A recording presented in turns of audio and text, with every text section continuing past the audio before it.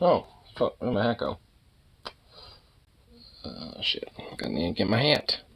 Here, I'll do this first.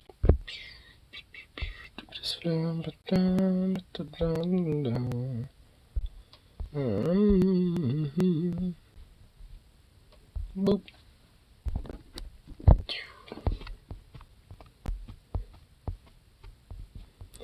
And oh my goodness.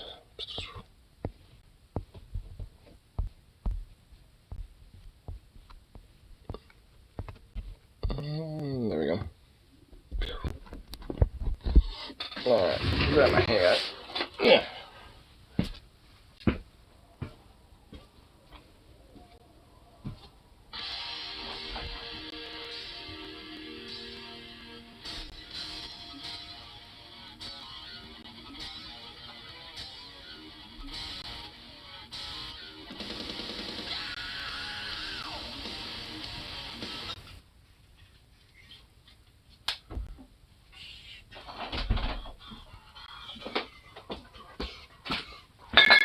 Oops. What the hell? Oh,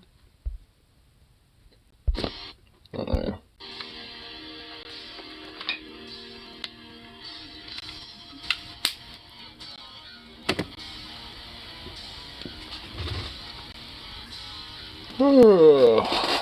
Oh my goodness. Here.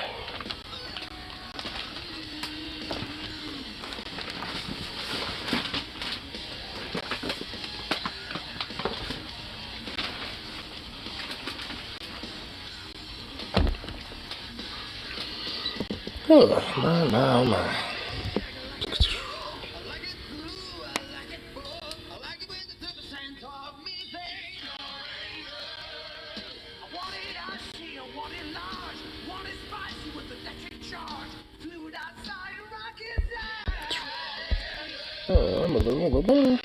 Let's see.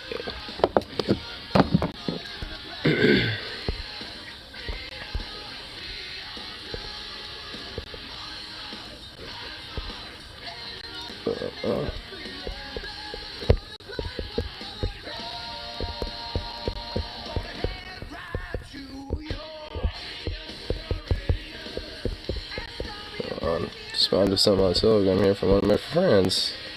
Some memes they sent. Oh, just wanted to say something real quick.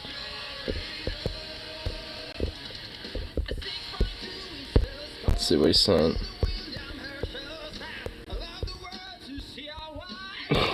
Looks like I sent some memories.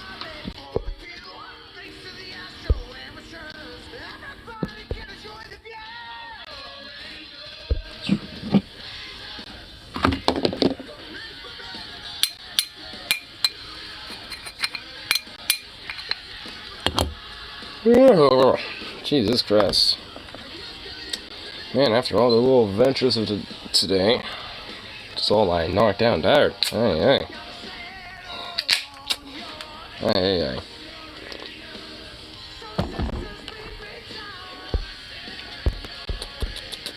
It's pretty good.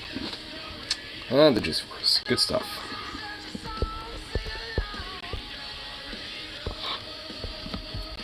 I'll have those up set aside for a little bit later. So I imagine those little memes look kind of funny. Let's see. Yeah, that one is. Yeah, I'll definitely have to look at that in a second. What about this one?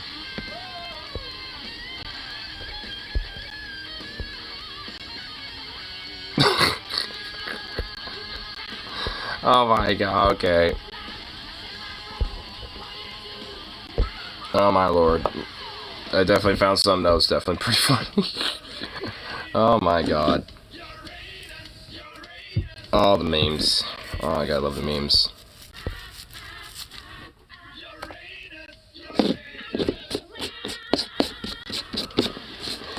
Okay, I gotta stop with yawning. Enough of yawning. I should be. I mean, how am I even like really tired, honestly? I wasn't really like tired up until I got home, and now I'm all like, I'm all like zonked out. Boo. Boo. I don't like that. It's not cool. Ugh.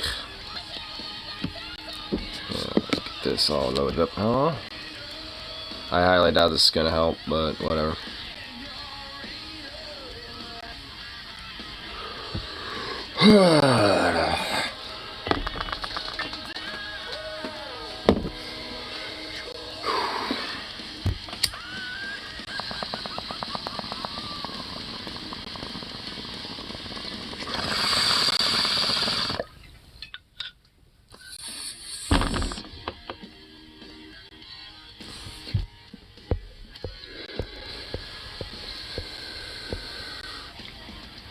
Nice.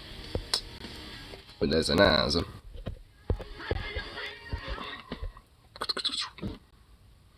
Here. Oh, yeah. No, I wanted that. Check out a couple other things from the tube. Yeah, I kind of want to pull some stuff aside for that. I'll just pull up down for some more background music and for now. And let's see. Saw some of the silly ass shit with the GOP stuff. Saw that.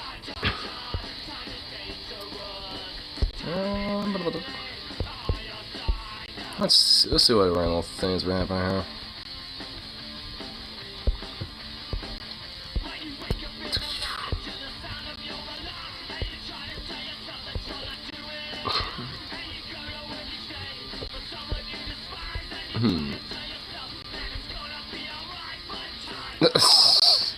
White House cocaine gets congressional hearing. Oh my god, dude, the White House cocaine, dude, that cocaine gate, dude. Oh my god.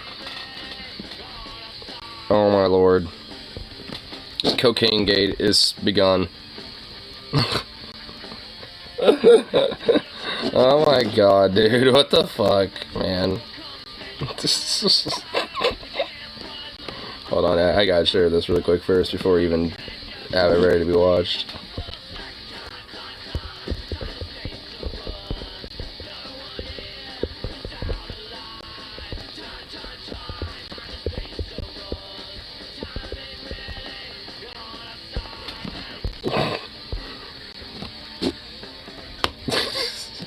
I love how the cocaine is getting like an investigation, a hearing, a whole shebang. Oh my god, dude.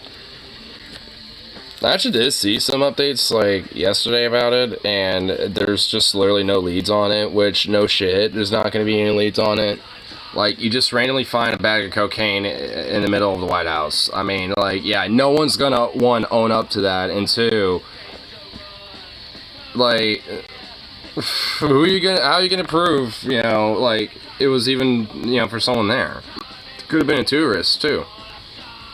I mean, at least that's what initially was reported. I think actually it was found in, like, the West Wing, so it wasn't in, like, a tourist area. But, I don't know. Maybe it was initially found in a tourist area, someone picked it up, moved it somewhere else, and then dropped it again, and then it was found there. So, it's like, my god, dude.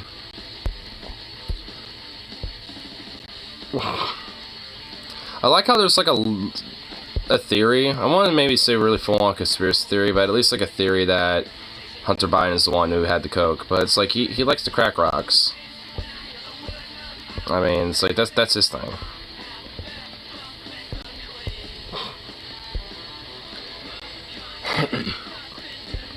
Love the fact that the dude is just basically kind of on both sides of the aisle, kind of seen as a little bit of a fun laughing stock in a way. I was kind of like that. For different reasons, to be fair, but at least, well, yeah, well, like, enough of a different reason, but there's at least enough similarity. White Ringers like to make fun of him because he's, you know, Biden's son, and think there's, like, some big dipper cabal with it all. You know, Lev like to make fun of him because he's just a silly, weird, fucking degenerate drug addict, or at least former druggie. Can't go really wrong with that.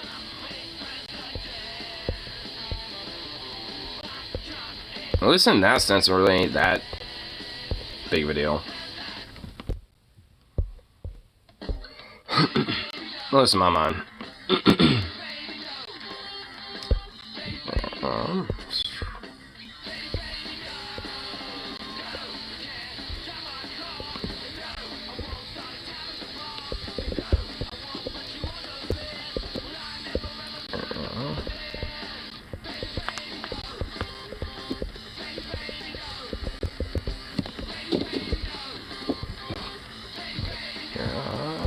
Let's see what other little things are. Some that are worth a little bit of a check out. It's gotta be at least a few things, yeah? Well, I'm showing you.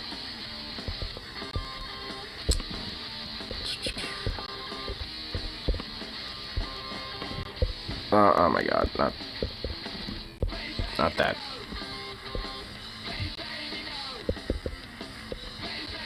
There we go.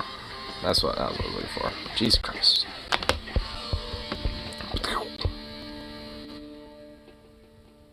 Oh shit. The Actors Guild is now actually going on strike too. Dude, fuck yeah. That's pretty fucking dope. Here, actually, I'm able to kind of check this out too.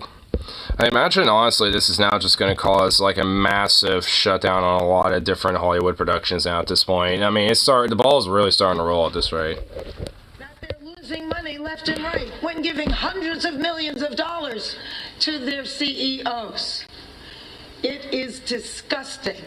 SAG-AFTRA, the American labor union that represents about 160,000 film and television actors, among other public-facing professionals, are going on strike, joining writers who are already on strike for the first joint labor action in 63 years. So in this video, I will break down what they're fighting for. I will get to this incredible speech by Fran Drescher, the president of the union, and also get to one quick immediate impact of this strike, which was kind of interesting. First here, they made this announcement on Twitter. A SAG-AFTRA TV theatrical streaming strike has been ordered effective July 14th at 12:01 a.m. And I'll link to this below in case you want their full press release. Let me get to this speech. This speech is just, it's so good. What happens here is important because what's happening to us is happening across all fields of labor by means of when employers make Wall Street and greed their priority, and they forget about the essential contributors that make the machine run. We are being victimized by a very greedy entity. I am shocked by the way the people that we have been in business with are treating us. I cannot believe it, quite frankly. How far apart we are on so many things. How they plead poverty, that they're losing money left and right when giving hundreds of millions of dollars to their CEOs. It is disgusting. Shame on them. I mean, it shouldn't really necessarily be like, that much of a shock. I mean, because we're pretty much at a point of the neo-Gilded Age, which is why, these labor unions and a lot of these, workers are starting to go on strike and just more and more. And I'm honestly, funny enough, kind of, I'll say this, shocked that it's been coming from, from the actors guilds and like the writers guilds and stuff. I mean, it's the artistries, artisans, that are straight up, being the ones that are, popping off of this, more so than anything. They weren't the ones to really like make big waves first. I mean, there was like the John Deere strikes, Kellogg, etc. Even our local union of Local 555, the FCW, made some strides Christmas a couple years back.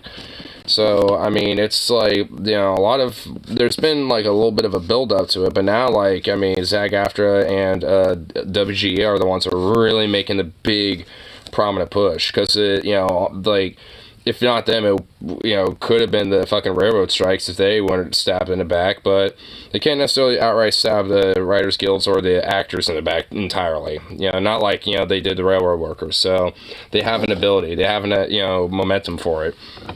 You know, and honestly, you know, for all that did fail with the railroad strikes and shit, well, not because it didn't even happen, you know, for all that failed with that, I mean, it did help push more of this momentum forward. I mean, it did get more of that energy going. History at this very moment. We stand in solidarity, in unprecedented unity. Our union and our sister unions and the unions around the world are standing by us, as well as other labor unions. Because at some point, the jig is up. You cannot keep being dwindled and marginalized and disrespected and dishonored. The entire business model has been changed by streaming, digital, AI. This is a moment of history that is a moment of truth. If we don't stand tall right now, we are all going to be in trouble. We are all going to be in jeopardy of being replaced by machines and big business. Who cares more about Wall Street than you and your family? Most of Americans don't have more than $500 in an emergency. This is a very big deal, and it weighed heavy on us. But at some point, you have to say, no, we're not going to take this anymore. You people are crazy. We are labor, and we stand tall, and we demand respect. And to be honored for our contribution. You share the wealth because you cannot exist without us. Thank you. Woo. Damn. I'm just... Oh, that was fucking good. I love that shit. How fantastic that speech is. And that applause went on for a bit longer, of course. Fran Drescher doing an incredible job here communicating the importance of this fight, and you can see the passion there. Let me show you an example. So, because the studios, the CEOs are going to try and paint this as, oh, these greedy Hollywood actors are trying to take it all. Meanwhile, these are billionaires at the top of these companies. But even apart from that, these actors are fighting for all the actors, including background actors. So this is... I saw this, and this is just mind-blowing, what these CEOs, what they're trying to get these actors to agree to. From discussing film here, the studio's AI proposal to SAG-AFTRA included scanning a background actor's likeness for 1 day's worth of pay and using their likeness forever, in any form, without any pay or consent. What? No royalties or nothing. They just take your likeness and then own you. They own your likeness at that point. Dude, what the fuck? Bro. For everyone. For all of these actors. To try and screw... See, this is how AI fucks us. It's shit like that. Like, cause, I mean, if we're gonna have, like, AI implemented, you know, with something like this, then there better be some fucking royalties and, like, you know, strong, good pension and pay, you know, for using my likeness then at that point, right? Like, there needs to be some shit like that. Because that is just like, well, it's the fuck. It's like, yeah, we'll pay you once and then just call it good. It's like, no. That's how AI fucks us. And that's how people get, you know, fucked over because of this type of technology. It's not because it simply exists and that people use it, or, you know, or it is used in this format in a sense, but it's just because it's used specifically in this type of system and used in this type of format. How far the greed has become. And for these CEOs, for these massive billion-dollar studios to try and pretend that, oh, we just can't afford it. Meanwhile, these executives are taking in billions of dollars. I can't imagine anyone's going to be on the side of the CEOs unless you've been fooled by, you know, conservative propaganda that is trying to argue their points. But what the actors are fighting for here, so they're calling for increased pay as well as progress on residuals paid for when films or shows are shown again, particularly on streaming services. They join 11,000 members of the Writers Guild of America who have been on strike for 2 months. And I've covered that. And it's over 2 months at this point. As well. If you want to more on that, you can... It's like, I think on its like 72nd day or something like that. It's been going on for like 702 something days now. channel, you'll find more on the Writers Guild strike. But this is one of the interesting immediate impacts of the strike. Christopher Nolan's Oppenheimer cast exits premiere in solidarity with SAG-AFTRA strike. So this premiere in London, they left the red carpet when they got word that the strike was going down. No shit, dude. To Christopher Nolan's credit, he spoke out in support of them. It's hard to hear what he's saying in this speech. There's a second speech he'll do that I'll show a clip of. But they're right here. Christopher Nolan just confirmed the cast of Oppenheimer left the UK premiere due to the strike. And let me show you a clip of this speech. If there's copyright on this, I don't think there is. This is off someone's phone, but in case I can't use this, I'll have to cut it out. I'll link to it below regardless. But here's a bit of what he said. It's just him saying they left, and he's speaking up in support. An impending SAG strike. They'll be going out along with one of my guilds, the Writers Guild, who've been on strike for a couple of months, fighting for fair pay for working actors. All right, so that was the second premiere of It seemed like a quick little snippet, but nonetheless, I mean, it sounded like it was vocal support. And he gave essentially the same speech as the first premiere, and just discussing there how these writers, or these actors left, and how his guild, the Writers Guild, are, of course, part of joining them in that joint strike. Now, last thing here, just on Nolan, because I thought this is interesting. I don't know much about Christopher Nolan's politics, but I've heard things.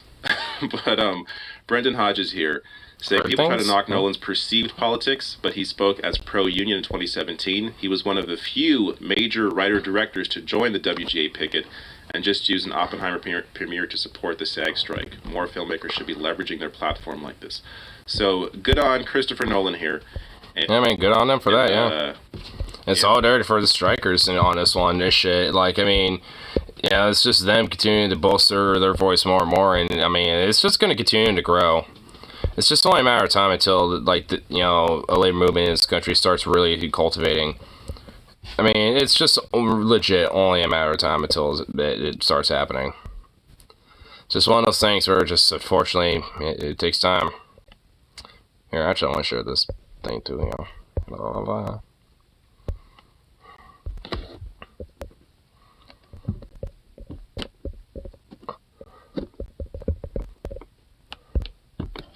There we go. Boop.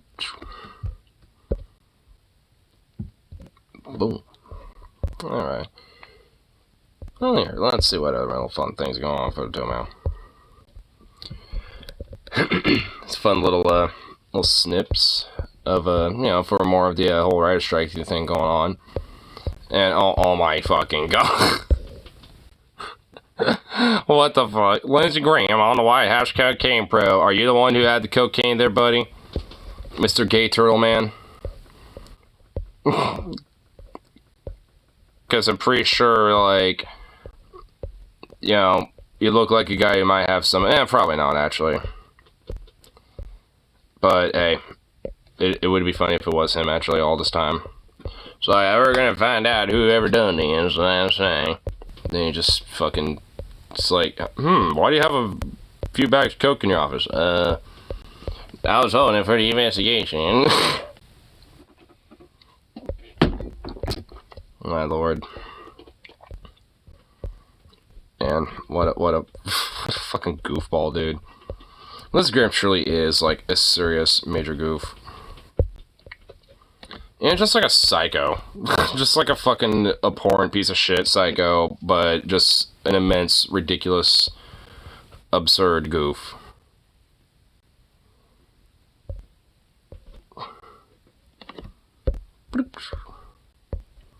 Here. Oh. Yeah, I think I pretty much kind of found everything else that I could find for tubes internet-wise. Checked out that new voting video that TJ did. Which I straight up did not know that this one was going on for earlier, but it was a good video. Not too much to say on it, but it was nonetheless a good one. But let's see, what random little peculiarities happening on? What the fuck? Americans will buy anything, ridiculous products. I don't know if we might have seen this. It's a clip. You know what? I'm down to check out some ridiculous ass shit. The fuck is this? Wow, we're already off this. Oh god, what the fuck is this? Okay. What is that? No. No. On to this fall. Welcome to Americans Will Buy Anything Part 1. You know, guys, I noticed your guys' face. We get both your face is gonna be kind of fat. There's a guaranteed way now to slim down your face. I like my face fat. I'm keeping it fat. Nope, you just slim your face. What is that? What's on her face, dude? Sex doll lips and chew them. You know what, Paul? How about your face getting swole? You want a swole face? By the way, yes, this is a real problem. Well, did I just see that? I know it seems... Was that really just visually you just represented to Why are me? they having her lick it? Like, stop that. Maybe they're like, oh, this is sexy. We're gonna sell this product. I actually don't even want to see my own lips anymore. It's sexy. No, that's part of the workout. This looks like some of the worst Botox plastic surgery that could have ever fucking happened to somebody. This is... Oh my god! This is... Oh my god, this is hideous. This is horrifying. I can't even look at this. This is giving me uncanny valley. That's making you uncomfortable. I honestly actually can't. Burn it with fire, there we go. Beautiful. Yeah, it's pretty All you need is a Dude, that really looks like something that you use as a sex toy, bro. I'm just gonna be fucking honest right now. That it really just does, dude. What the fuck is that? That's like an attachment you'd have to like a gimp suit or something, dude. What is this? to help you out. So slim your face. Help shape the look of your face. Look, do you want a face that is strong and powerful, or a face that's flat and just weak? And you just rounded face. What is this music too? She's gonna reps in 1, 2, 3. Now you got a sample of how cringy the Wait, a dude is doing it now? So we can talk over it. This is the one guy they got to do this, by the way. So like, men can use it too, we guess. Yeah, men I guess could use it. Here's our one dude.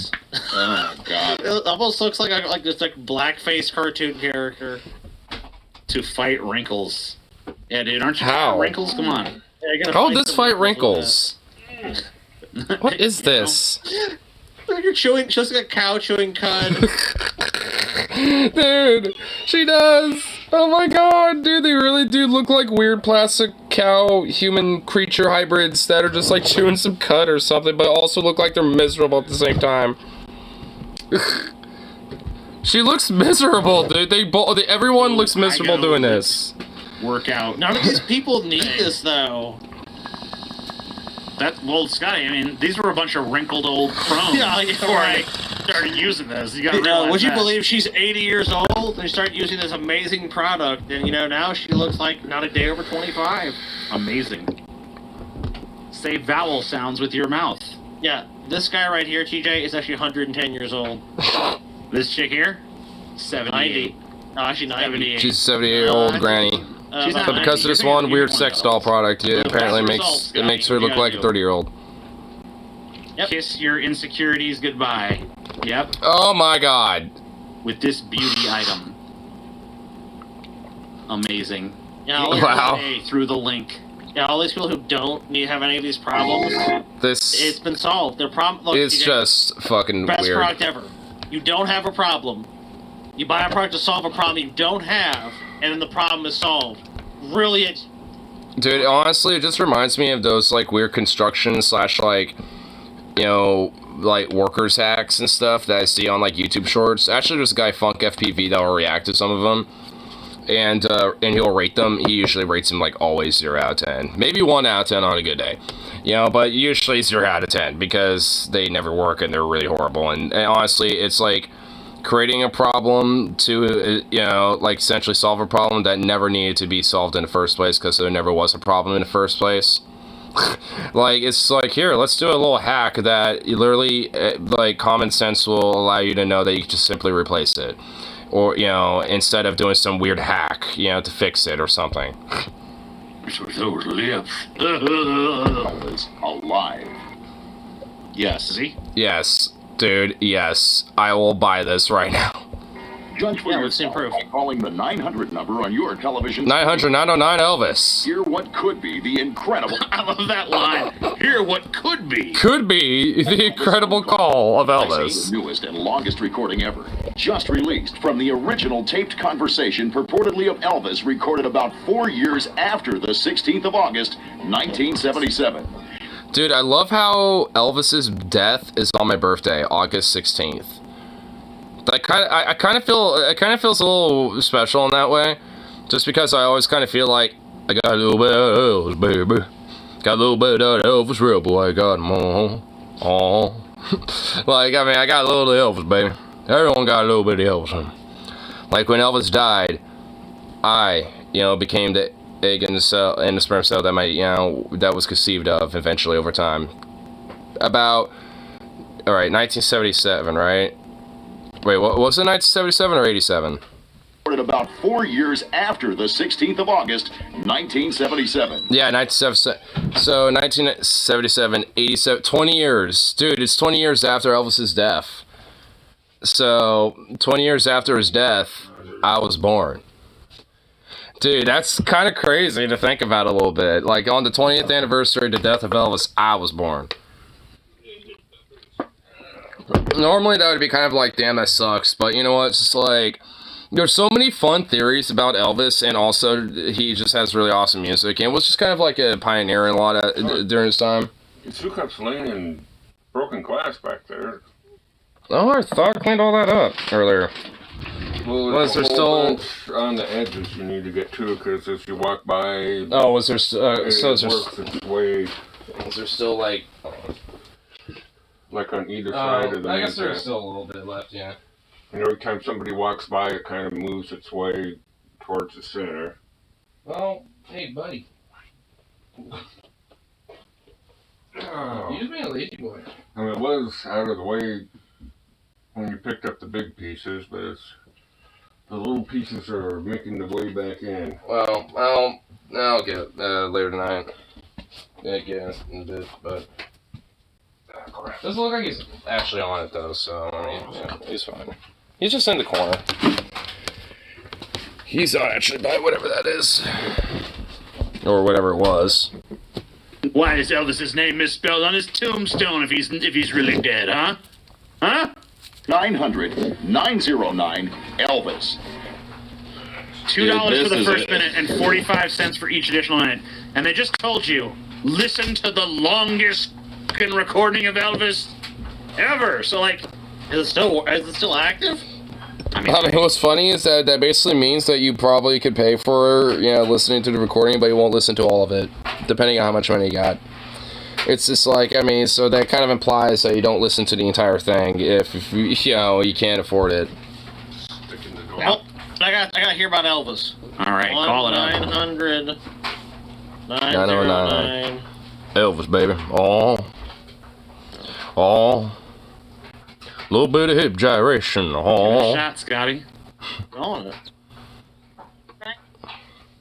Oh man. Welcome to Verizon Wireless. This phone number is no longer Of course valid. it's not. These 900 numbers are not in existence. But I want to hear the evidence for Elvis. I mean, I've seen video of him, and I know. I want longest recording evidence since of this. his death. Do hotlines like this exist anymore? Not really. I mean, sex lines do, I think, but even that's mostly moved away from this 1-900. I mean, kind of. I mean, at least when I was in high school, me and my friends used to like prank call random numbers, and sometimes we'll try to see if 800 numbers would work, and we would do random ass 800 numbers. Like one that I remember doing was like 420-6969. And that was unironically a sex line. So it's like every now and then you can legit find random ass sex lines and stuff if you click random 800 numbers. $2 a minute for the first minute and 45 cents for each additional minute. Like, think about the crazy bill you're gonna rack up calling the stupid Elvis is alive line. Oh, dude, this thing is. It probably takes so long to actually get to the supposed recording. It's probably like, welcome, thank you for calling the Elvis hotline. You know, and they probably have some spiel. It's like 2 or 3 minutes in itself. They probably The really do. sad thing is, a lot of these things, this one not so much, I guess, but a lot of these were targeted towards kids, and there's always like some half-ass like, oh, by the way, get your parents' permission. Yeah, I remember. Oh yeah, the disclaimer to make sure that the kids don't. You had Yeah. to like input things to pay for it, but it would place like songs. Oh, So yeah. like if there was a song you wanted to hear, you could hear like 30 seconds. Oh my god, I remember what the fuck he's talking. Dude, that was around when I was a kid growing up. They still had this shit when I was growing up. I vaguely remember this. Oh my god, dude, they had this in the early 2000s too. Dude, holy shit. Like, I remember, like, it was probably around, like, 2005 when it eventually kind of stopped happening, I think, officially.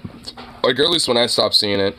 But at least for the first few, like, years that I remember, like, I remember seeing that shit.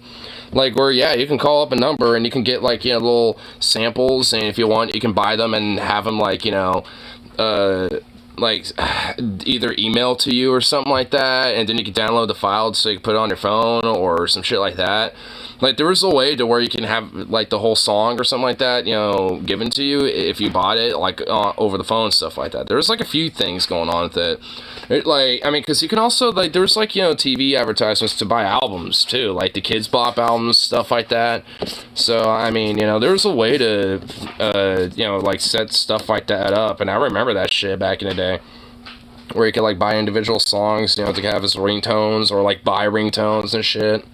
And then you could, like, have the packs, like, email to you digitally so you can put them on your phone or whatever. I used to call it all the time and listen to 30 seconds of a song. Yeah, people don't realize. Dude, good times, man. Before, you could just easily listen to whatever song you wanted anytime. Yeah, we were down bad back in the day. Yeah, we were. This is AIT. Dude, I mean, back in the day, dude, we were all down bad. Dude, man, like, at least, I was in the last stages of that shit, but goddamn, for a while there, I was down dirty. I was down dirty for a minute. And yes, AITJ.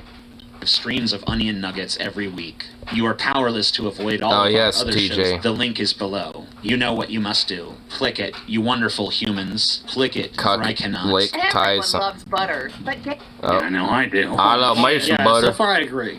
getting My arteries don't, but I do. the fridge out of the wrap and onto your feet. It's a fucking nightmare. Dude, oh my god, these infomercials, man, are so funny. Hold on. Dude, I love the vague, like, almost total black and white tone they would always So have. far I agree.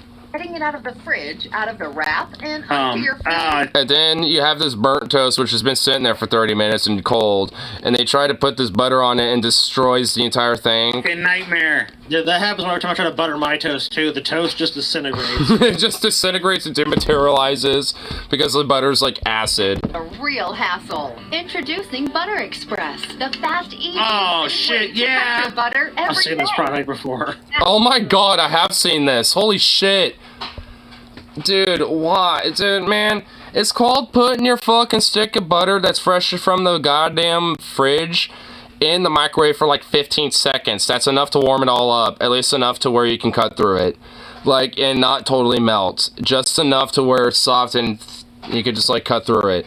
Oh my god, this is so meaningless. It's just like, it's one of those things where you create a problem for no reason to create a solution that's not needed. Dude, all these are just, dude, every one of these products is just exactly that, dude. I guarantee it. Dude, I wonder if there's going to be a product where, like, where I might, me and my parents might have owned at one point.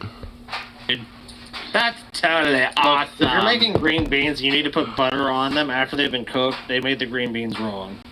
I agree with that. Butter Express. Butter Express. Pathetic, dude. Yeah, dude. Some flavorless fucking cooking where it's like we need to stick butter on everything we just made. It's like, Be sure to put a slice of butter on every single dish on the fucking plate, kids. if someone serves me shit that needs that much butter, like I don't even want to eat their food. Let's just put it that way. No shit. Slide in your butter or margarine. Because honestly, this should be done when you're cooking. Like, your cholesterol inducer should be done while you're cooking everything, not after the fact. That's red flag number one. Click.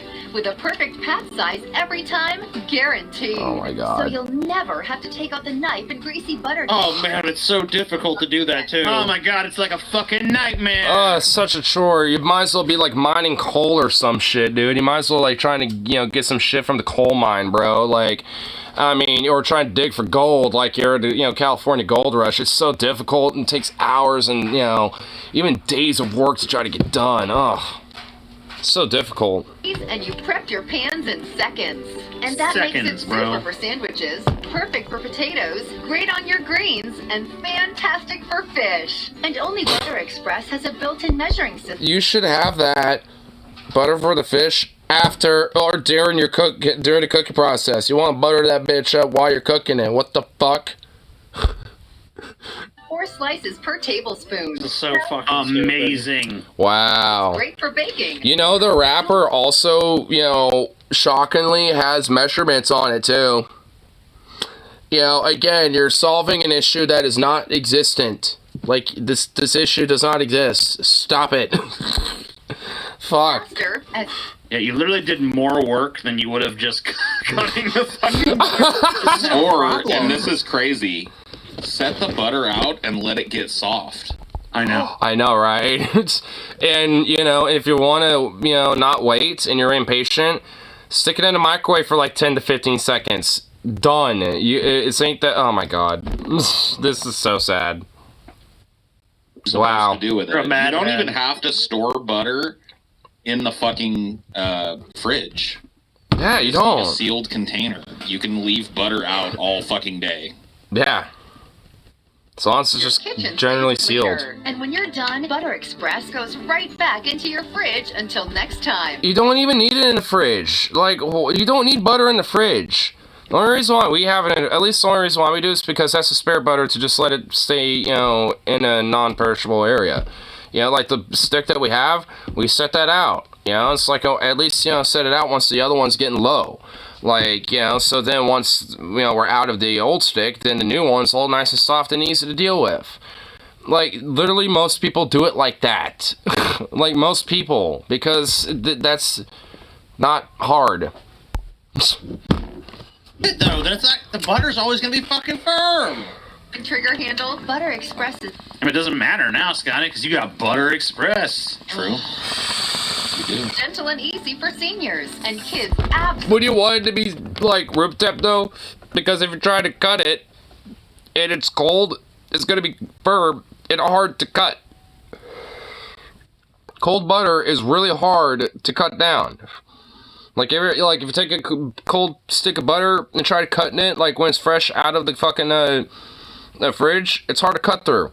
So, what? You expect you just pull it out and start cutting away like it's just soft as fuck? No! It's gonna be the same premise.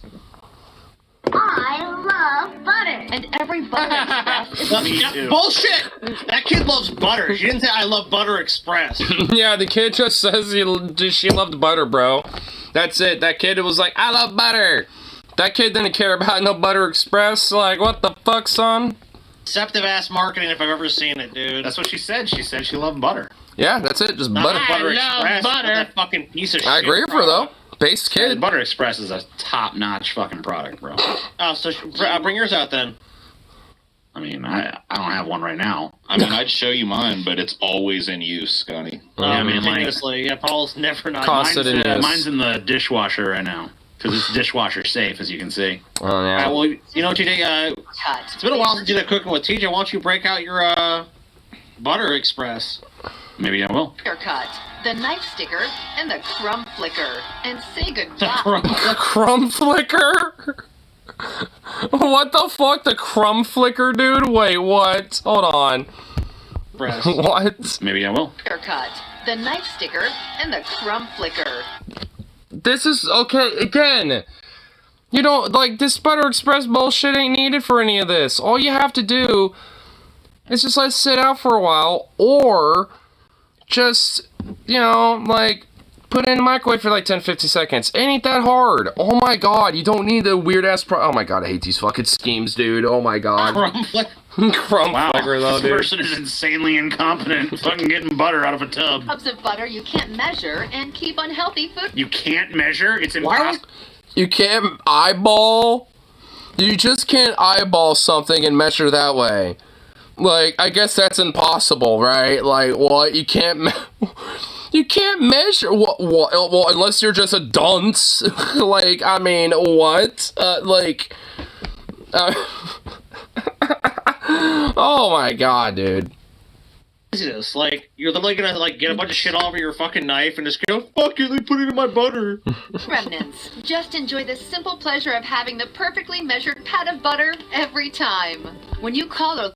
You can do that with soft butter that you just leave out at room temp. It just, like, this is unnecessary. You'll get Butter Express for the low price of only $12.99. Oh, wow, so cheap. Holy fucking shit. Wow. $13 have a fucking stupid thing that cuts butter for you? More like $13 to solve all Dude, I could buy a $13 silver roll set that could do the exact same thing, and plus I get forks and spoons. Honey? That's pretty fucking cheap, yo. Yeah. I'll see the website still up. I'll go see. I'm sure you guys want to go buy one. You should order one right now, Scotty. I don't want it. I'm against it, but... I mean, I've already got one. Oh, shit, Scotty, you get two!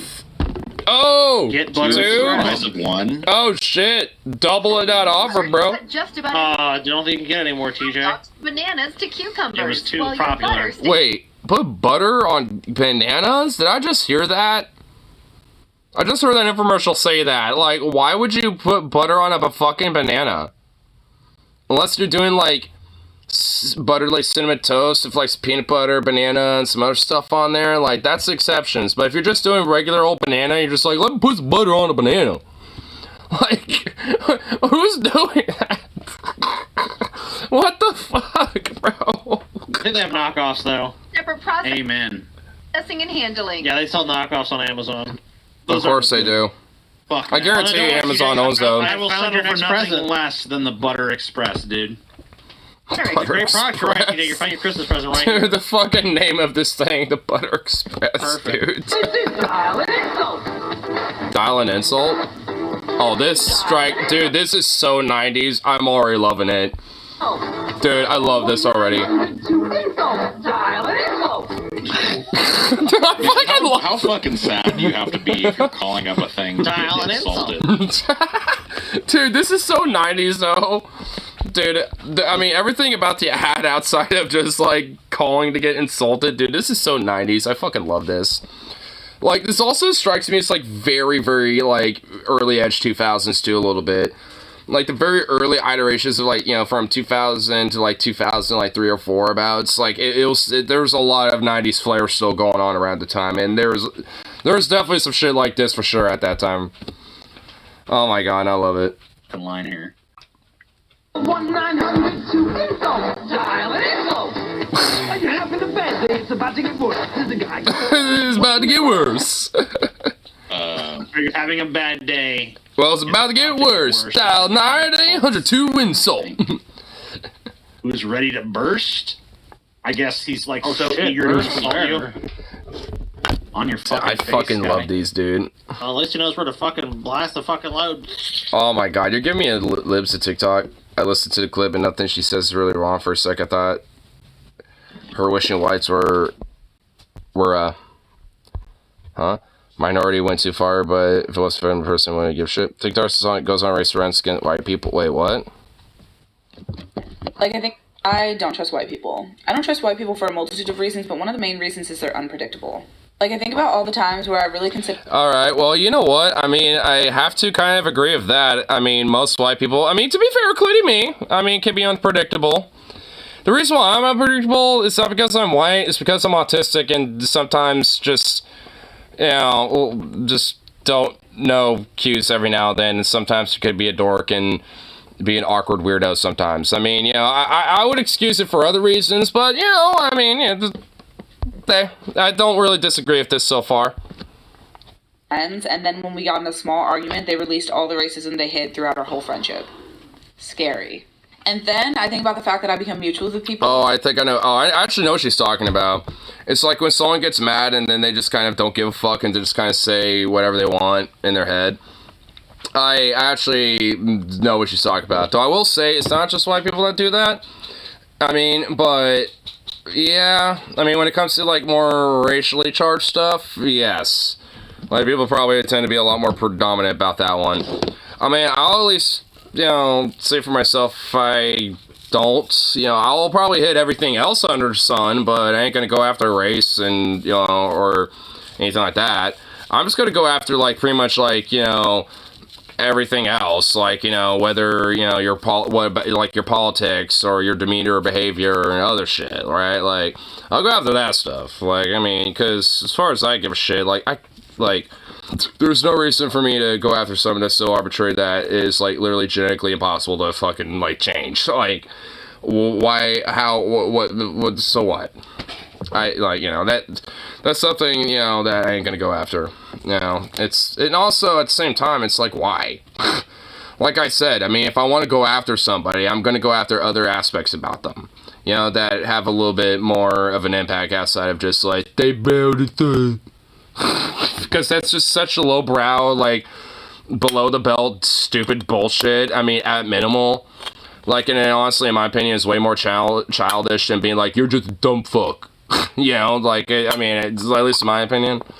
You know, so it's like, I mean, because at minimal, that's how I feel about, like, you know, racist shit. You know, it's like, it's just, like, childlike fucking lowbrow bullshit. I mean, really, at best, frankly. I mean, you know, it's like, well, best in quotes. Just because it's like, I mean, do you really have nothing else to go after somebody for? You have to just look at them for some sort of genetic features about them. It's like, you sad bitch. Because frankly, if I wanted to, I could be doing that with literally fucking everybody under the sun, including white people. I mean, actually, I might kind of do that with white people. Like, 8% of whites just vanished. You know how much sleep I would lose? -2 hours. That's right, I would sleep longer. Same here. Like, honestly, I'd just be like, huh, most white people died. You know, I just kind of shrug and be like, alright, well, at least that was an exception. Cool. Anyway, I guess I better go to work. I'm sure it's going to be understaffed now. And it's going to be an understaffed day. I'm going to have my workload. Like, you know, that's probably what's going to happen. I'm just going to be like, well, my workload's going to be shit today. God damn it. It's going to be heavily understaffed. But you know what? I'm going to have a lot less customers to deal with. So, you know, probably a silver lining. Actually, I probably would see it like that. Workload pretty ridiculous, but you know what? Silver lining. A lot less customers to deal with.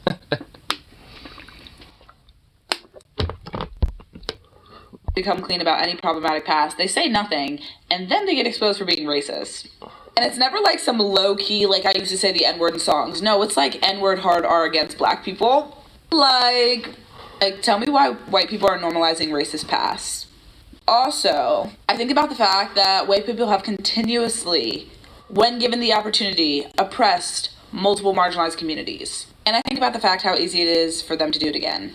Like, if they really wanted to, they would bring slavery back. They kind of already did with the criminal justice system. Plus the rate of hate crimes, I will legit always be scared of white people until they're the minority. Which I hope will be sooner than I think. I don't trust white people. I will admit, like, the last little bit, I'm just like, I mean, whatever. Like, I mean, it's like, I just hope some of the people think, gonna outbreed, I'm gonna make a bunch of babies. It's like, whatever. Like, I mean, now you're just kind of stroking the ego a little bit, but whatever. I don't honestly really disagree with anything she's, you know, saying, at least substantively.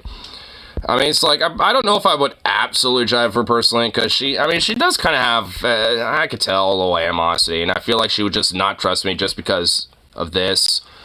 Even though I feel like there really shouldn't be any reason for that, at least with someone like me, because, like, hey, you know, it's like, I agree, especially with a lot of what she's talking about, because, you know, even with some of my friends, I've seen the shit, and I would try to call that out, be like, dude, what the fuck?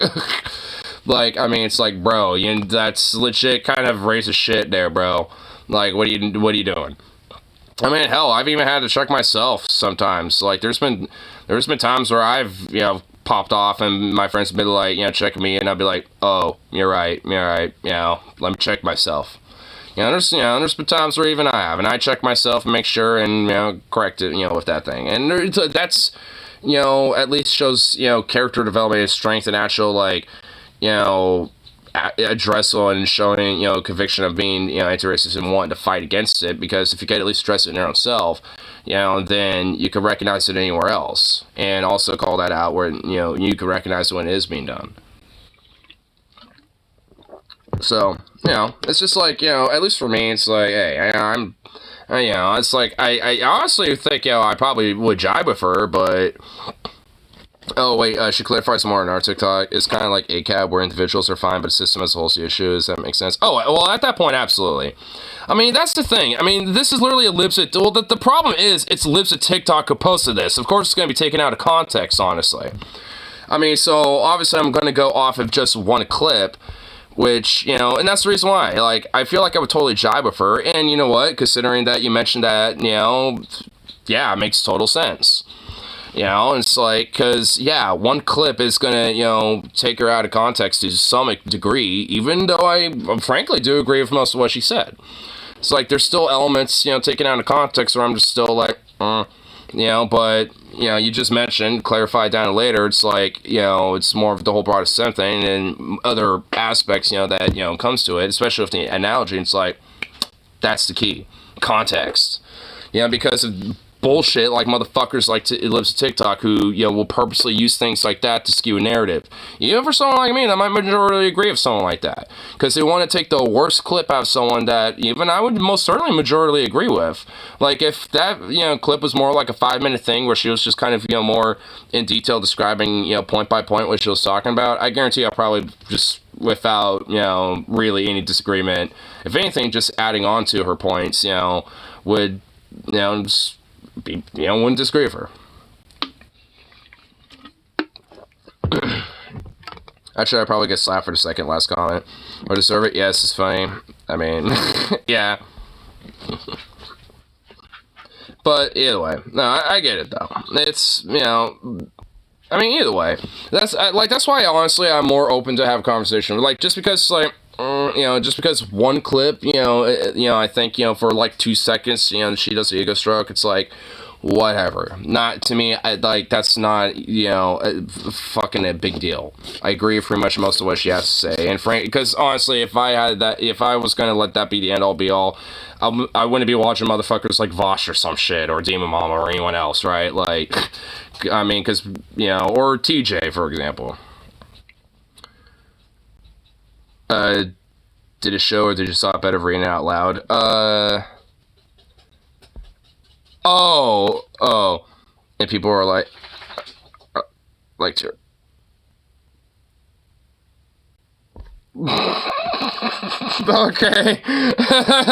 okay, no, I honestly, I didn't see it initially. I honestly didn't, like, initially see it right off the bat, but now that I read it, okay, yeah, I'll think better of it, but now that I saw it, okay. Honestly, she should also just, like, you know, every time some weird chokefuck racist, you know, pops up, you know, she should just send him this. So, like, here, insult yourself. I don't want to do the work. Am I wrong? You're not. Kids get permission. Kids get permission. Kids get permission. $1 per minute. $2 first minute. No obscene language. Kids get permission. Kids get permission. No obscene language. To literally fucking just insult you.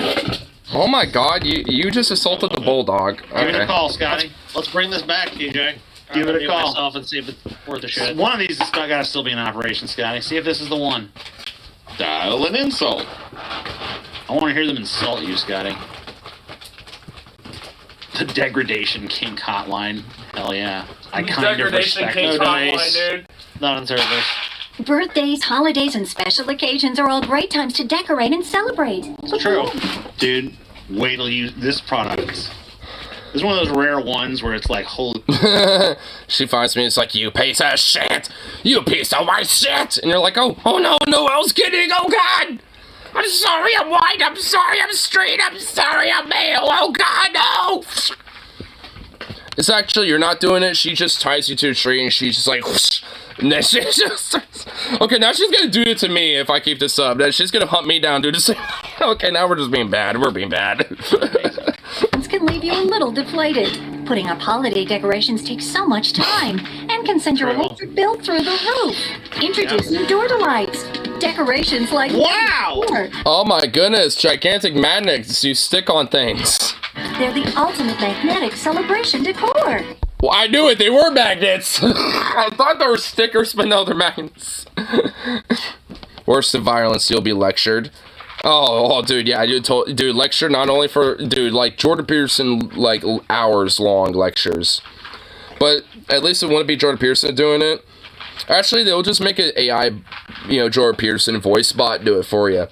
So then it would basically sound like Jordan Peterson if he was a woke, progressive, leftist, woke skull lecturing you about white privilege. It's Door Delights. I have to be honest with you guys. Fucking magnets, how do they work? Amazing. Like, instead of having like a nice Fucking magnets, how did it work? Scientists out there lying, making me pissed. Some crappy. I'm pretty sure there's some other lyrics before that, but I'm not gonna lie, I kind of forget those right off the top of my head. It's a good song though. Sorry for how I did pursuing that. Pretty impressive. Door Delights take only seconds to stick. Magnets are easy and quick. There are no tools, no expensive electricity, no scary heights. It's easy enough for young kids to help. No scary heights? What if you have something you want to put a magnet on that's like 20 feet in the air, bro? I mean, then you got some tall ass heights going on there. Right. Door Delights will make you feel proud. Yeah, I feel proud. I feel pride welling up within me. Oh yeah, that goddamn pride of America and patriotism. God bless America. God bless America. Actually, speaking of which, hold up. Before I went to that show, dude, I saw this fat ass fucking Chinook, dude. You know the Chinook. Hold up. Here, let me pull it up, because I actually sent it to my friends. Here it is. To listen to this bad boy. Good Chinook. It's been a while since I've seen one of those bad boys. Look at that big bastard. Hey, look at that big bastard, yeah.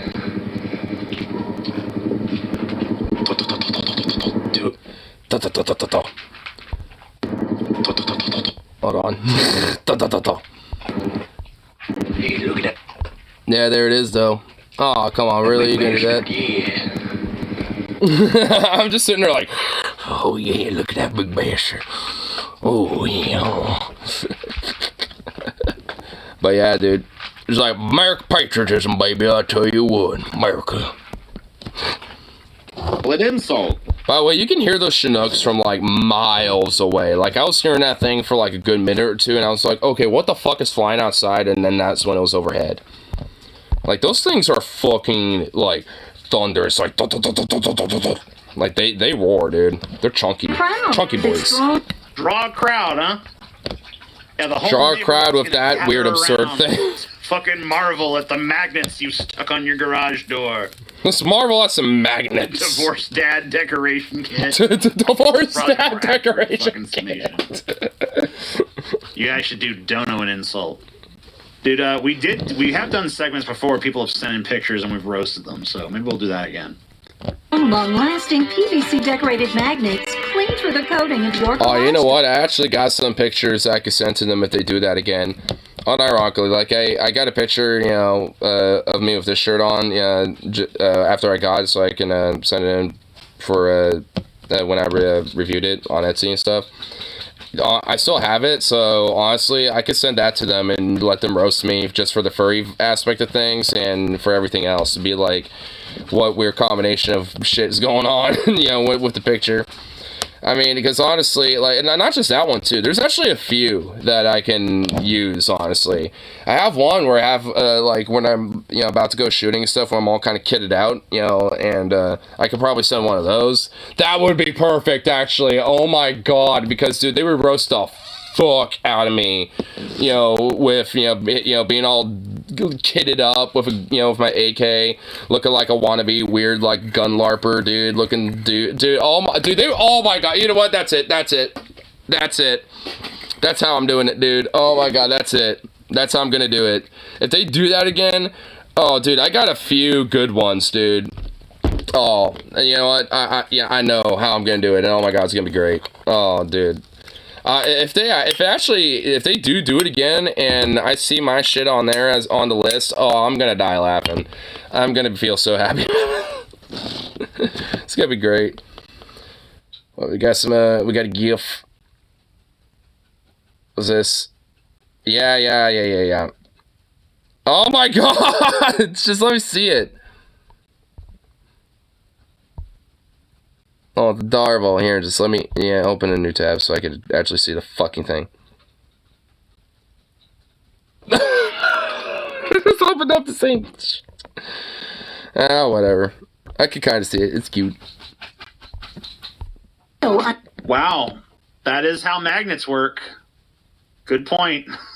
They're like, it's a magnet. Underneath, they're wind resistant Holy shit. won't interfere with the door's operation. Door delights are quick to stick, they're fast, fun, and slick. So transform your boring garage door into a brilliant display. A brilliant display? It's not a fucking brilliant display. It ain't brilliant at all. Sorry to tell you, it's not a brilliant display. Your family will. Oh, a kitty running from a rat. Damn. Will be in awe. Cat card is revoked. Awe. Neighbors will be in awe. Awe. Man, let's be in awe over magnets, dude. Be in fucking awe of me. Fear is not what you owe me, Mr. Pocky. You must be in awe of me in the neighborhood. You must bask in awe of the glory and be jealous of my pride that I have here at my home, yes? With my magnets. Or use door delights on your front door. Another great use for sure. Stick them to your car. Friends will. Did Dr. Seuss write this ad? The rhymes are so fucking fresh. Dude, these rhymes slap hard, bro. Dude, Eminem got nothing on these rhymes, dude. These bars are slapping. You ever seen Strange Days? Hell yeah. And all how stupid you are for wasting your money on the tackiest thing. Holy shit, for real. You know those like little yard signs that you stick on the edge of your yard that it has like, some random things like love is love, trans rights are human rights, blah, blah, those things. Those are nowhere near as tacky as this shit. Like, those are kind of tacky, but, I mean, nowhere near as tacky as this shit, dude. Nowhere near as tacky. Cool. Yeah. One of those movies that kind of like called, maybe not the technology, but it called our fascination with true crime and shit. That is true.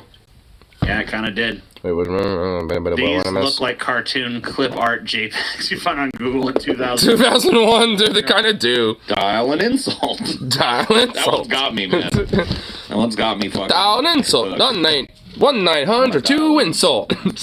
I think that the only thing I don't like about Strange Days is I think it did need a more cynical ending. Whoop, whoop. Dude, that PragerU preview, that at least the plebs got when it came to the whoop, whoop. Oh my god, I'm so glad at least that got previewed because holy shit. Dude, that whoop whoop made me so goddamn good.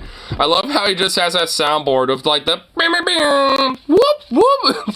Dude, it's so annoying, but Paul knows how to use it perfectly. Honestly, if you were watching this when he was doing that, dude, that would be perfect time for it. It was, these fucking ads. Some studio.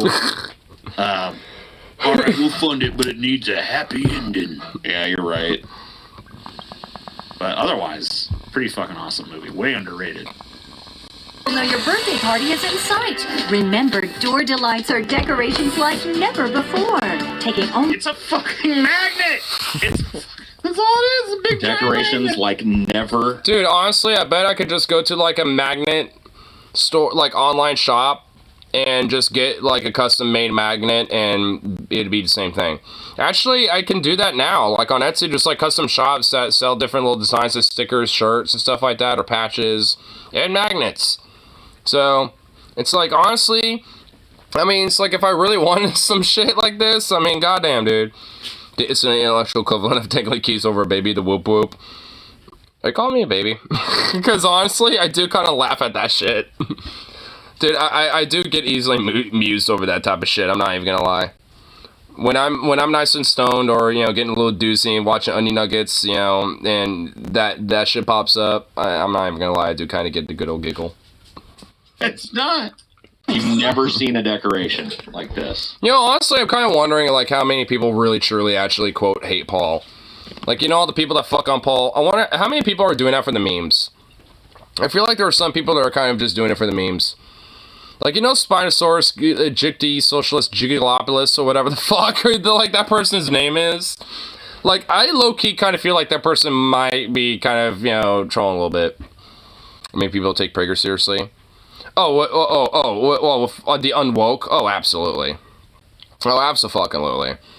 I mean, to Prager you is okay, now. I'm sorry, I'm nice and, you know, high and stonied and just chilling. I'm having fun now. And I think these infomercials are starting to do something. Like, man, I kind of forgot.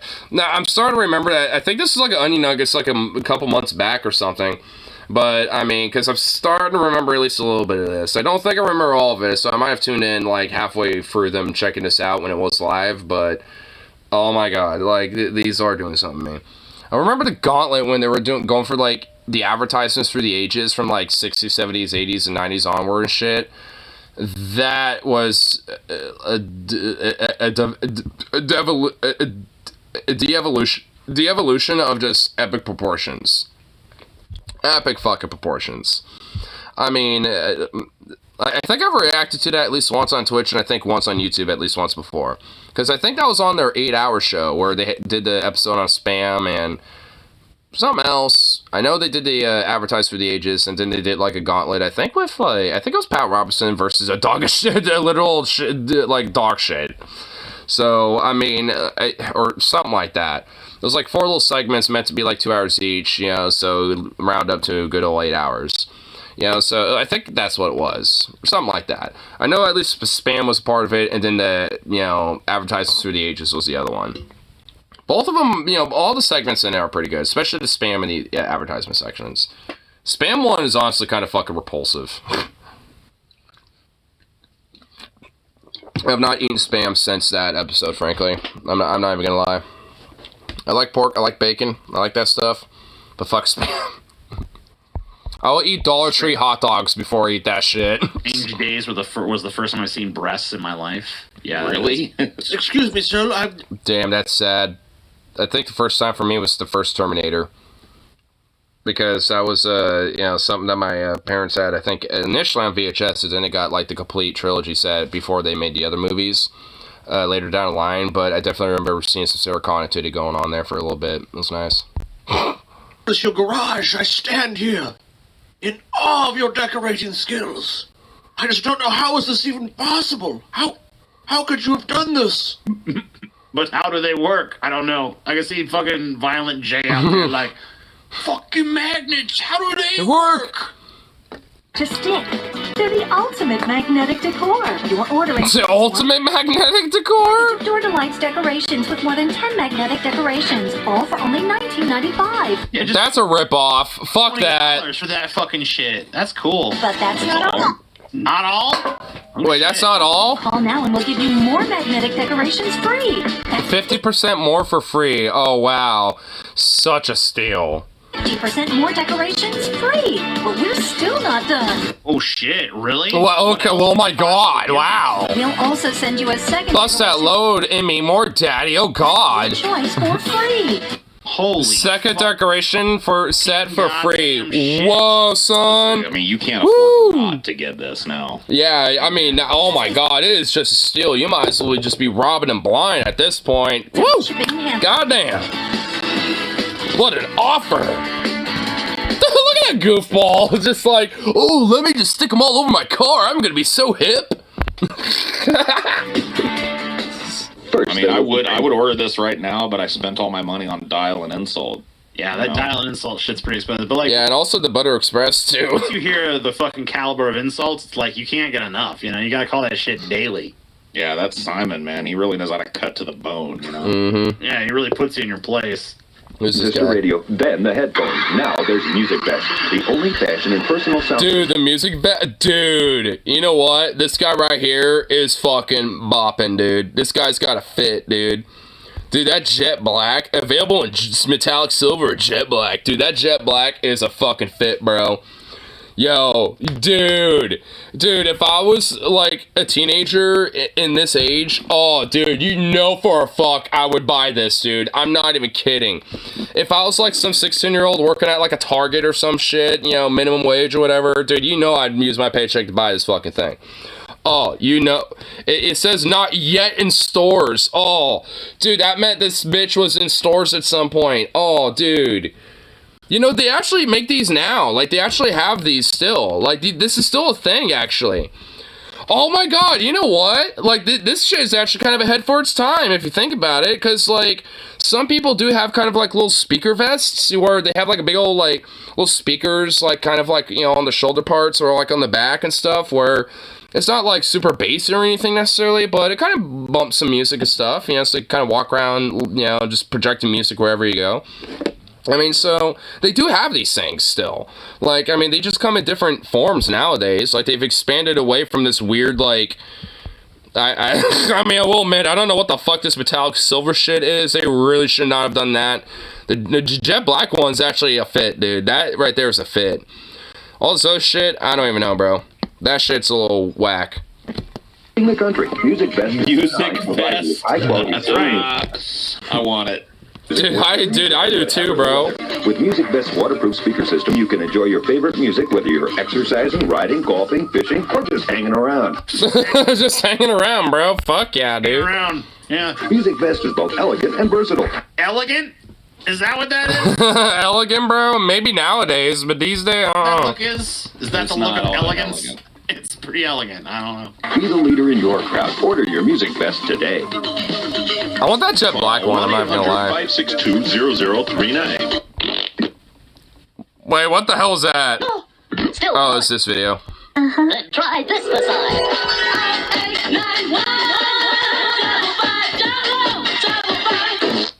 Hey, What? What the fuck did I just watch? Wait, what the fuck was that? Call 1-800-562-0039. Still bored? Then try this massage.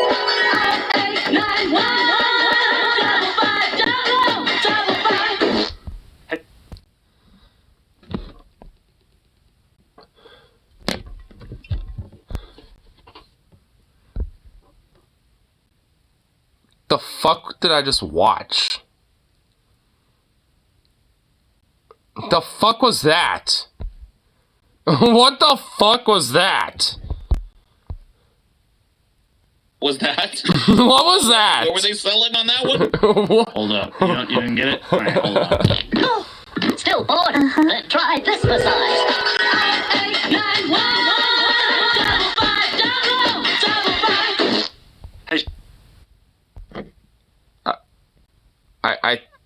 I think that just got me closer to insanity. I think that just made me get closer to being insane. I feel like I actually, like, fuck, I think my brain is really starting to break down. It broke down on that one. My brain started to break down a little bit on that. Get it now? They were selling fart noises? No, Paul. Obviously, you turn into a hot blonde, and your dancing rat turns into a pumpkin and explodes in a fart sound. I mean, like, it's not that complicated. What were they selling? I have no fucking idea. That's what the fuck was that? Bunged up or backed up, tired of lunging and plunging, only to get a face full of... Oh no! Oh no! That's not how it works, but oh god, okay, damn! Dude, that poor lady, oh my god, dude, she just got obliterated, dude. That has never fucking happened, dude, to anybody. Oh my god, no it has not. That's not how it works. Oh my god. Oh my god, holy shit, this, oh wow, oh my god. Face full of shit. That happened, check it out. Oh, that happened all the time. Toilet ever being bunged up or backed up, tired of lunging and plunging... She's dirty, yeah. Oh, yeah. That's really not happened. You know what has happened to me, though, once before? Is the fact that, like, once there was a clog in the sewer line, and, basically, it backed up into the bathtub and into the shower and into the other toilet and into the same toilet and just all started recycling itself all in the fucking, sewer lines and stuff. That's literally what the fuck was going on. Like, I mean, it was not good. But once, like, once we actually unclogged it later that day, like, I mean, everything left and we're able to clean everything down. But, oh my god, nothing flooded, thank fuck. But, I mean, it was just like a surface level, just like surface level in the tub, surface level in the shower is like, you got the ground here, then goes like, like that millimeter of funk.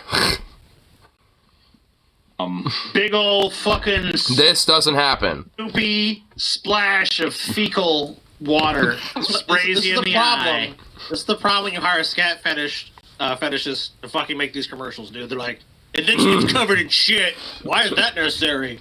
Insult me, daddies, lol. No, you're not even worthy of insulting. Dude, $2. Damn. That in itself is an insult.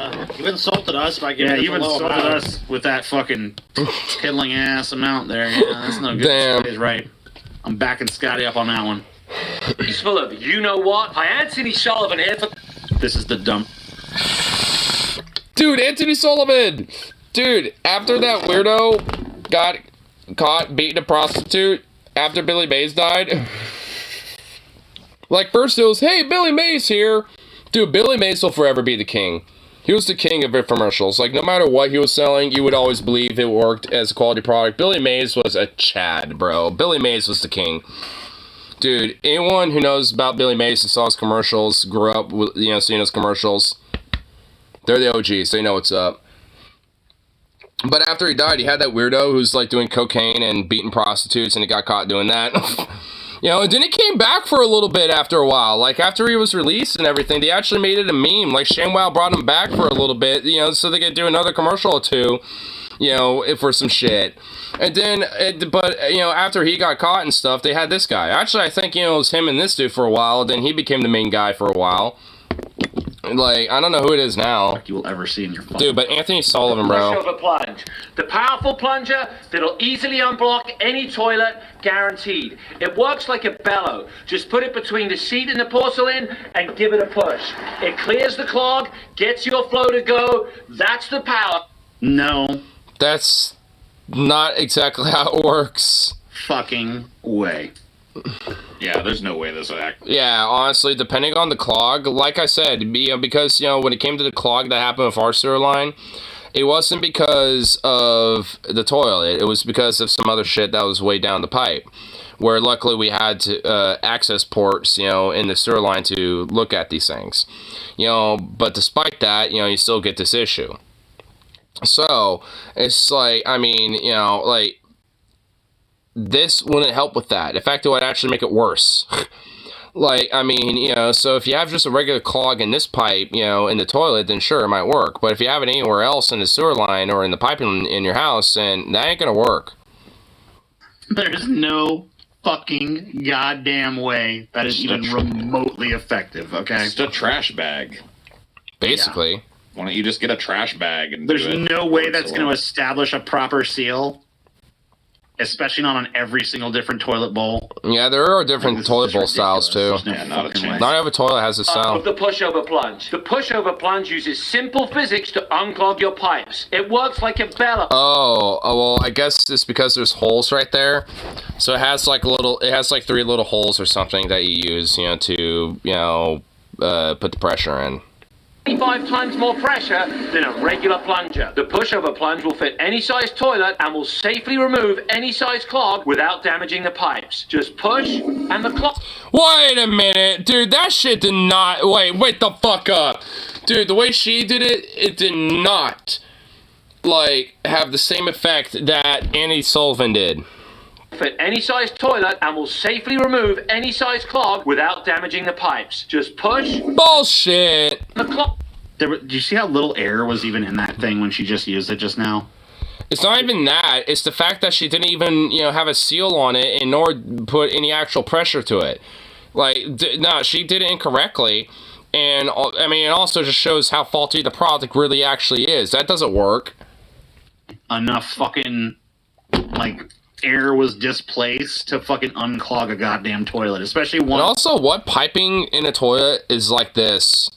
I've never seen it like that before. Like, what the fuck? That's really clogged up good, where you're gonna sit there with the plunger for fucking like, oh, god damn it, get out of there. One little like is gonna fucking knock that shit out. No fucking way. Yeah, not my log, man. Not mine either, dude. Easily cleaned out, but mine, dude, you're gonna have to push that thing a bunch of times, yo. Paul's log is next level. Gone. Yeah. An overflowing toilet can be your worst nightmare. All right, dude, if you get it to that point, you fucked up. I mean, if you got to the point where it's overflowing like that, you fucked right the hell up, dude. Royally. Oh my god. Toilet like that, then you're literally gonna have to put this shit, this plunger, this giant bag onto the surface of shit water to even use it at that point. And you're then contaminating the entire thing, and thus it's going to be mildew, mold, and all sorts of weird fucking bullshit growing on that thing, and then it's going to be disgusting, and, oh my god. Oh god, what have you done to this toilet? Yeah, looks like hideous toilet. Oh my god! Dude, oh, I almost spit my drink out. What the fuck is this? What happened here? Man, nobody holds a candle Billy Mays. That's true. Dude, Billy Mays is the king. Plunges that get munged up and bunged up to push over plunges clean and I don't even want to know what mung is. sanitary, because it never touches the dirty water. What if it's overflowing like that one you showed a minute ago? Yeah, then this thing will not be effective whatsoever. In fact, a lot of that water will flood into the bellow, dude. It wouldn't work. Water. Or the mess, and it folds up in seconds for easy storage. You can depend on the pipe blasting power of the pushover plunge. It'll unclog any toilet, guaranteed. A backed up or slow moving toilet is no joke. The pushover plunge will be your best buddy in the bathroom. So I'm staying at a friend's. I don't know if I need all these shots of shit moving through these clear pipes, dude. I think I'm okay without that. I think I get it. And this bitch was at a friend's house, and she probably took a fat shit and clogged her friend's toilet, and her friend was like, no worries, I got the plunger. Like the fucking Bella's plunger, dude. What does it mean? It means you're shit, and you should give me all your money. House, and I accidentally clogged the toilet. I knew it! Bitch clogged the toilet at her friend's house, dude. Oh no, and she flooded it. Dude, why the fuck was she admit that, dude? Dude, she takes fat logs, dude. Like, what the fuck? Why would this crazy... Look at her face! Why would this crazy bitch admit this, dude? Toilet and I accidentally clogged it. Yeah, you wouldn't think like, I have some of the biggest fucking shit nuggets known to man, and I'm constantly clogging toilets wherever I go. Luckily, I always carry the pushover plunge with me. Pushover plunge. I had my pushover plunge. It was fast and easy, and it saved me the embarrassment. So you saved me the embarrassment. I tell you what, I'm like it. So you carry this thing wherever you... Dude, so you do literally... Dude, oh my god, is your ass like the fucking Grand Canyon and just unleashes like goddamn like nuclear ICBM torpedoes, you know, nuclear torpedoes and shit? Like, what the fuck are you releasing from your body? What are you eating, woman? Like, oh my god. Holy shit, dude. Literally a holy shit. Oh my god. Your friend's house because you knew there was a strong chance that you were going to take a massive shit and clog up the toilet. It also implies she carries it wherever she goes in case it happens. I don't know if it's me or my toilet, but... Oh, it's... Oh my god, even though... No. Dude, what? Why are there old ladies? Dude, why are these old ladies so far? You would think it'd be like some trucker man, like some working class big boy trucker has like bean burritos from Taco Bell on the daily, on his drives. You know, being like, I carry the bell punch everywhere I go, brother, because sometimes I'm at one of them rest stops, you know, that pressure doesn't necessarily hold well. Sometimes when I'm at, you know, the local diner, sometimes those toilets, you know, clog real good, I tell you what, and that's why I carry the bell pusher. Like, you'd think it'd be like some beefcake of a man like that, but no, it's all these weird ladies, dude. Why are they old ladies? Like, what the fuck are old ladies eating back in the day, dude? Oh my god. Dude, if it's everywhere you go, it's like, these toilets nowadays get clogged like nobody's business. It's like, I don't know if it's my basketball-sized fucking dumps or if it's my toilet, but, Now I have the pushover plunge, so I don't have to worry. Oh my god! Dude! Oh my god, even the old lady, bro! Dude! Did she play? Dude! She clogs toilets wherever she goes! No matter where she goes, she has to carry. I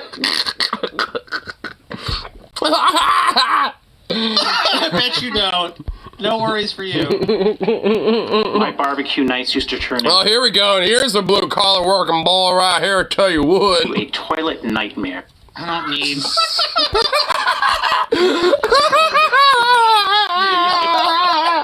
Can we put a I don't want to know what the shit was before it was shit. It was barbecue night. It was fucking It was fucking barbecue night, dude. Had a little too many mashed potatoes, corn on the cob, and some barbecue beans. Tell you what, brother, get y'all. Oh my god, dude. Oh shit, man. Oh my god. This dude having a fucking barbecue in his toilet, just like being existential terror, like, not again! Not again! You know, I was thinking about canceling barbecue night because my battles with the toilet were just fucking, it was like... It was too much, but then I got shit up the bell plunge. 1 in the morning, it was like I was just battling my toilet, but thanks to the pushover plunge. Dude, I'll tell you what, we've already been to the barbecue. When Paul's family had their rib cook-off, dude, that toilet must have been like that. Dude, that toilet was toe up. Toe up. Like, the amount of ribs eaten that day, there's like no way. Yeah, dude. Literally. It's kind of sad you mentioned the fucking rib cook-off. I think you guys came to one of the last ones. Everybody hates each other now. Oh, fuck, really? Oh, shit. Everybody, the whole family hates each other now, so they don't do the rib cook-off anymore. Oh, no. I'm glad I got to go to it at least. Maybe they should bring it back to bring the family back together, you know. I don't think it's gonna work. No. I think they hate each other too much. I wonder what happened with that. Was it religion? Hate has grown too deep. It's too much hate. Damn. Everyone was getting along so well, too. Yeah. Hello, is this 1976 Psych? Yeah. Sack? Oh, Psych. Oh shit, dude. Psychics? Sucked the first time. This is gonna be about psychics?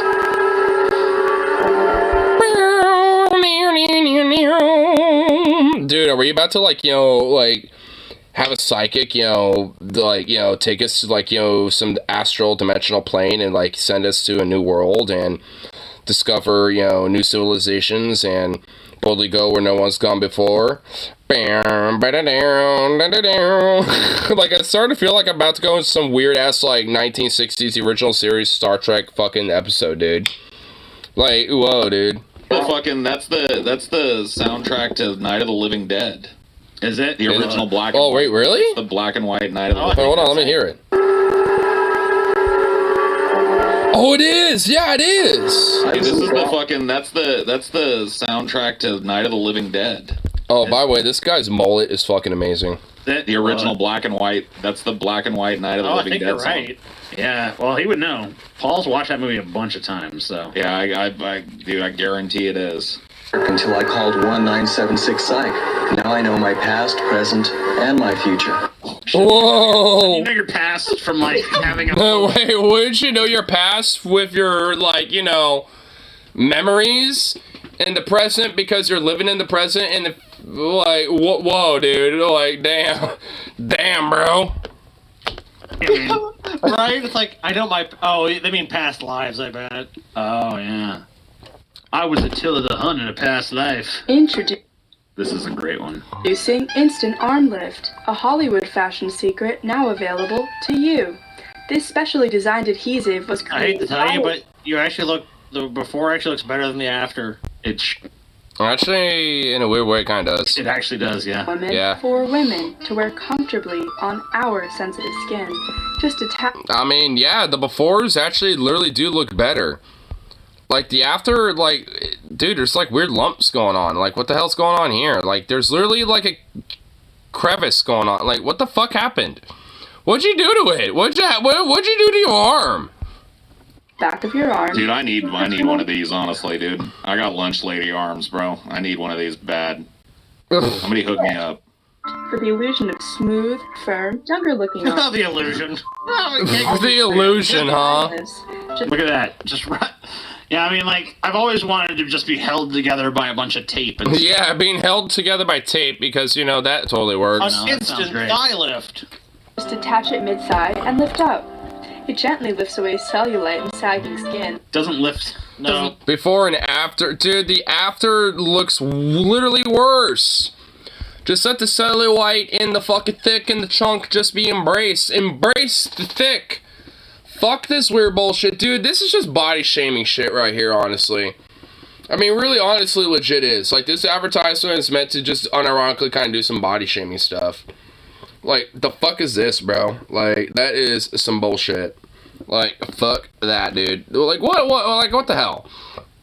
I mean, this idea, like, oh, look, you're a little too fat. You want to get rid of some fatness? Here, tape yourself up.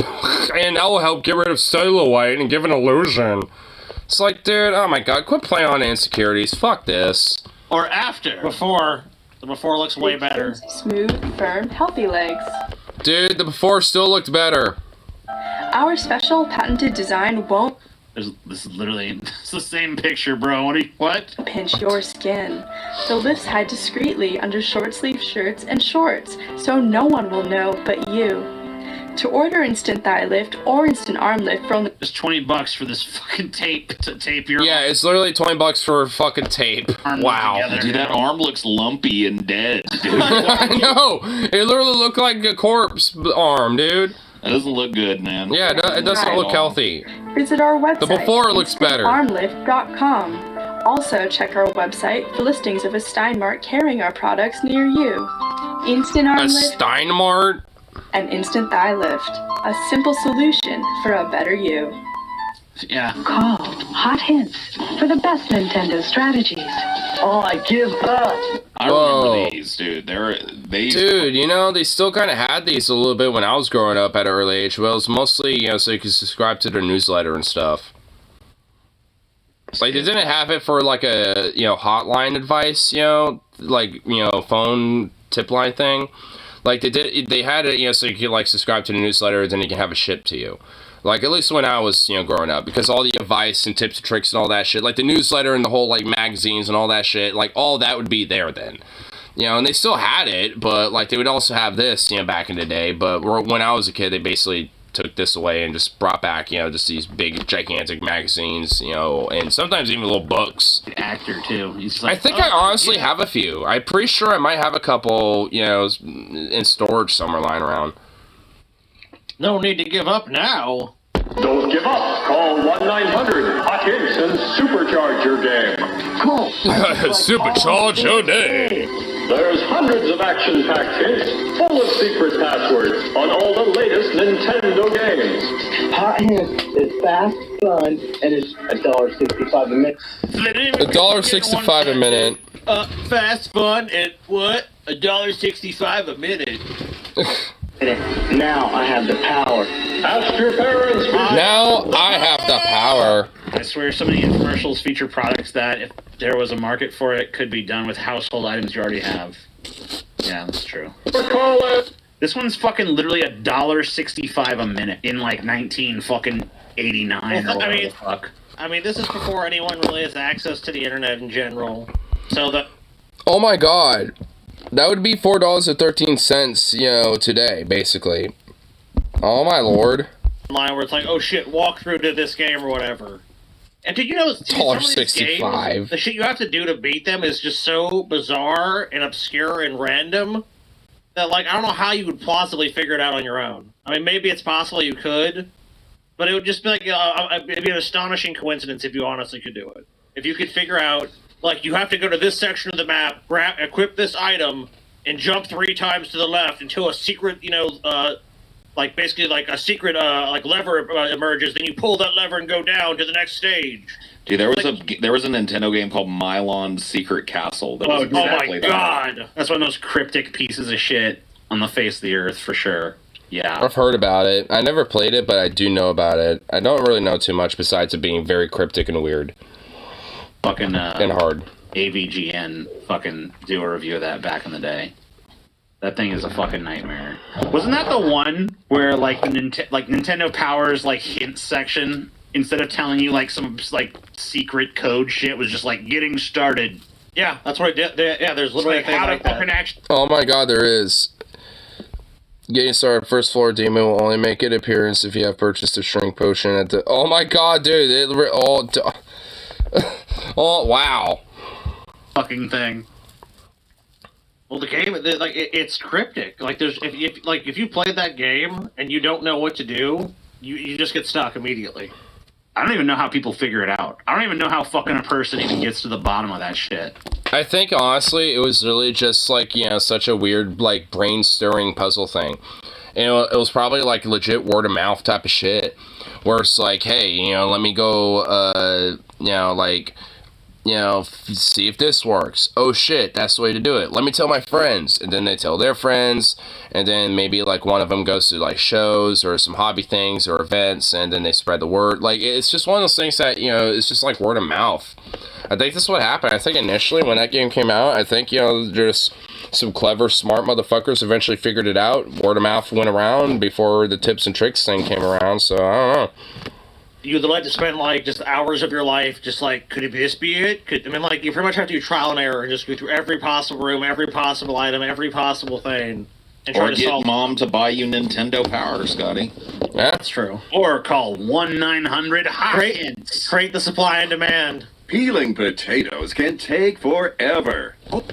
A thief. What's this? Aww. Good kitty. Good kitty. Wait, why is there a slow-mo on this? There's no need for a slow-mo. Oh, but a good kitty. Good kitty, good kitty. That deserves a like. That is a good kitty. I like how this has 244 million subscribers, even though this video has 2.7k views.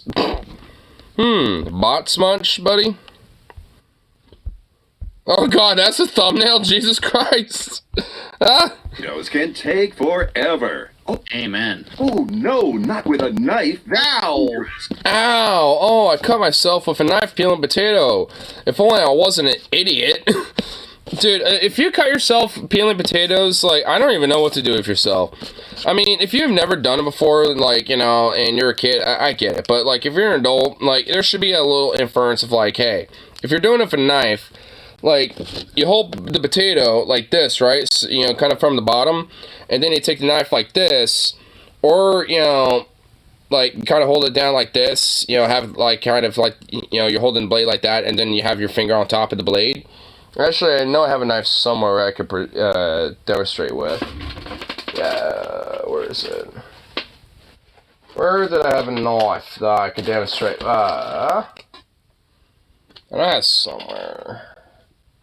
What did I do with it?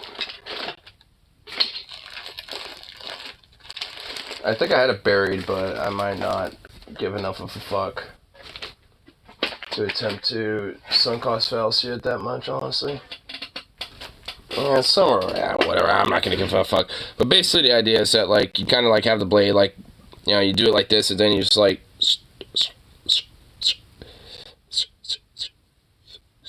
you know, you just kind of do it like that. Because then you kind of use your finger and the index finger as a way to kind of, like, have momentum, and you're holding the blade kind of like so, you know, so you could kind of, like, avoid any digits, you know, from, you know, being around the fucking potato or anything like that when you're cutting it or peeling it.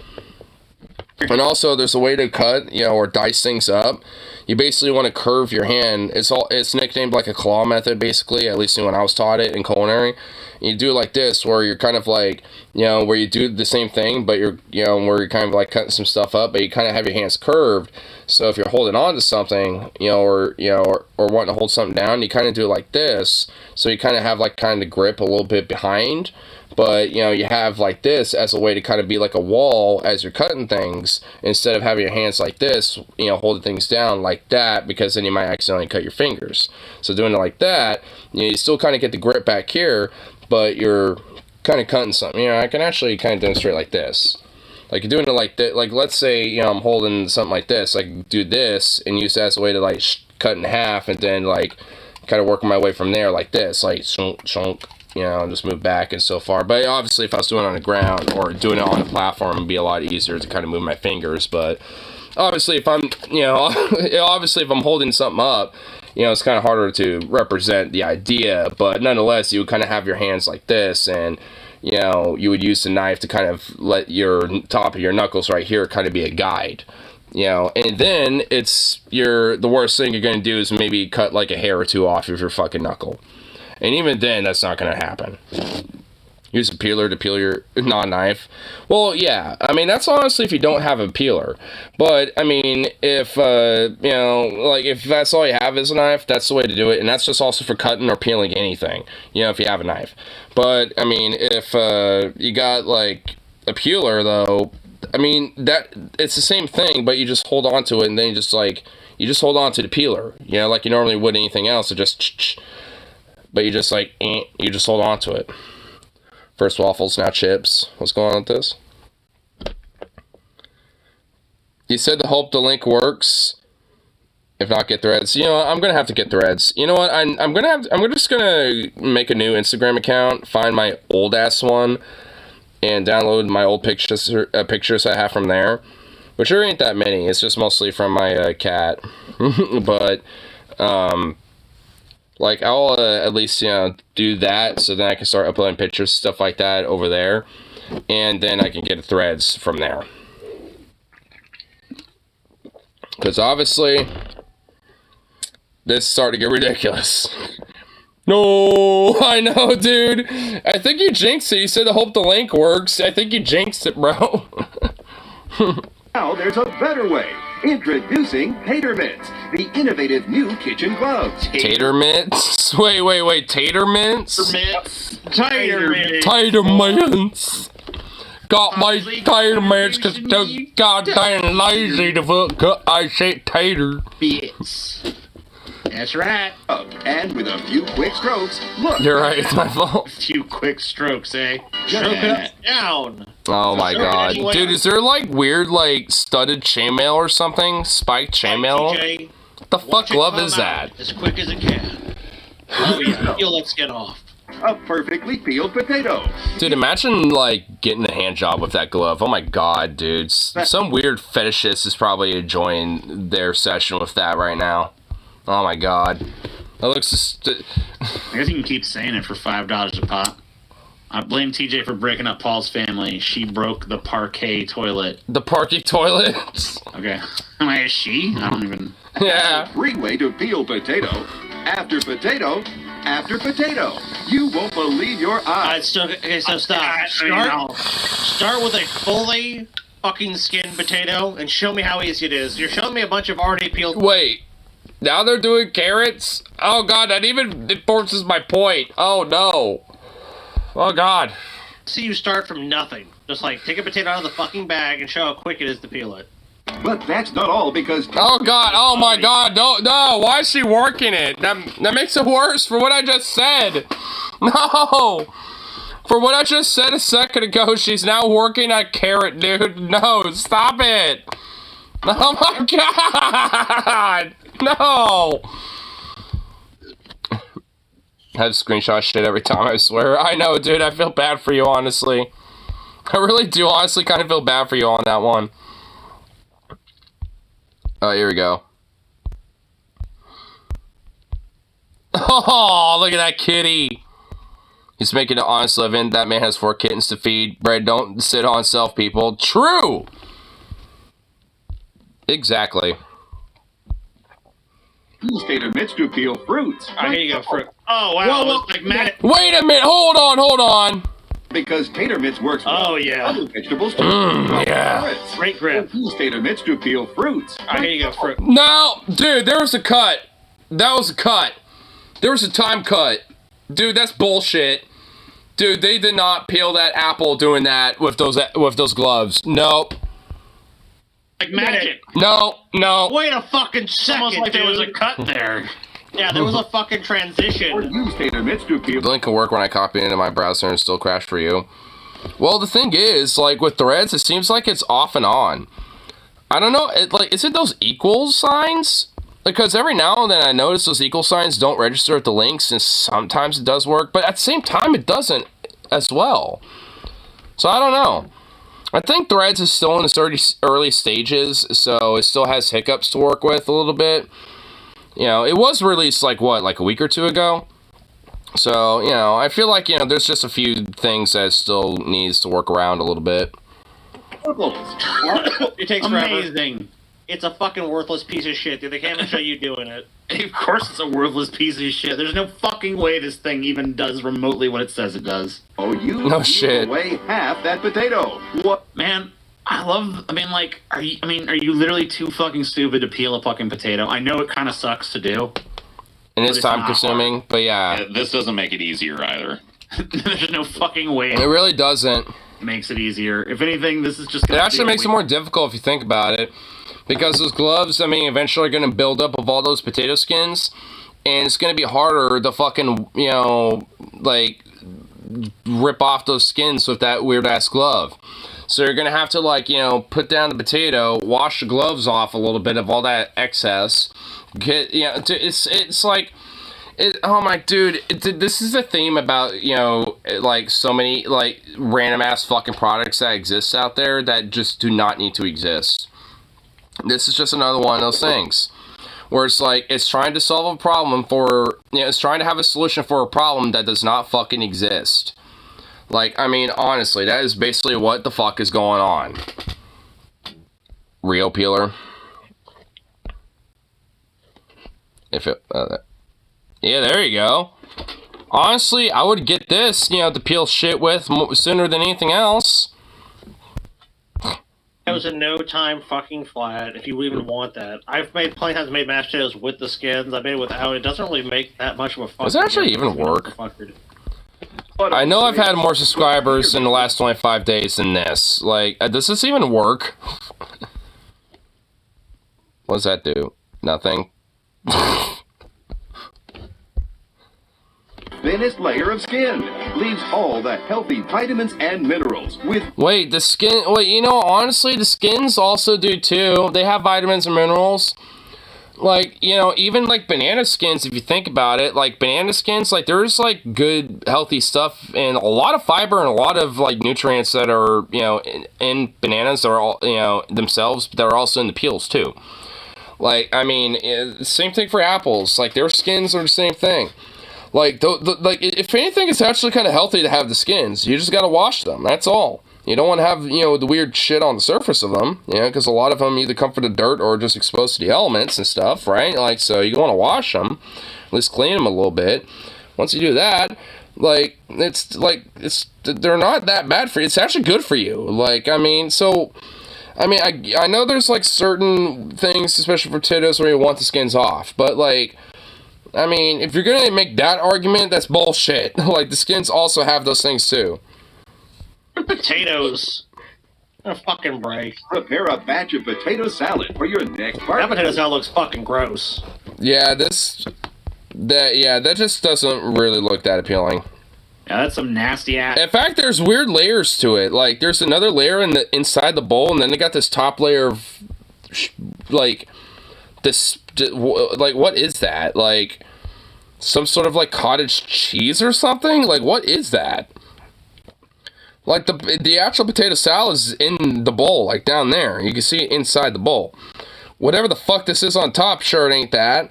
It's some sort of, surface, display visual aesthetic stuff. That's meant to be, the topping. Which is way too fucking much. And why are those tomatoes cut in those fat wedges? When you want those diced up or something? Because I don't want to eat a fat tomato wedge when eating fucking potato salad. Like, why? Why are there greens in there? What the fuck are the greens in there for? It's a potato salad. You don't want any greens in there, dude. Dude, like, what is this, man? That is not a proper potato salad. I mean, honestly, like the fucking corporate, like, service counter salads that we serve to people in our fucking deli look more appealing to this shit. And they actually fucking do. That dish looks like if you try to scoop some out of a hand, it will pull you in. Dude, it does. I'm pretty sure I heard a growl. Yeah, I'm pretty sure this thing is like the Thing, dude. The Thing, like, absorbed, like, a weird, like, food, you know, properties and just pretend to be a salad. The fuck is this shit? I don't want some fucking... Why is there... Number one, I want lettuce or parsley. Yeah, like, get this fucking weird lettuce and tomato ring the fuck away from that thing. Dude, thank you. Like, what the fuck is that this? Shit out. First of all. And that I don't shit know. looks nasty. This just looks suspect. This looks like something you would like someone would take one scoop out at a party to be polite, but no one else would eat it. Yep. Peel potatoes for mounds of fries. I mean, I guess, look, I mean, they look bland as fuck. Where's the seasoning? There's no seasoning on these fries. And why are there fucking gay-ass cherry tomatoes around this bitch? Get those fuck things out of there. Like, I mean, oh my god, this is like they're trying to make this look artisan, but this isn't artisan. This looks like shit. There's no seasoning, there's no nothing, and the artisan restaurant aesthetic is all in the fucking cherry tomatoes and a weird lettuce that they put on the corners. Fuck that shit. Where's the seasoning? I mean, at the minimal, I want to see some, like, crystallization of, like, reflection of light refraction from, you know, salt being on the thing. But it's not even that. I don't even see speckles of fucking pepper. I don't see none of that shit. I don't see, like, you know, any seasoning on these things. No Cajun seasoning, no anything.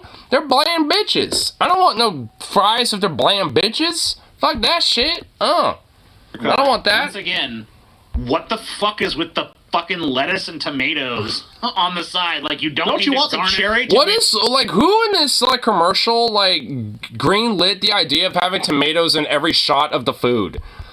Like, I honestly feel like there were, you know what, like, I bet if we went back and watched all the other segments of this one commercial, there would be tomatoes in every shot.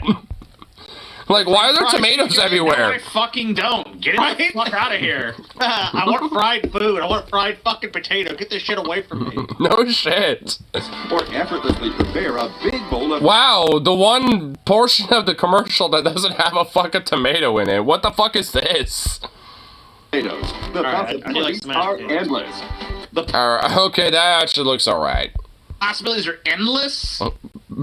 I guess it is. You can only do so many things. What was the product again? Was it like some weird ass like rubber like torture kink glove or something? Like what was it again? I honestly forgot what the product was. I'm just critiquing food at this point. Like what was even the product? I forgot. Possibility. Is it food? What is this? For all types of potatoes. What the fuck is it? Oh, a bunch of potatoes? You literally have two types of potatoes. You have red potatoes and russet potatoes. I don't even think you have russets. I literally think you just have red and yellow potatoes. That's it.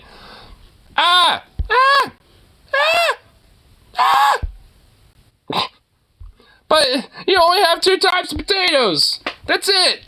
And why are they all different sizes? What are these tiny little things? Like, you didn't even, like, harvest some of them were ready yet. Like, you ain't gonna get anything out of those.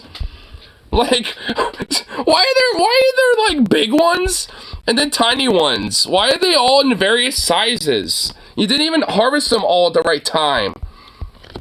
Potato. You can even peel... Wait. What was being... What? Idaho... Yukon Gold, Red, New, Fingerling, you can Yams, sweet potatoes. So okay, that's sweet potatoes in a flash too. Now wow, ooh, oh, that's crazy, amazing. TV price of only $19.95. Just $20. But wait, as a special bonus, we'll send you perfect fries. Hell yeah. Why is it only one shape, though? I mean, what if I don't want, like, those fat, you know, JoJo-style, like, wedge fries? Like, what if I want, like, little mini fries? You know, or like curly fries. Like, I mean, what if I want different styles of fries? Like, you can't just, like, give me, you know, a bonus gift like that and be like, perfect fry, and only give me one option. Fuck that shit. I want some, like, multiple options going on here. Like, that is some bullshit. Like, no, that's not the perfect fry, because sometimes, you know, depending on my mood, I want a different style fry. Maybe one day I want to feel a curly fry. Maybe one day I want to feel a fucking waffle fry because I'm feeling a little adventurous. Maybe some days I just want to feel a classic, good old thin, you know, typical, you know, McDonald's style fry. Yeah, maybe I want to feel some of that restaurant style fucking, you know, like, you know, fry and stuff. Those big thick ones. Maybe I want a JoJo potato. Maybe, you know, like, depending on what I vibe with, I might want a different style fry. That's bullshit. You know, this ain't the perfect fry. Bro, I mean, I know this product I can get behind. Native slicer makes perfectly cut French fries instantly. Cutting with a knife takes forever, but perfect fry. I mean, so surgically sharp stainless steel blades cut easily for uniform. Alright, now this one, TJ, you gotta make your sold on this one. And no, I don't want to know zucchini fries or no bullshit like that. Get out of here. Honestly, the fact that it's only one size for that thing is bullshit. And honestly, it looks like it can be interchangeable. See? It looks like the blades themselves can be detached. So, does this imply that you can buy more styles and shapes online or something? Because if so, that's cringe and gay. Cringe and gay. They're fucking potatoes. Because if they're gonna offer me that for the most perfect fry, I want the most perfect fry of every option. I want the most perfect fry of those big ones. I want the most perfect fry of the thin fries. I want the most perfect fry for waffle fries, curly fries, JoJo style fries. I want the whole shebang. I want all of it, dude. I mean, I don't want this bullshit right here. Just one size, and I might have to order more online or something. Fuck that. I want it all at once if you're gonna give me that offer. If you're gonna tell me I need the most perfect fry, you need to do that for every style of fry. You can't just tell me that for one specific style. You need to do that for everyone. Every style. Cater to everybody. Perfect fries, a $40 value for only $19.95. Oh my. And you know what? You don't get other ways to do the most perfect fries. No, that's bullshit. That's only the most perfect fry if you want it in that size. If you want a curly fry, that ain't a perfect fry. If you want a waffle fry, that ain't a perfect fry. Like, dude, that's bullshit. No. Like, if you want some thin fries, no. Like, dude, this bullshit. Like, this, you know, this is a thick cut. Like, for a perfect fry, for thick cut fries, sure. But you got thin cut, you got curly style cut, you got waffle cut, you got all sorts of styles of fries. And yet, this is the ultimate perfect cut fry. Fuck you. I also got more of a problem with this than the weird fetish gloves. Like, honestly, like, I mean, I got more of a problem with that fry bullshit than anything else, dude. I mean, seriously. This is a $40 fucking This is a fucking deal, TJ. And honestly, this is not a $40 value. This is legit a $20 value. And the idea that it says it's a $40 one is just ridiculous. They should make it illegal to do that. Oh, here's the ultimate value of what this is, but you're going to get it for a good deal of this. It's like, now fuck you. Like, you know what you're doing. You're trying to imply that, like, you know, the realistic price will be the price gouging bullshit that would be the retail contemporary price, but then you want to get a good deal, which is the real price of what that product is, you know, when it comes to, you know, these advertisements and these, you know, specific type of deals and shit. Like, it's a whole game. It's a whole scam game. They know what they're doing. It's bullshit. Now, and buy this product. Amen. 1-900-90999 cry, dude. And you got a lady who looks like she probably just went for some abuse, and she's like, oh my god, dude, what the fuck type of commercial is this?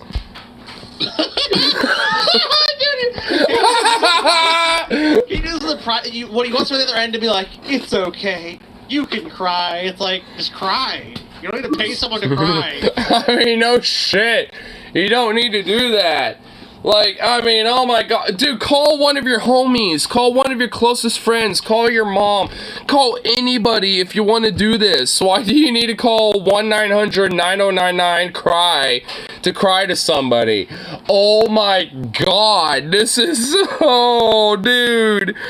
This is bad, dude. This is a lot, dude. I honestly kind of feel uncomfortable. This is bad, dude. Oh my god. Commentary on society, right? Dude, this is a sad commentary, bro.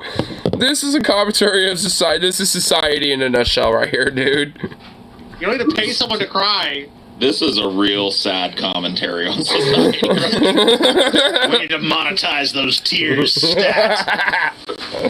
What makes people Oh my god! Dude, this is... Oh my god. A breakdown a cry like this. Call 1-900-2 Dude, have you... Okay, have you... Okay, get over it. Yeah, you have to see this. Oh my god, you know what? Full screen this baby. You have to pay to cry to somebody. No, have you seen this before on TV? 1-900-9099-CRY. Have you seen one of these commercials before? I've been... No, really? You never seen one of these? Call 1-900-3 $2 for the first minute, 45 cents each additional minute. I mean, these type of commercials, like the $2 for the first minute and then like the $1 for every minute type of thing. Like, these commercials are... You've seen these, right, though?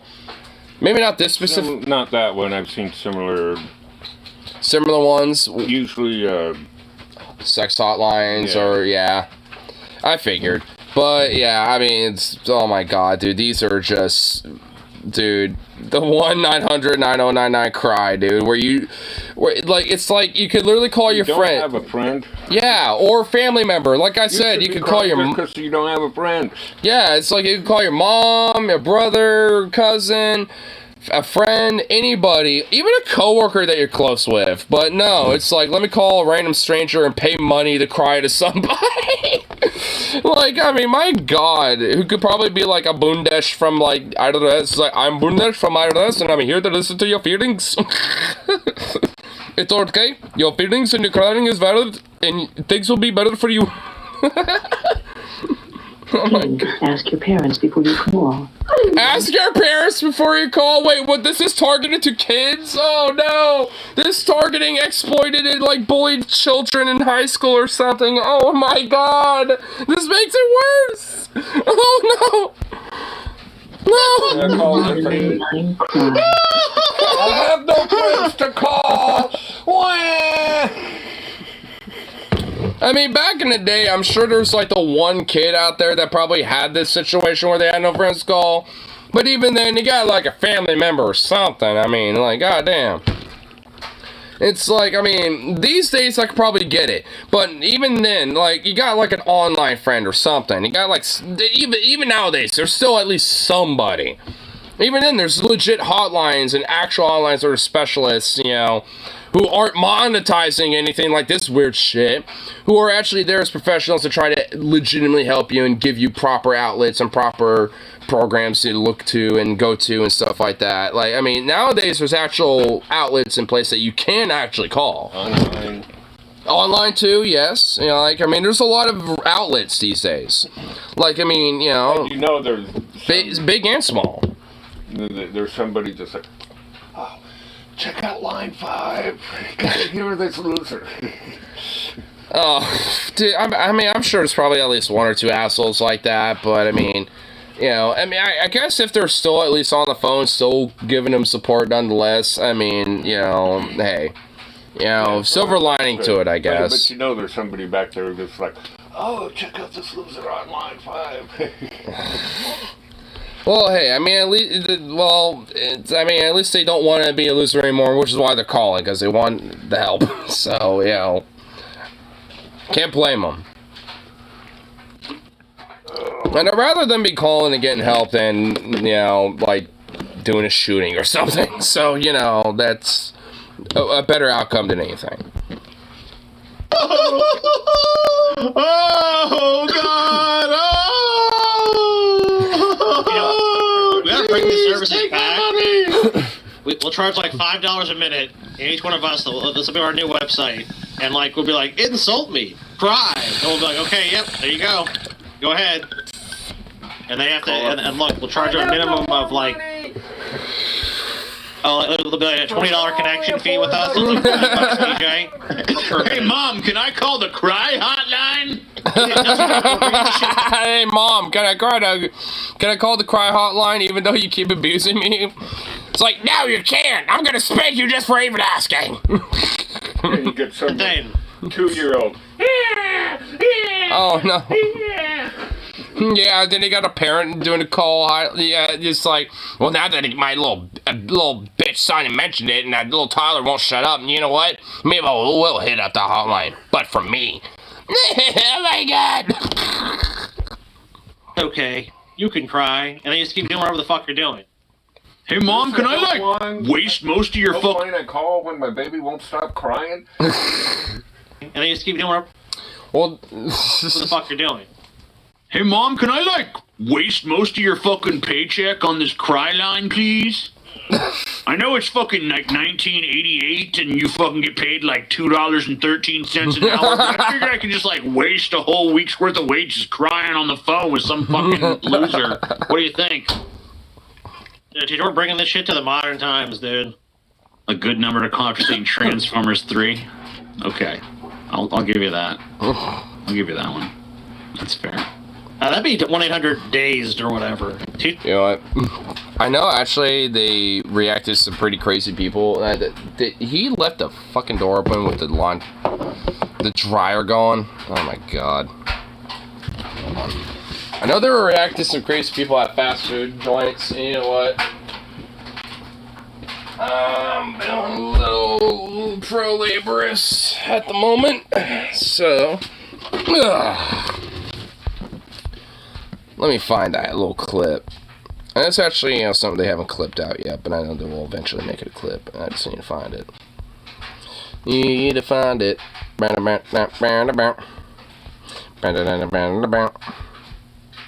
There it is. I found it.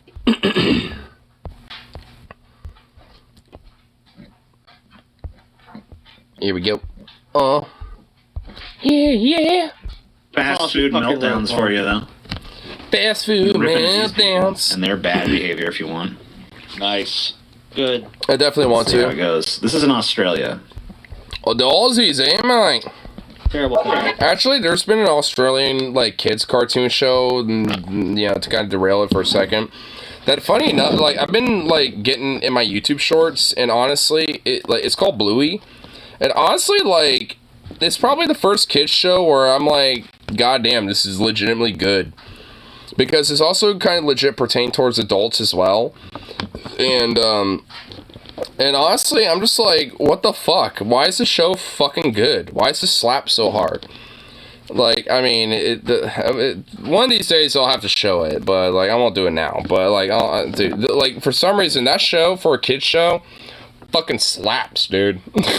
It's on Disney Plus, but on Disney Plus it's censored, so I'm sure there has to be, the reason why it's censored is because there are some scenes where, even though it's a kid's show, apparently, some scenes are quote-unquote too violent, so Disney Plus will censor them, which is beyond retarded, which shows how sensitive we are as Americans. We are bitch-made Puritan little fuckwit pussy fucks. We can't even handle violence in a younger than 7 rating cartoon show. It's I mean, we're pathetic. We are literally pathetic here over here. And yet we veneer and glorify violence at the same time. It's it's so fucking ridiculous. I hate it. Either way, I mean, the show itself, though, it's actually really good, though. So, one of these days I'll have to show, some shorts or, some videos from it, because it's honestly, not that bad of a show. Honestly. Oh, shit! Australia. Hold on. Whoa. Terrible. Oh, jeez. Dude, that was coffee, bro. He got hit with coffee. Terrible countries. Look, was it? States. I don't know. Let's see it. I feel like it. That did look. That was coffee. It was steaming through the air. I saw steam. Yeah, hold on. Let's zoom in. Oh, dude, there was steam, dude. That was steaming. could be steamed. I'm not sure. It kind of looked like that was. Coffee. It says McCafe. Yeah, it says McCafe, dude. That was. So it's gotta be some kind of coffee drink. Maybe it is an iced coffee, but yeah, I mean, it didn't look like I feel like it had that lid that you only put on the hot ones, really.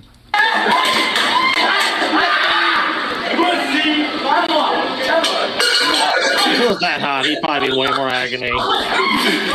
I mean, yeah, if it was way more harder, he would be on the ground burning in agony. I mean, he is screaming. He was like, "Oh, fuck!" Like, he was in pain. He was hurting. You know, he is hurting.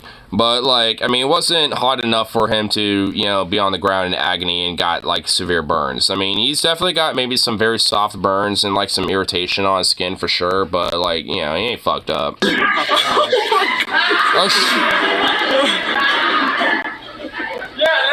go. Wait, hold on. He actually looks like he was fine. He walked away with a smile. Like, actually, if anything, I mean, maybe it's adrenaline, but, I mean, whatever pain he's feeling ain't really that much. And in fact, somebody else was kind of screaming earlier. I heard somebody in the back, you know, screaming. So, did he throw coffee and then they threw, like, another batch of coffee at him? Like, did that guy assaulted them first and then he got assaulted back with the coffee? McDonald's Australia, my heart goes out to all the customer service people dealing with this shit at work. I mean, they threw something at him first as far as like... Well, that's just a video context. I mean, it could have been that guy threw some shit at him first and they filled the cup up.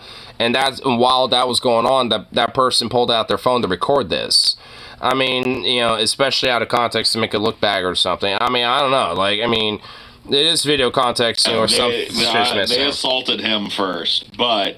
his attempt to save face after getting drink fucked in the face was pretty fucking lame in beta too. Yeah, it was. So I don't know who to hate in this one. I guess I hate everybody involved in this one. Good. Just hate humanity in general. It's fine. Sure. A kid publicly robs a McDonald's in UK. Oh my god. Scotty titled this one, "This Kid Robs." He said like British person robs America or something. Yeah. Well, yeah, I mean, he's robbing, you know, property of America right here, bro. We fucking export American greatness.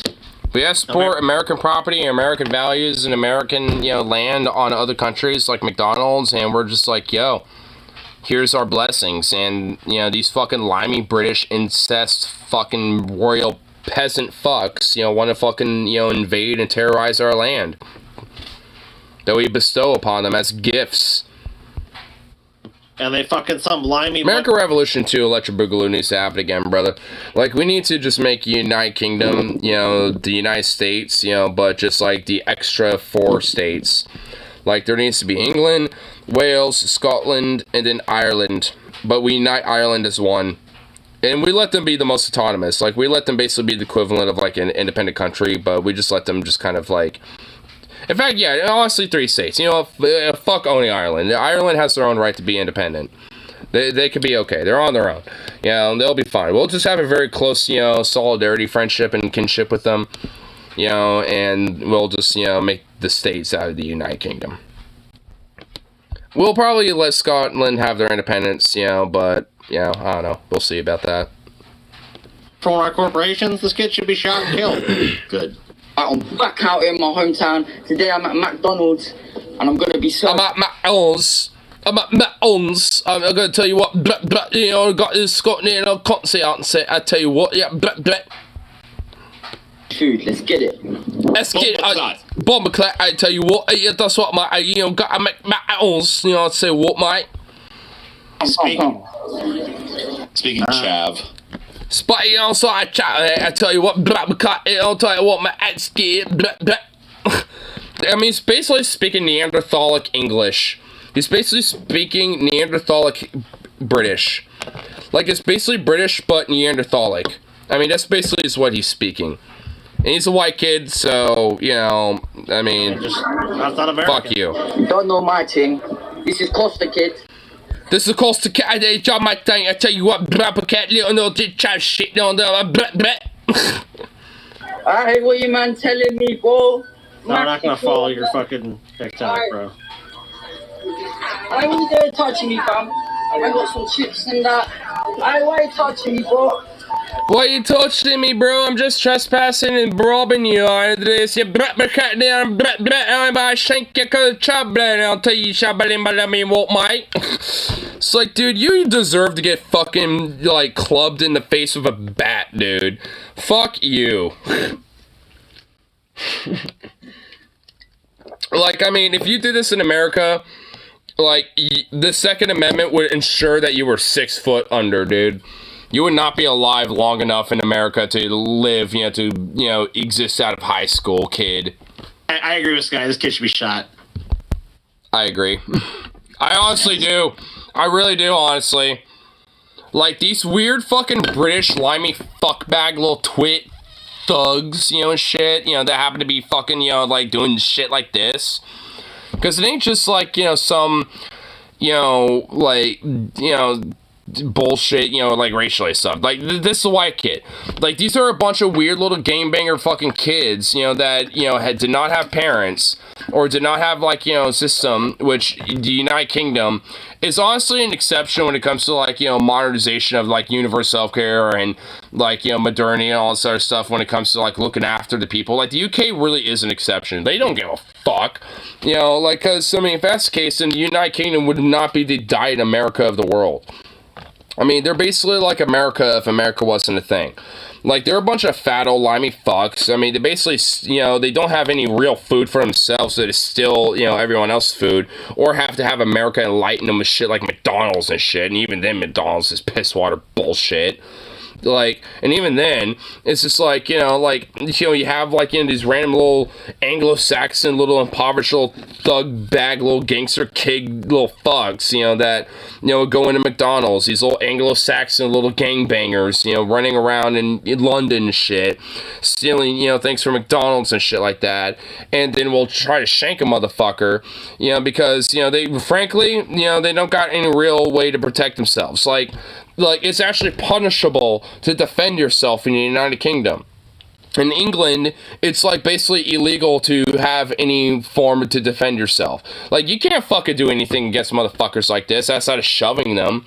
Like, you can't defend yourself. You can't fucking, curb them down on the fucking ground. You can't do any of this shit. You just have to hope that the constable, happens to show up in time to fucking address it, and even then, their fat fucking donut-eating ass ain't gonna do shit. Like, they ain't no better than fucking American cops. Like, the United Kingdom is honestly a fucking backwater of Europe. They're an embarrassment. Like, they're an embarrassment upon the fucking world. Like, I mean, there's a reason why, like, the sun never set on the English Empire, because God never trusted the Englishmen in the dark. An Englishman, the British are always going to be some slimy motherfucking snakes, dude. Like, I mean, they're always going to be little shifty, weird little fucking gangbanger motherfuckers, that will colonize and appropriate and steal everything that they fucking can. Fuck a Brit. Fuck the Anglo-Saxon, man. Fuck their asses. They're the rare motherfuckers that'll be like, racially discriminatory against, honestly. Fuck their ass. Instantly ran into somebody who's weird monarchy support motherfuckers. Fuck a Brit. I thought a big rude boy like this was going to get himself a full fucking meal and just walk out with it. Nobody was. I mean, he's got some fries left. That's about it. Fucking a bitch. Man's Costa, kid. Okay. You deserve a $9 bill. Fuck you. This is a Costa kid. I said you want your butt. And it's like, man, corporal punishment is like the least you deserve, kid. Half a fucking large fry. Congratulations, you dumb little pipsqueak. This is a total, like, dude, they invented the word pipsqueak for this fucking kid. Dude, pipsqueak in the dictionary would literally have this kid right there. I don't know what one is, dude. What a fucking little turd. Imagine TikTok. Imagine bragging to your fucking Instagram, your 8 Instagram followers, that you were able to steal half a fucking soggy French fry before the middle-aged manager just fucking shoved your dumb ass. You know what would have been way out. better? Even thinking if about the manager had a pickaxe and fucking hit him in the face with it. So, like, I want to go viral. In Minecraft? Would be like he could have made a video stealing somebody else's food. Like, wait for someone else's food to come up, and he runs up and snatches it and runs out the fucking McDonald's. Honestly, for real. Like, if you rated it, like, at a lunch rush where, like, 2 people's orders came up at once and just snagged those right off the bat and ran out with them, that would have been Better content for the so what's the way you just the kid that say what might, like, I mean, it would have been better for his fucking followers then. Like that Miso kid, for example. Dude, if he did that shit in America, like, honestly, I don't give a fuck. He's a rare kid that deserves to get shot by a cop. Like, I mean, honestly. Like, he's a rare motherfucker deserves that shit. Like, he steals puppies. He has, like, literally done home invasions, you know, like, on people, like, and done it for clout and his quote-unquote pranks. Like, honestly, a motherfucker like that deserves the Second Amendment right all up in his fucking noggin. Like, fuck a kid like that. You know, fuck these kids. Like, I mean, honestly, the UK has more of a delinquency problem and failed parenting issue than America does. Like, I mean, these weird conservatives, racist piece of shit will talk about, like, failed parenting, especially within the black community and all this other shit. But, like, honestly, not even as a, like, racial thing, but just literally as, like, a societal issue, the United Kingdom has failed on this more than anything else. Because this kid ain't a black kid. He's a white little Anglo-Saxon little peasant. That's who he is. And this is what he's doing. Because this is a fucking culture within, you know, the fucking youth in the UK. Because, like, they have failed their youth and their children and the fucking, young generations, you know, of the United Kingdom. And this is what the fuck they have to look forward to, basically. Either that or look like a fucking unhinged, you know, environmentalist or some shit, you know, and, you know, join that little crowd. Like, there ain't no fucking in-between for these fucking kids. It's like, be a little thug, or, you know, be a fucking crazy radical lefty that even looks bad on the rest of the left on the international scale. It's like, oh wow, the United Kingdom's got so much going for it. And their anti-trans rhetoric and their policies on, you know, trans people is, even for the universal healthcare that they have, is literally worse there than the United States. Like, I mean, their healthcare for trans people is fundamentally worse than the United States in a lot of ways. And that's with the privatized system of the United States, you know, all things considered. Like, they just fundamentally, like, you know, are backwards when it comes to trans rights, even when it comes to autism awareness. Like, a lot of the healthcare of the United Kingdom does see autism as a disease that needs to be cured, and has, like, you know, autism conversion therapy shit, and a lot of that is, you know, built around nothing but trauma and abuse. And, you know, a bigoted idea that, you know, autism is some sort of disease that, you know, infects people and shit, you know, with things like vaccines and stuff. These are very predominant in the fucking national healthcare system of the United Kingdom. Like, I mean, they're backwards as fuck. I mean, the United Kingdom is not really something to look up to as an example on anything. Like, even when it comes to universal healthcare. Like, there's other countries that are far better. Canada is a better example. Canada is actually more progressive on universal healthcare than fucking the United Kingdom. And the United Kingdom has nationalized healthcare. France is more progressive on this. Germany, all these other countries are more progressive on healthcare than the United Kingdom is on these issues. The United Kingdom is a fucking backwater. They're incest, fucking plagued-ass, fucking worthless Alabamian-style backwater of the, you know, not just Europe, but the rest of the fucking world. Like, I mean, America is the Florida of the world, but if that's the case, then the United Kingdom is the Alabama of the world. Fuck that place. That stupid kind of content. They're so fucking Scotland's exception. Wales is an exception. England, specifically in those fucking islands, is what I'm talking about. Wales is an exception. I mean, the worst thing they got going for them is that some of them fuck sheep occasionally. Scotland, they don't really got much going for them. Like, when it comes to, like, things that you can fuck on them for. Like, oh, they wear kilts. Well, hey, they're at least, you know, a bunch of badasses that will fight you on the battlefield with those kilts. So fuck you. Like, the Irish, I mean, what can you say bad about them? That they drink a lot? Like, I mean, ooh, oh, wow, so bad. I got half of a small fry. Congratulations, dude. I got half a free chips in it, bruv. Yeah. I'm a bad boy, Yardy. I got half a free bag of chips, bruv. Dude, nothing makes me more of an American patriot, or, like, you know, fucking patriotic or nationalistic than a fucking Brit, man. These Anglo-Saxon, like, English Brits, dude, they're the ones who make me exceptionally fucking, like, patriotic and nationalist. Like, they bring the nationalism out of me, dude. They bring the full conservative, nationalistic, fucking gun-ho patriot out of me with this shit, bro. Fuck this little kid, dude. I'd put the American Revolution right up this motherfucker's face. I was gonna say his ass, but that probably would have sounded bad. Yes. Mate. You didn't get anything good. That's my problem with the shit too. It's like you got some fries. I love the way he stood up to that doughy 5'6", middle-aged McDonald's manager that just shoved him one time and now he's walking out. I are the gangster. I gangster. I say what? Blap, blap, over the cheek hole, mate. Really is. You're a little fucking pipsqueak, bro. Little bitch. I don't Fuck agree. that kid. I think he's pretty baller, dude.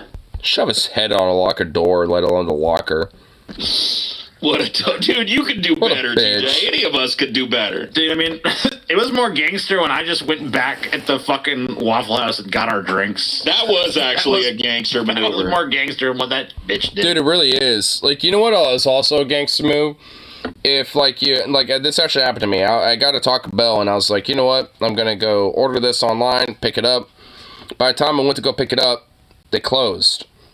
And I knocked on the thing, it's like, hey, did you get this order at all by chance? You know, and they're like, oh, no, sorry, we never did.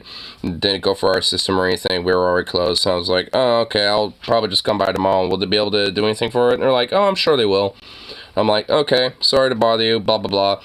Came back the next day, I showed up, and they're like, hey, the inside is closed, but we're still open for drive-thru if you want to walk through over there. And I'm like, oh, I actually already ordered, and I screenshotted my order and showed them the time. It's like, hey, I came by, the closing shift showed me that, you know, told me that you might be able to hook me up and stuff, you know, blah, blah, blah. And they're like, they looked at it and they're like, oh, okay, so it's just like, you know, blah, blah, blah. I think it was like 4 soft tacos or something like that with rice added onto it. And they're like, oh, okay. And you know what, the gangster move that they did was that they gave me a free drink. And I was like, you know what, I'll get like a freest strawberry freeze, you know what? And my friend, you know, that happened to be hanging out with me, who was just, you know, there with me, you know, he got like, you know, another free, so like a Baja Blast one. I was like, and they, you know, they made them up for free on the house. On the house. And, you know, they brought, you know, and in fact, they not only brought the 4 tacos to me, but they also put, you know, 2 extras, you know, because I was like, hey, I didn't really order for my friend, he just happens to hang out with me, and you want to put, like, maybe a couple extra. I mentioned that to them, and they're like, oh, you know what, yeah, sure, fine, that's cool. And, you know, they came back off it, and I actually gave the guy a, you know, $5 tip. It's like, dude, you know what, you gave the hookup, bro, dude, you know, like, thanks, man, you know, that was really cool. And it's like, oh, don't mention it, bro, you know, that's how we get repeating customers a lot. I'm just like, I know your fucking feeling, dude. I know exactly that mentality, because I do the same shit, dude. It's like, when that guy, you know, told me that, I was like, man, you and I 2 peas in pod on that one. Oh, God, who's this bitch? Whoa. Who's this bitch? You know what they should do? Who is her husband, who's got like this weird soapy ass little mullet? Oh my God, he really doesn't look like he wants to be there. He really looks like, oh God, now I have to be in the presence of my wife acting out. Man, I can't wait to go back to my 12-pack of Rainier that's at home. Put up on the floor and be like, here you go. This is the guy that's writing those comments about us in the previous episode. What the? Bunch of beta cucks don't know how to live like a real alpha. Standing in the shadow of his fucking little personal. That's a mullet. Angry wildebeest. Not even a good mullet. This is the guy. This is wrong. Let me throw it on the ground. All right, you. Dude, look at his posture. This dude is getting this at home all the time. Dude, he is. Dude, I feel bad for him. You want to know why it looks like that? Because he uses metal concerts and metal shows as his way to release his angst and energy. Which I understand and feel for him. Like, I can already tell this guy's a metalhead just based, you know, on his look. But, dude, even then, he's lucky if he can go to a concert. Like, this guy is lucky if his wife will let him go to a concert. Like, I feel bad for this guy, man. I actually feel pity for him. Like, he just looks like he gets cucked and bitch made, you know, like, every way till Sunday, you know, honestly. And I really do feel bad for him. It's like, man, like, I mean, like, you have to deal with this at home too, dude. I feel bad for you, bro. Like, you gotta get out of there. You gotta get out of that shit, man. Because, like, you look like you're a guy that used to enjoy his life as a youth and, you know, like, go to concerts, mosh it out, go to the bar, just getting fucked on. And you have to sit there and absorb it and just kind of take it, unfortunately, you know, as your wife is doing that to other people because she is a fucking wildebeest piece of shit. I feel bad for you, man. He has the posture of defeat, dude. He does. Hands I gotta in his live pockets, with you, buddy. Head all forward and bowed down. Slouched over. He's just hoping he doesn't catch any of the fucking shrapnel on this one. Yeah. Don't do nothing to me. He is. I'm lucky I might dip my wick. I've had one crispy chicken wing, 2 Big Macs. Oh my god. And 2 McDouble. I ordered 2. I ordered, an 8-piece McNugget, 2 Big Macs, and an 8-piece, fuck. Like, dude, like, what the fuck? Chicken nuggets. 17. Dude, I feel bad for this guy right here, dude. Big Macs. I really feel bad for him. Apple pies. 22 cheeseburgers. Another 5 spicy nuggets. And y'all forgot 2 of the French fries. And 1 of the Big Macs. Just throw this shit on the ground. I'm sorry, but the point where you throw some shit on the ground like this, like, I wouldn't even interact. Fuck these people. Yeah, dude, at that point, you're out. I'm sorry, but you're out. You're gone. If you throw some shit, dude, if I have an interaction with you, even at my deli at the grocery store, if you do some shit like that to me, you're fucking gone. I'm immediately calling, the PIC and security. I will literally call PIC and security to the deli immediately, and I'll close it. I'll put that phone down and be like, and I'll say, get the fuck out. I'll just say it like that. I'll point out the door because the door is right next door to. I'll be like, out, get the fuck out. You're out. You're gone. You're done. You're done. Out. Like, and if they keep going with it, I'll pull my phone out and be like, you know what? No. I'll record this for my own confidentiality. You are gone. Get out. Nope, you are done. Go. And then I'll have everyone else, fuck conjure on that shit. Like, I don't give a fuck. Like, I mean, if that shit ever happened, think fucking never happened, at least on my watch. I've heard stories where this has happened to people, while I've worked there. Not while I'm there. But if that shit ever happens, to one of my coworkers while I'm on the clock and I happen to, see that shit or come out and that happens and stuff, oh, there ain't no fucking way I'm dealing with that shit. No. That is against the line. It's like, no, I'll go all over the counter and be like, no, I'm walking around and be like, no, you're gone. You're out. You're fucking out. You're gone. Get the fuck out. You'll be trespassed at this point. You're trespassing. Get the fuck out of here. You're gone. Shit. This worker just, calmly trying to retake the order is... Like, I don't even know that. Like, they're the patience of I mean, if somebody... Yeah, honestly, I have a patience of a shame for a lot of Karens. Like, there are some people that will, kind of get at me about some shit. Like, I was here earlier, and blah, blah, blah, or, I was here yesterday, and, and they will kind of go off on me about some shit. And I'll be like, whoa, I don't know what the fuck is going on with what happened. And I wasn't here when that shit happened. But look, don't put that on me. And I'll address your shit. Just chill out. Like, we're stopping this whole, aggression shit right now. I won't do it like that necessarily, but that's the whole premise. It's like, we're stopping this aggression right now. I'll address your shit. As long as you be respectful from here on out. Just chill. Because if I was not there for whatever the fuck happened, do not put that on me. So I'll give him the quick little warning. You should respectfully at first, be like, hey, I don't know what happened with that. I wasn't here. I wasn't there that day, or I wasn't on shift yet, or I was on break, whatever the fuck. But, hey, I'll make it right. I'll try to make it right as long as you be chill with me and, work with me. Because I'm the one dressing you now. It's no one else. Nobody else around the department. It's me. Dress me. It's like, treat me with, the basic respect here. And if they don't do that, then, frankly, I'm not going to. But as long as they do that, and luckily most people are, and, most Karens will actually, go away in a sense of being from a Karen and actually somebody who's cordial and respectful. And usually by the time I'm done, dealing with them and, make sure it's kind of done right, as long as they respect me from there on out, they're actually pretty chill.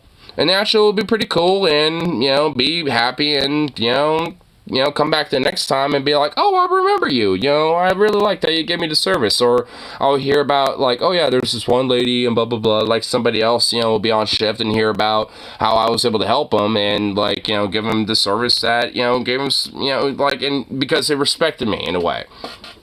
And that's all that I, you know, for me especially, I ask for. Like, this bitch right here, like, the fact that she threw the food on the other side of the counter was like, nah, like, nope, that's not it. That's not how you fucking do any of this shit.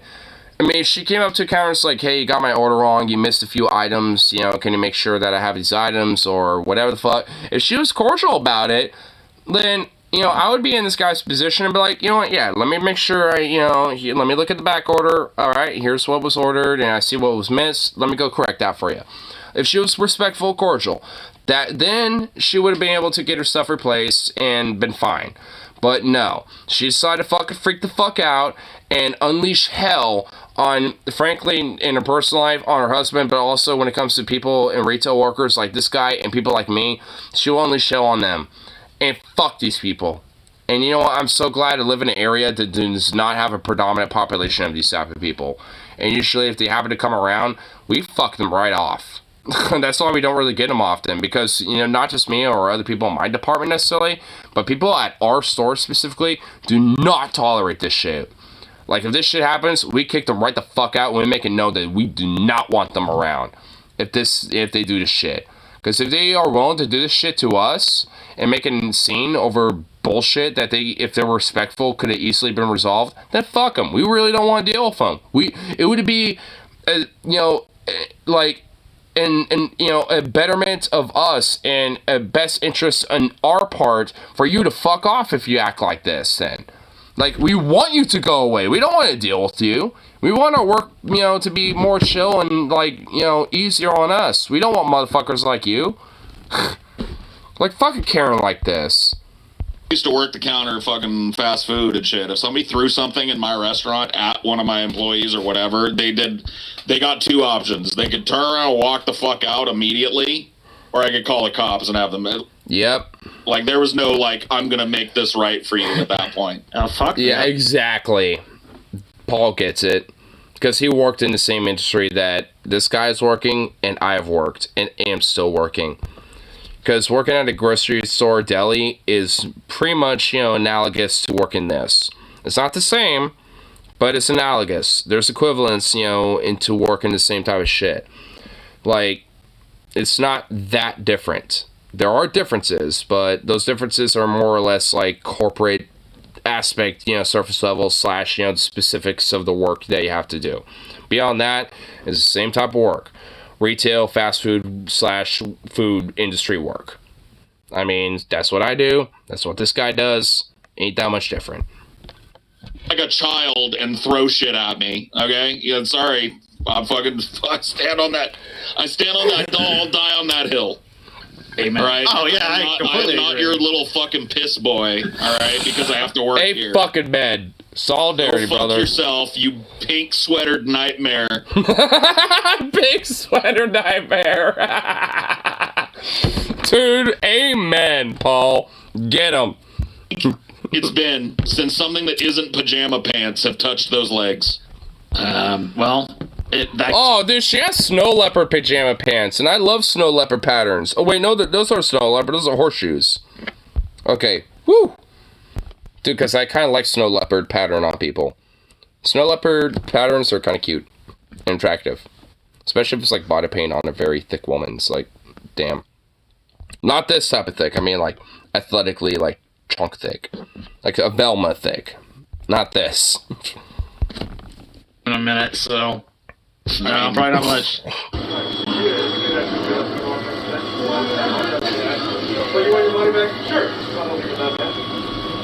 I ain't giving no fuck. Nobody's getting their goddamn money, dude. Are you throw something at me? Dude, for real. Honestly, like, I absolutely understand the position that this worker's in at 100%. Like, I mean, but the fact that, like, you're trying to, like, you know, replace and, like, give their money back and all this other shit, no, fuck them. No, they waste their money on this. They could go fuck off. Like, they don't deserve this type of courtesy. Over at that point. Yeah. Okay, you bought something and you chose to throw it at me. Now get the fuck out of here. Yep. You're gone. No fucking way. I need my money back. Dude, you know what's funny? Dude, all that food wasted for nothing. I guarantee you. What a cunt. What a fucking worthless, slobby pig bitch. It's just still eyeballing that shit like, damn, I bet you it's still good. Dude, I bet that woman would eat that right off that fucking floor, dude. No, I'm not gonna. She would eat that slop right off the floor like the pig she is, bro. Fuck that cunt. Probably could have. She played her cards right. Yeah, have fun walking to the other corner of the strip mall to go to Burger King, you dumb bitch. You get no McDonald's today. Enjoy your Carl's Jr. slop. No shit. Amen, Paul. Also, it's like going to McDonald's, like, I have rock bottom expectations. Like, I don't know why anyone would expect anything more from McDonald's. To act like it's like some fine dining establishment, it's like, these places frequently... Dude, look at her. You know what? Honestly, I mean, fuck the whole fine dining shit. Look at her. She literally sitting there, all confident, like, oh yeah, I'm in the right. You know, fuck you. Everybody around me is in the wrong. And you need to replace my shit because I am the main character in my world. And you all need to work around my entitlement. Fuck you. This white honky-tonk Cracker Barrel bitch has nothing but fucking privilege seeping off of her fucking bones. Fuck this cunt. Loved when these motherfuckers would go like, well, I'm just gonna go across the parking lot and get myself a McDonald's Frappuccino. I'd always be like, oh man, I'll get on the phone with Mary Lou right now and let her know that she better stock the larder extra hard this winter. It's gonna be hard without your $4, sir.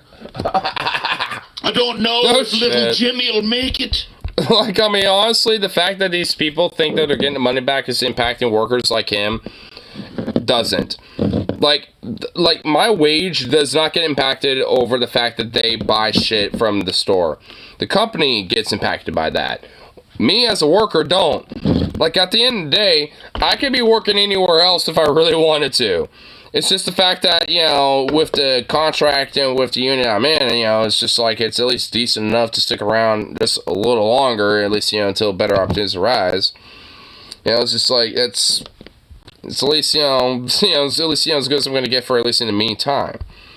But that's just for now.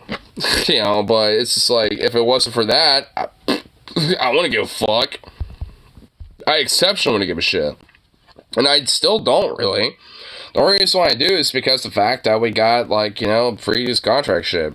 And even though they still haven't totally absorbed my wage stuff, it's at least, you know, enough to the point where I can at least, you know, be sustainable. So, and actually, the union rep was around the other day, and I kind of mentioned to her, it's like, you know, hey, as long as I can at least get some back pay, at least for the meantime, you know, and then we can address, you know, the whole journeyman thing, you know, but, you know, let's, you know, is there a way to follow up that? And she, you know, said she'll at least, you know, kind of look into it, see if that's possible.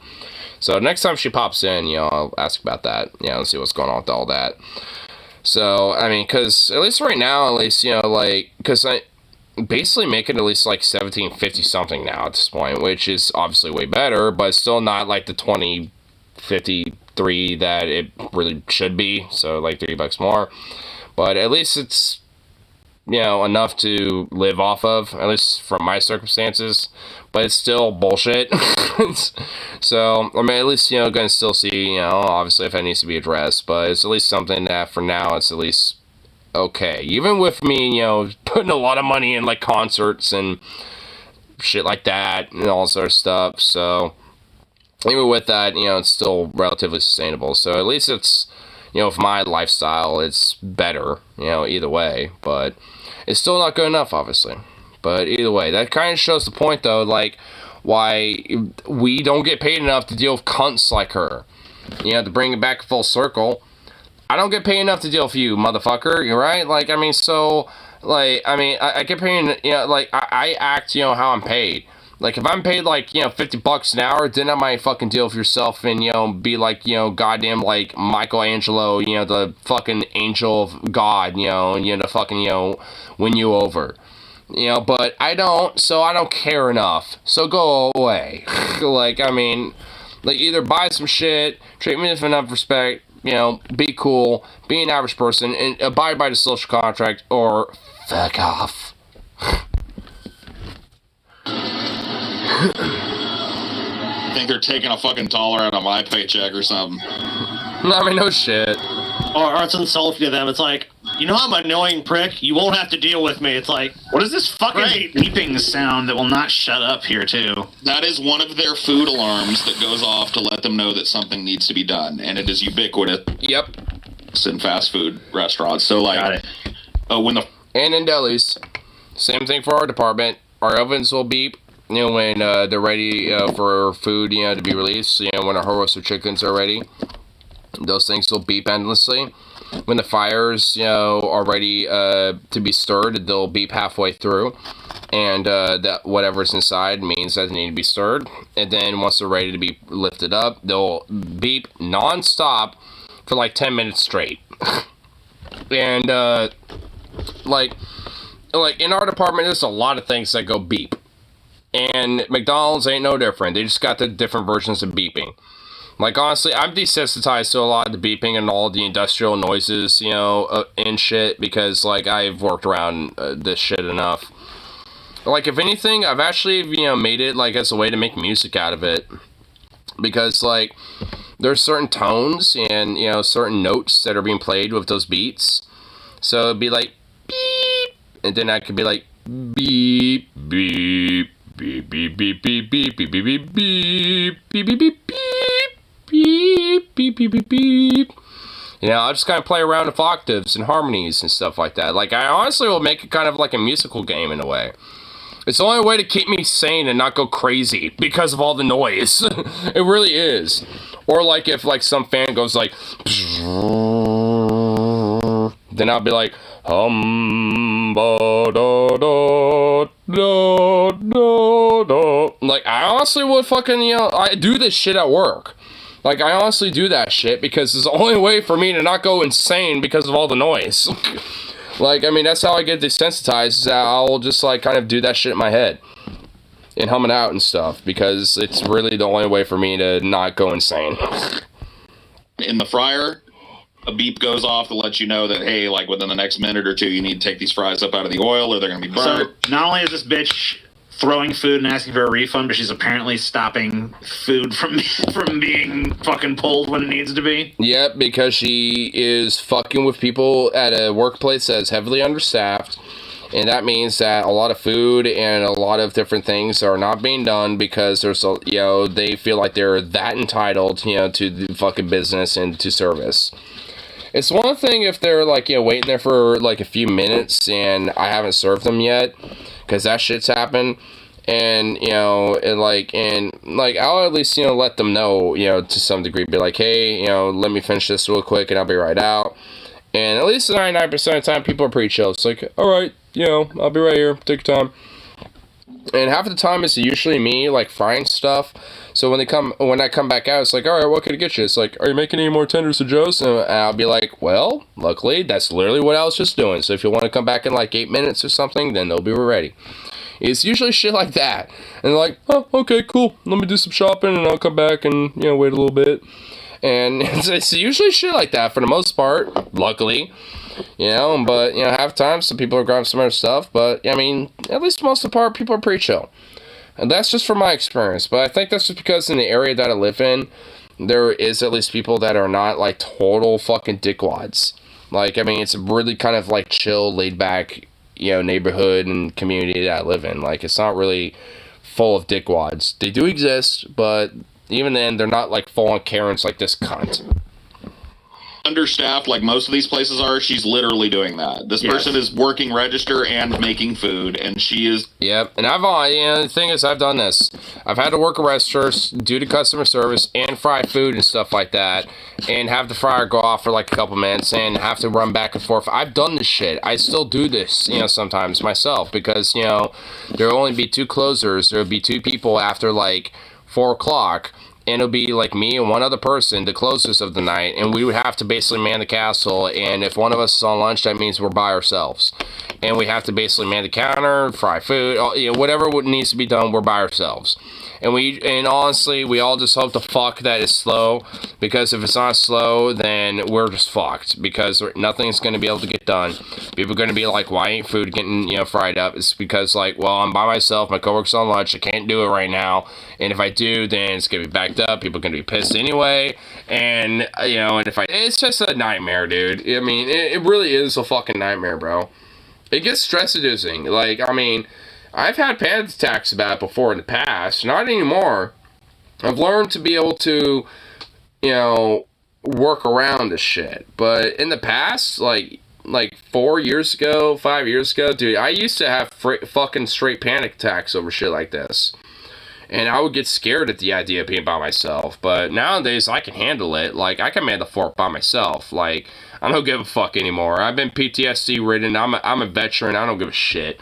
But, like, back in the day, dude, it freaked me the fuck out. And it would be horrible. But, I mean, I've done enough to know how to manage it. So it's like, I could be the fucking machine gun post me, like, on the Western Front in the trenches, fucking taking out the charge myself, dude. Like, I mean, I could do it.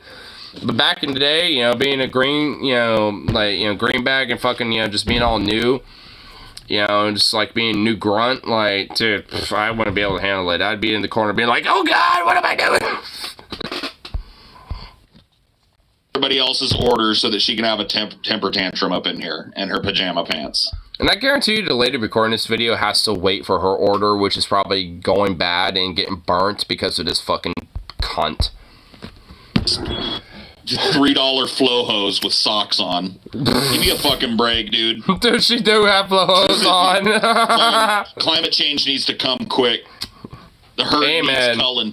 Yep. She needs to be cold. I would say there would be at least a little bit of pork in her, but I mean, I wouldn't want to eat that pork.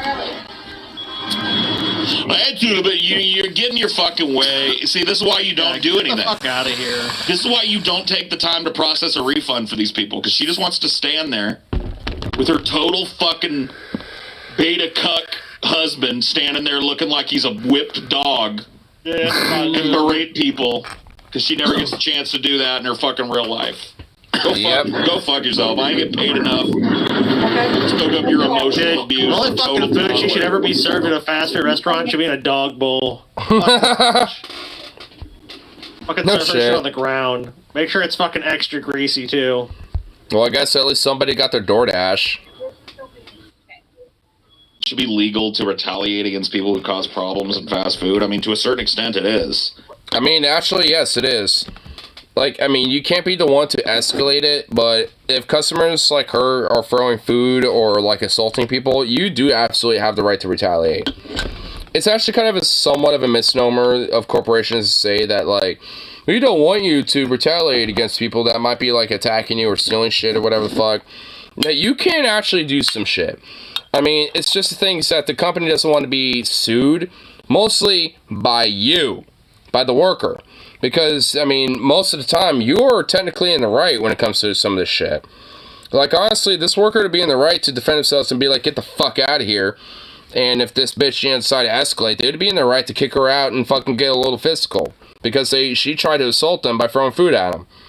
So, I mean, honestly, to a certain extent, yeah, you are legally in the right to fucking, address people like this.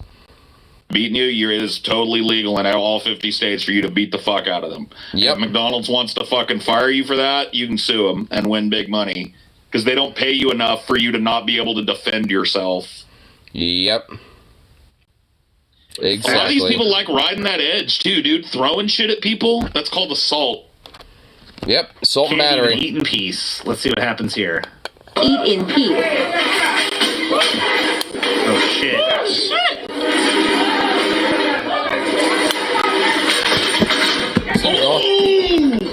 Whoa.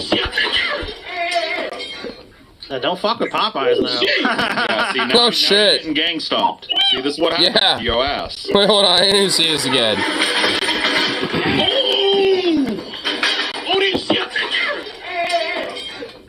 Don't fuck with Popeyes now. Oh shit! Oh no! Oh no! You got. Oh no! What happens to your ass? Oh shit! There's a bat. Shit. Dude, they got their ass whooped. Oh my god. You know what? They deserve it. You know what? Fuck their ass. If you're flopping over the cat, see, this is what, Paul means. Dude, you are in every right to do this shit once they fucking throw over that counter and start assaulting your ass. Dude, you're every right to do this shit. They literally have a bat. These motherfuckers got a bat on standby, waiting and ready to go.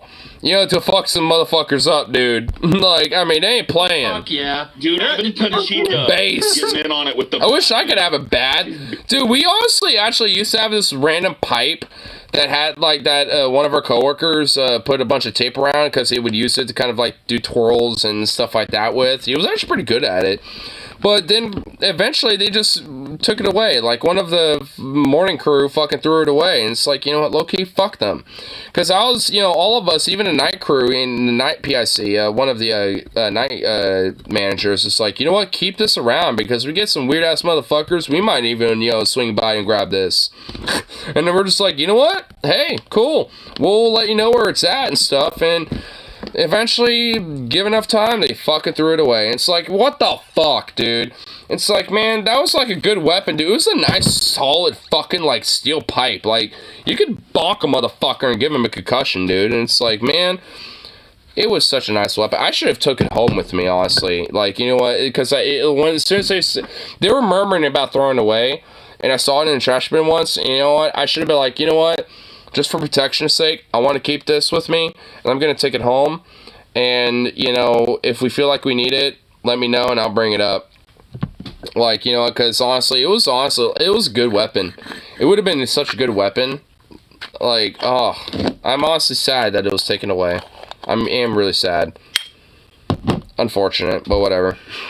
Dumbass, see, what fucking universe did you think you were in when you looked at that kitchen, saw them two big burly dudes and a chick holding a baseball bat? What did you think they were going to do? Just stand there while you kicked them in the face? No, they're going to whoop your ass. He got his ass whooped, and I'd be willing to bet you money that none of these motherfuckers got written up for this. Nope, they didn't. None of them did.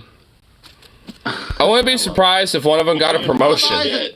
Dude, Popeyes, especially in the South, attracts some fucking characters, so I'm not at all surprised to see shit like that, dude. I've seen people arguing Popeyes for sure. This is an anime fight in a store. An anime fight? But we'll find out.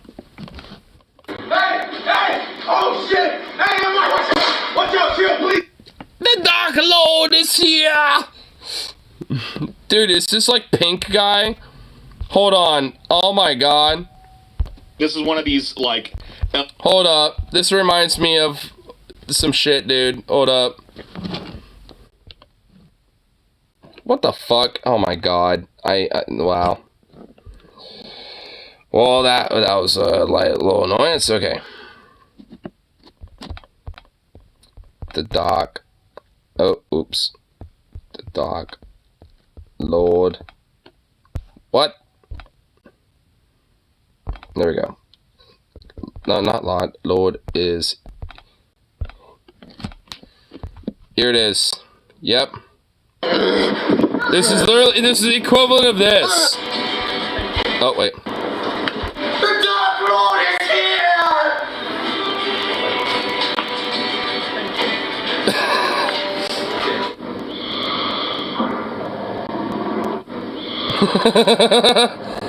At least, in this meme, it's not really that bad. At least, Filthy Frank, wasn't harming anybody or doing some stupid fight. He was like, the Dark Lord is here! And just threw some dice. Like, then he got this little kid. The legend is true. I've never seen such a magnificent creature before. The legend of the Dark Lord is no mystical story, but rather a god. I just shat myself. Oh my god, dude, man. Dude, that's 9 years old? Oh, wow, dude. Oh my god, I feel goddamn old, bro. I feel old. Hey, watch out, chill, please! Oh, this is one of these, like, LMAO, I pranked the store guys. Guaranteed. Yep. It's a fan, come in. Go, Patty. I got it. So what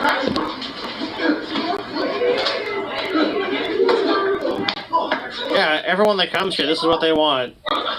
Yeah, I totally want to see a really gay-ass anime fight in the middle of nowhere while I'm sitting there eating a fucking Big Mac and a goddamn Diet Coke and an extra large fry. Yep. You're the main character, dude. Nobody's got anything going on today, and they're really loving this. Yeah, they're laughing. Did you hear them? They're like, yes, it's great. I mean, you can... Oh my god, he did the fucking faggoty Naruto run. Oh my god, I want to die. Oh my god, these fucking nerds, dude.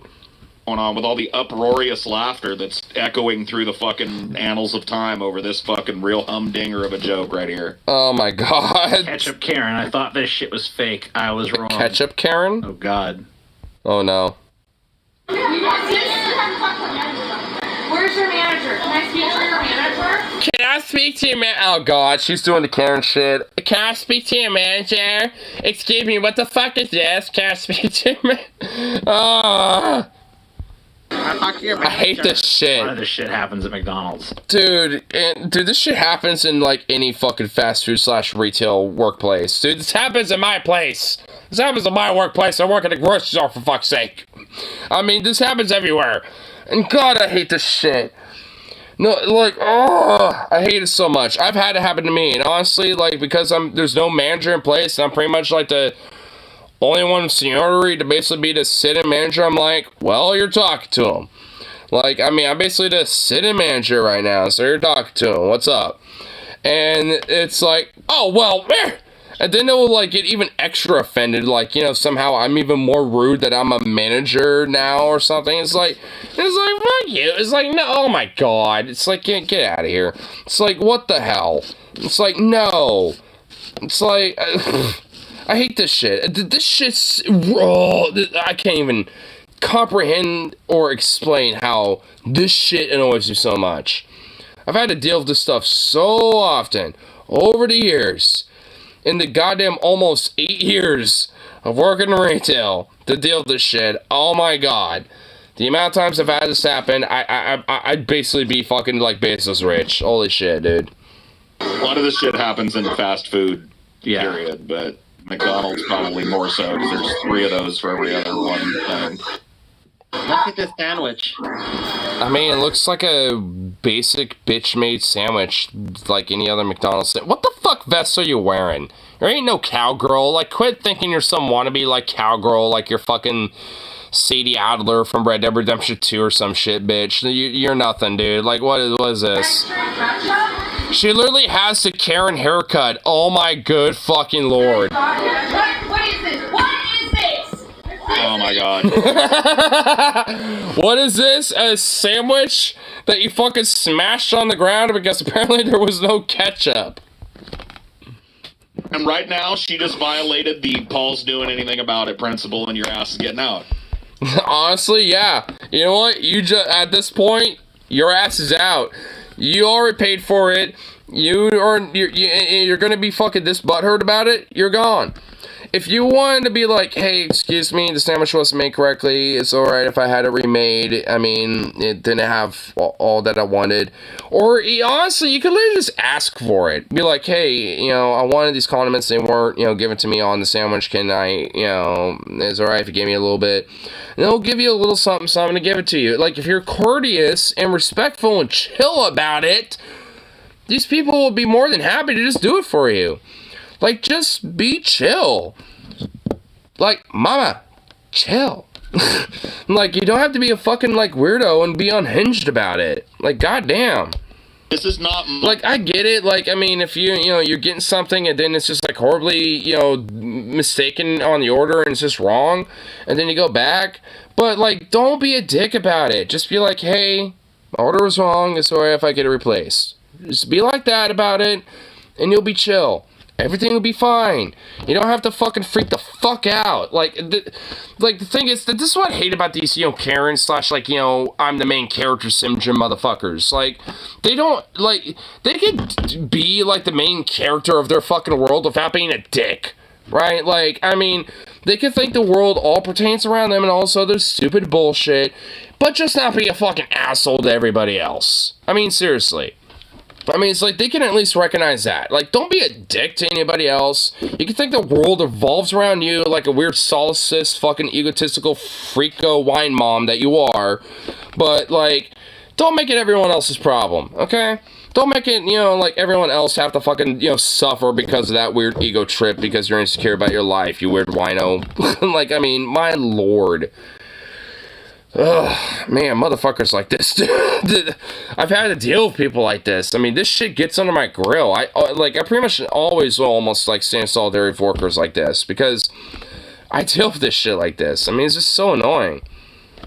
So I honestly, at least, if people are at least, even if they are frustrated and a little upset, or at least, courteous and chill with me, like, I'll, hook them up and, try to, make them happy and stuff, right? Like, and honestly, because of that, usually those type of repeating type of customers will come back and usually be pretty chill. In fact, there used to be, like, this kind of old guy that he still comes in pretty frequently. But, like, I mean, initially when he came in all the time, he used to be, honestly kind of a dick, I will admit. But nowadays, he's actually pretty chill and kind of laid back now. Because, I think in some part, because of my influence a little bit. Because I'll be like, he'd be like, hey, I want, like, 2 large things of coleslaw or something like that. Can I have a little juice and blah, blah, blah. And I'm like, yeah, sure thing. Because apparently, like, other people just didn't give a shit. And a lot of his coleslaw will have a lot of that, like, a lot of the juice and stuff. That will be, like, in there, and he didn't really want that. So he'd be like, hey, can you get a lot of the coleslaw, but just not all the juicy sauce that would kind of be on the bottom and kind of sit at the bottom and stuff over time. And I at least would have taken quarters to stuff like that. And eventually, over time, he kind of got more laid back and not so much of a dick. And I would even mention it to other people. It's like, hey, all he wants is just little juice on it. Just make sure, it just doesn't have juice and he's chill. And honestly, like, because of things like that, just, a little word of mouth with certain customers like that, because they might be a little picky about things, they end up being not Karens and not dicks, and actually being really chill and actually kind of opening it up a little bit and actually being kind of laid back and relatively decent of people. Like, I mean, honestly, there's some people that can be broken away from being a Karen or being a dick, as long as, like, if you recognize it, yeah, sure, they might be a little frustrated, it might be kind of dick-ish, at one point, because they might not necessarily recognize you, but might, vent a little frustration, hope that you get it right. Then, as long as you get it right and let other people know, like, hey, blah, blah, blah, then, honestly, that shit will break away. I mean, there's a balance with this type of thing. But if a motherfucker's doing shit like this, like this Karen, or the Karen before, then fuck them.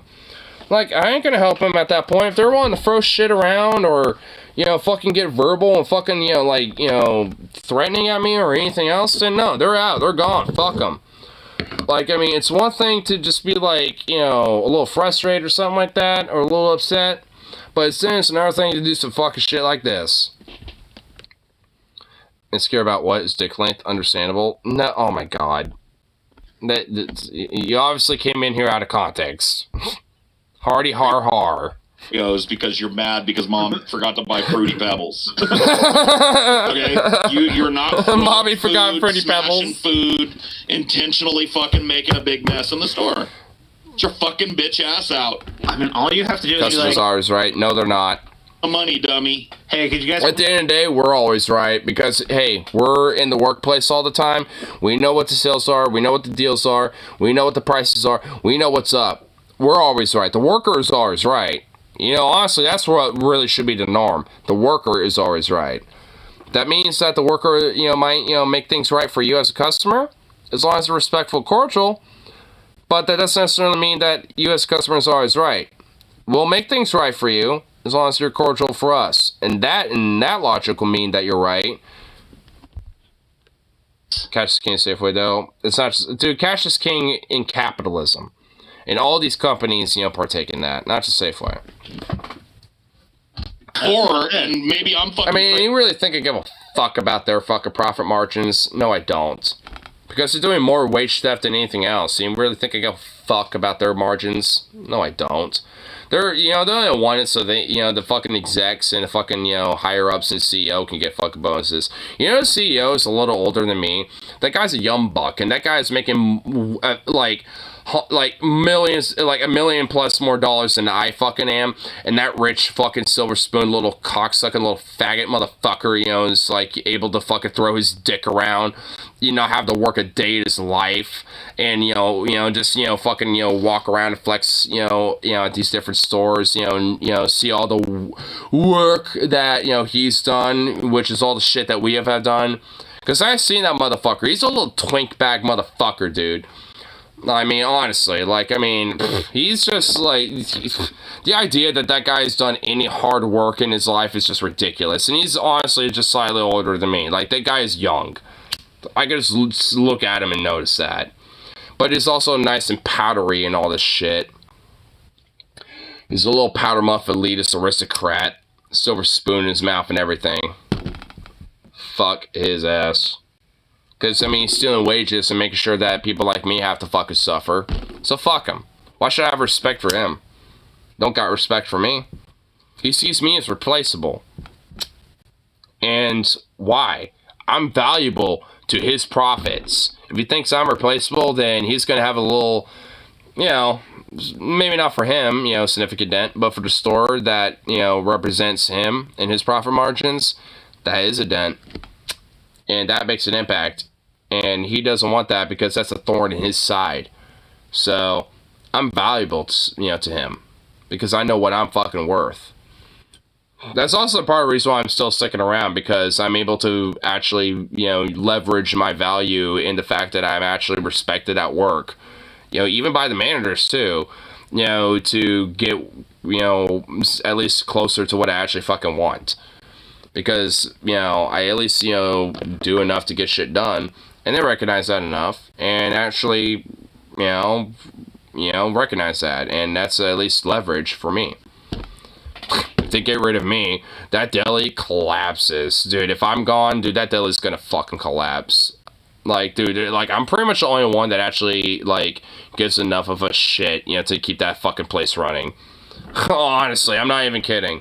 There's enough people to keep it alright, but, all in all, to keep it good, outside of maybe, one or two others, I'm the only one that really keeps that shit up and going these days. And if I'm gone, those other people cannot maintain it enough to keep it up. It would collapse. It's not to invalidate the rest of them. It's just the fact that there wouldn't be enough manpower to keep it up. And honestly, because of that shit like that, oh man, it'd be sad. See, but I have no beyond the pit and say sign me, which is bullshit, by the way. You got more value than the pit and say assign you because you deserve more than that. Honestly, when it comes to holiday pay and stuff like that, that shouldn't be included with SCI too, by the way. I'm willing to even be that radical.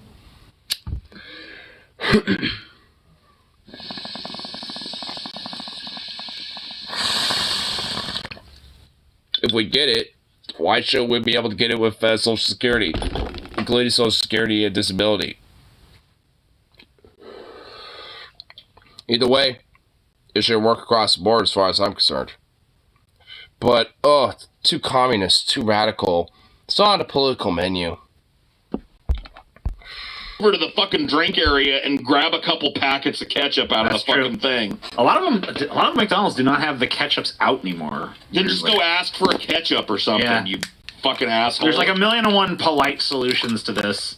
No shit. I can't eat that. Or you're making fun of me. Now you can't because you smashed. And now you're saying you're making fun of me. And it's well, one, you can't eat it because you smashed it, and two, they're making fun of you because you're a fucking retarded cunt. Shit, and now I bet you expect somebody else to clean that up for you too, don't you? And a free replacement. It's no, you're gone. In fact, honestly, I make you clean that up before you leave. I call the cops to fucking escort you out, but before while that's going on, I force you to clean that up. Go fuck yourself. point is for my cover to give me just enough to be able to survive just barely. Well, that's how the system itself works now. How I, want something like, Social Security or like a disability, income, to work, it's not just for survival, but also for comfort. Because honestly, as far as I give a shit, like, comfort is a part of the basic human right. Like, because honestly, like, I mean, if you look at the Maslow hierarchy of needs, actually, you know what, hold on. I have this at, saved on my phone. I'm pretty sure I have my gallery. Okay, I don't, but hold on. But I have it saved on my phone because honestly, like, our system, like, here, first. I think it's gonna be in my pics and mems, I believe.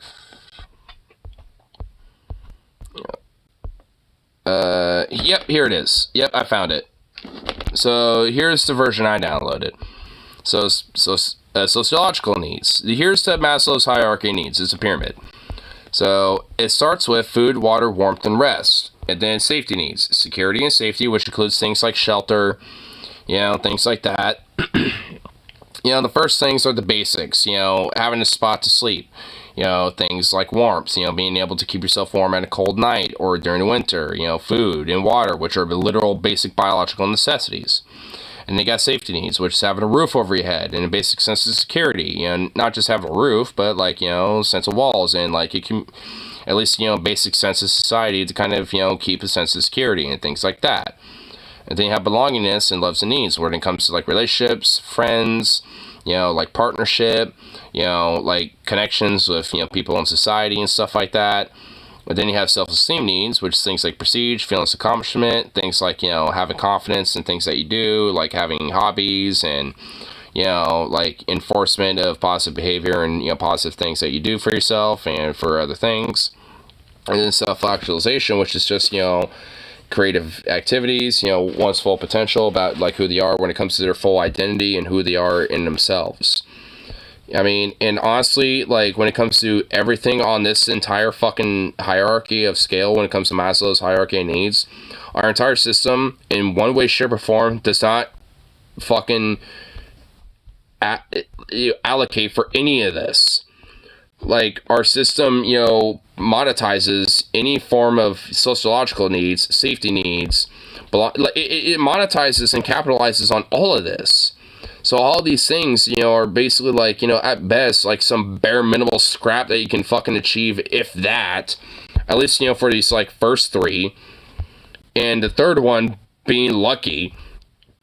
And then like, if you have to work and shit, then you basically get these things. And if you make enough and are able to have enough time off, then you might be able to achieve this, and maybe at least some of that.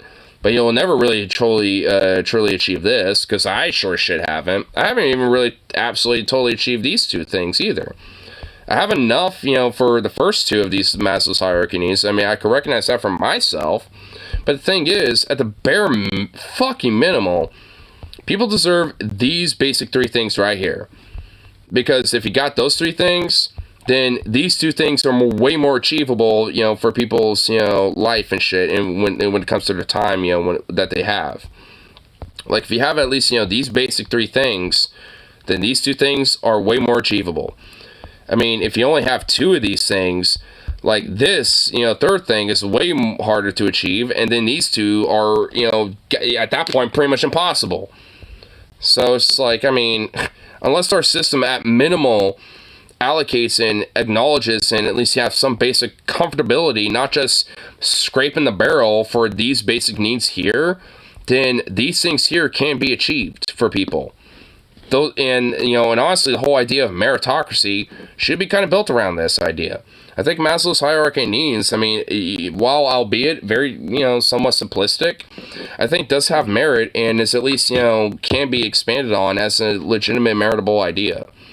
Like, this is something that I do think, has merit because, I mean, while, again, like I said, pretty basic, I mean, it's something that's pretty easily digestible and understandable. I mean, if you really think about it and break it down, it's kind of a reason why we have a lot of the fucking problems inside of what we do. 2 out of 5 ain't bad. Bro, I'm lucky to have food, water, and shelter. That's the problem. That's what I'm talking about. Like, I mean, like our system basically, doesn't acknowledge any of those fucking needs.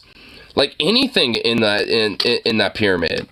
Like, it barely addresses those first two, let alone the first one. Barely. Because look at homelessness. Like, there's a lot of fucking people in this country that, that, you know, barely can fucking meet this shit right here at the very bottom. There's a lot of people in this country can't barely meet this physiological means, let alone safety means.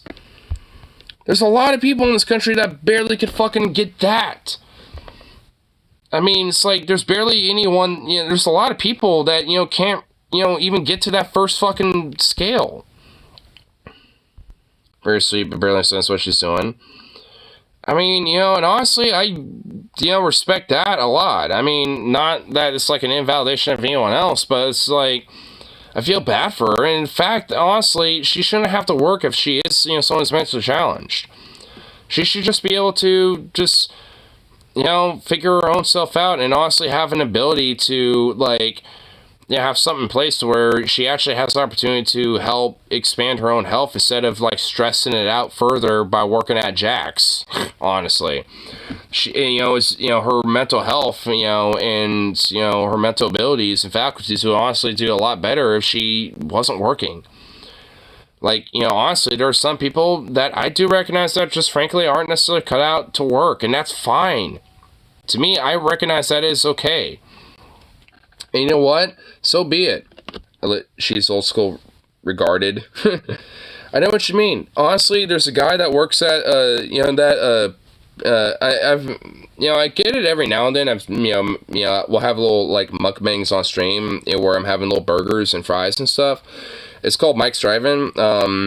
The place that I go to, the guy that works there, there's at least one person that's worked there for a long time.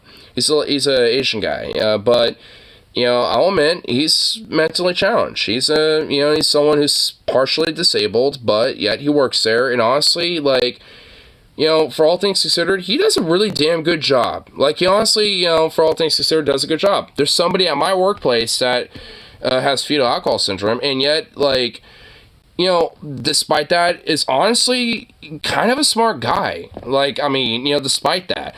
Yeah, I mean, honestly, he is challenged when it comes to certain things. But when it comes to things like, honestly, when it comes to, like, comics or Marvel or entertainment, movies, especially, like, all these other things, he's honestly legitimately a smart dude.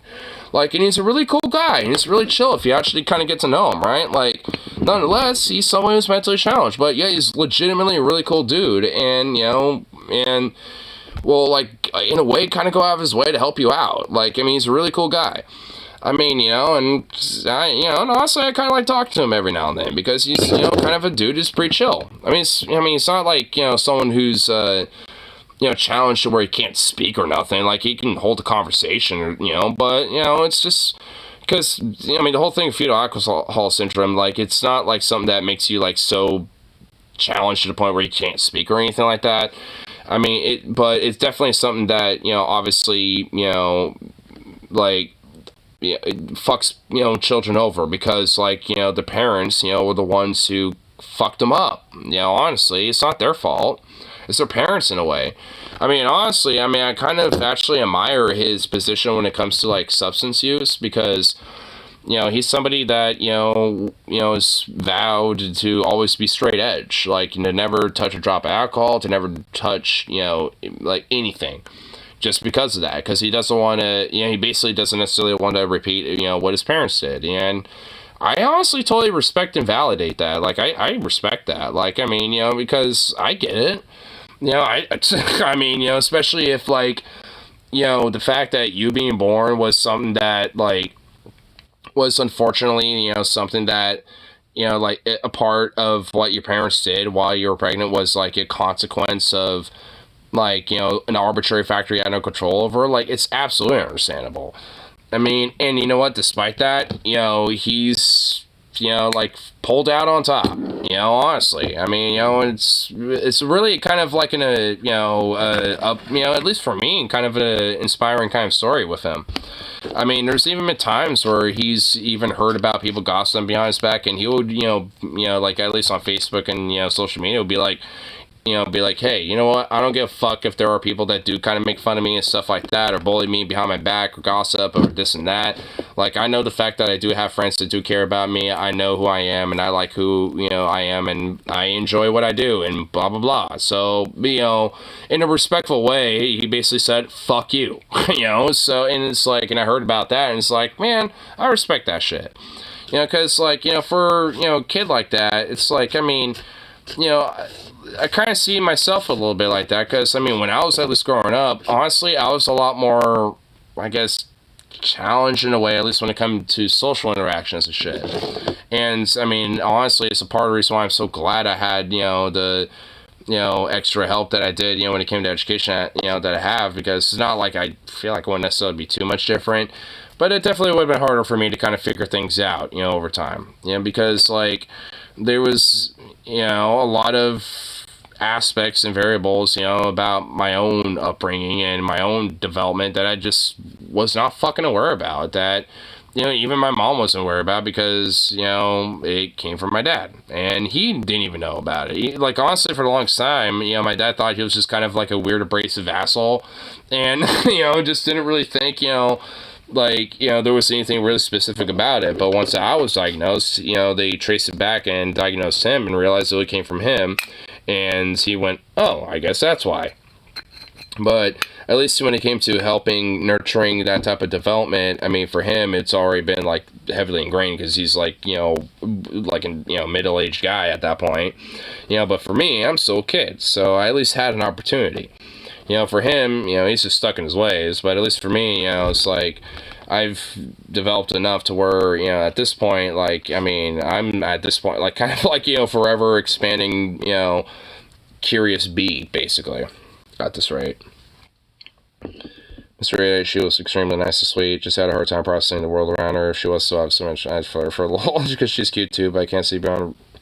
I mean, I suppose I get it, but don't really let that, you know, like, don't really, like, you know, let that be something that, you know, is held against her too much.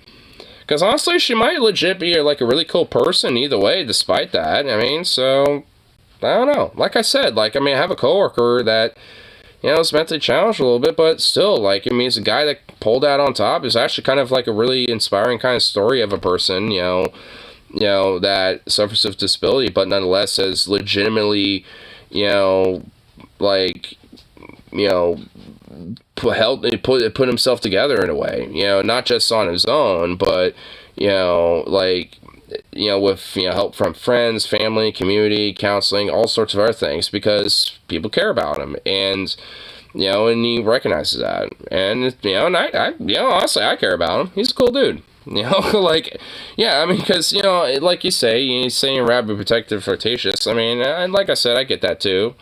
Because I'd be protective of him. If someone fucked on, you know, the guy that I'm talking about, like, I guess we'll call him Jay, because that's his first letter to his name, but we'll just call him Jay. But, like, if someone were to fuck on Jay, dude, I would be, like, I'm not the only one, but there would be plenty of motherfuckers that would be the first ones to step up for his ass, be like, oh, what are you doing, excuse me? Like, we would, like, be the first motherfuckers to step up, dude. There's, like, half of the store will immediately, like, gang up on a motherfucker if anyone did anything to him, dude. Like, I mean, because he's such a sweet dude. Like, he's, you know, he's, like, such a friendly guy, really chill, laid back. I mean, you know, like, it's so rare to see him in a bad mood. It's, you know, like, I mean, he's just one of those dudes. I mean, he's just, like, one of those, like, rare, innocent, sweet bees that's, like, goddamn, protect him at all costs. Protect this man. He's just one of those dudes, you know? He's just, like, one of those rare, wholesome, totally innocent motherfuckers, dude. Like, just one of those guys. And it's like, man, why can't, you know, in a weird way, why can't more people be like him in a weird sense? I mean, just because, like, dude, he's got like a mindset about the world where it's like, what the fuck? How do I achieve that? So, like, honestly, how do I achieve that? Because, goddamn, dude. I mean, it's not, like I said, he's not like a guy who doesn't struggle or anything, but he's just got a mindset about it, in a way. I mean, he's got, like, you know, a perspective about it where he doesn't necessarily let it get to him forever. Or at least he doesn't necessarily, you know, express it, you know, in the same way, I guess. I don't know. I mean, he's just Really cool. Drink kind of, you know, I guess so. Link it. I don't want to look it up. Just link it to me. I don't know if I'm drunk enough. I mean, I might have to find another beer, but you know what? It's I guess too late for that. So fuck it. I mean, you know, I guess I'm enough in the stage of just like fuck it that, yeah. I guess I don't know. Just if me in hell. I guess I don't know. Just this. That's just my feeling. Just like, Actually, speaking of which, hold on. I don't even think I've shown the shirt yet. I got a tour shirt from when Havoc and Toxic Holocaust are playing. Yeah. Wait, hold on. Yeah. Here's the first side of it.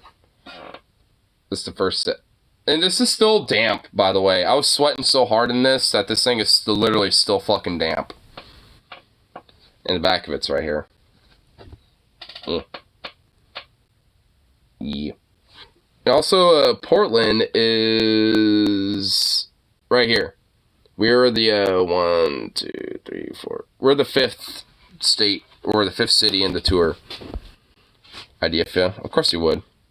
And I probably would have that face if I did it too. Honestly, I kind of like this shirt. I was wearing it at the concert too, at least because it was light enough to where if I sweated through it, I could take it off and it would probably like be cool enough to be good. And funny enough, there was at least somebody who I think was a potentially trans furry that was at the show and happened to see my shirt and was like, "Hey, I like your shirt." I was like, "Hey, thanks." And kind of gave me a little wink, and I was like, and they were with their partner, and I was like, I think these are furries. Because the fact that they said, "Hey, nice shirt," because honestly, who's gonna recognize Yif in hell, and then this little, like, gay-ass little twink goat getting, like, a bunch of hot wax melted on it. It's like, who's gonna recognize that shit, dude? Like, outside of, like, you know, a fucking kinky-ass furry. So, yeah. I wouldn't get anything with the word Holocaust on it for fear of being mistaken for a Nazi. I mean, not for Toxic Holocaust, dude. Toxic Holocaust is a fucking pretty epic thrash band. I mean, they're from Portland. So, I mean, can't go wrong with them.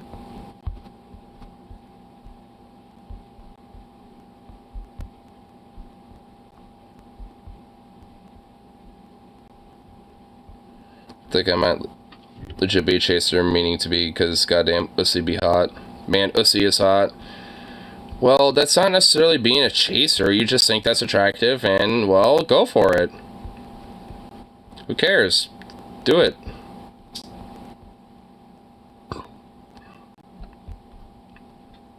Yeah, actually, you know what?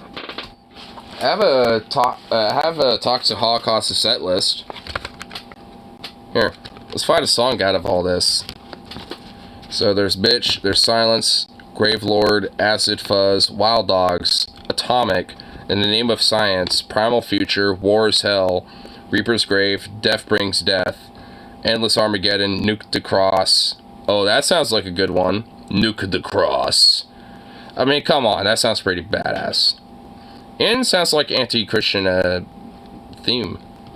Lord of the Wasteland. And then they have some extras that they did play. 666 and I Am Disease. I was actually kind of lucky to grab this, honestly. Like, there was like so many hands that I just kind of grabbed. I did a little hop and I went, eh. And then it kind of like fell on the ground. I didn't totally grab it and I just like picked it right back and I'm like, eh. Start folding it and my friend was like, cherish it, so am I jumping for it. I'm like, and I just was like, no. Once you claim a thing, when it's tossed on stage, once you grab it, it's claimed. No one else can totally claim it unless you give it to them. You know, it's like, because sometimes there will be two people who grab some shit at once, and then it might, you know, bring it down, and then it'd be like, and then it's like one or the other would be like, you know, it would basically be the empathy, like, you know, type of thing. You know, it's like, who is the one to really get the nanosecond grip on it? Because every now and then there'll be like that moment where it's like, all right, who grabbed it first? And sometimes you'll be like, all right, you know what, I'll give it to you. Or someone might, you know, be like, all right, I'll give it to you. You know, it's like, so every now and then that happens, but I most certainly got that set list. That was claimed by me. Mostly good shit. I want to see Oppenheimer. I hope in the movie, when Nuke's off, he says the famous line. Oh, dude, that would actually be a pretty good line. In fact, you know what? Let me find a pretty good song to kind of relate to that.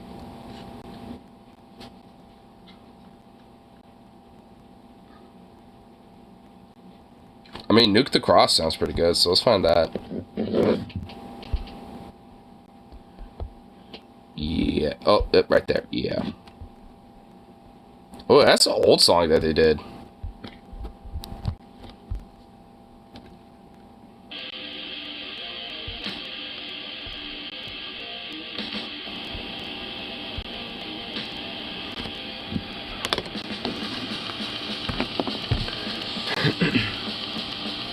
I become deaf to the destroyer of worlds and destroyer of the cross.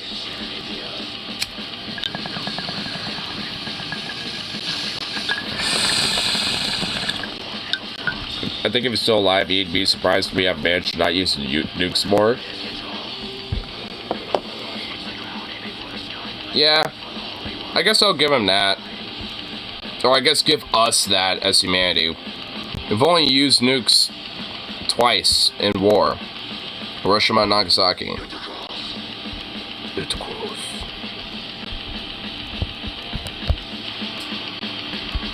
I just kind of wish that we can just nuke Crossings and stuff instead. Go to Crescent.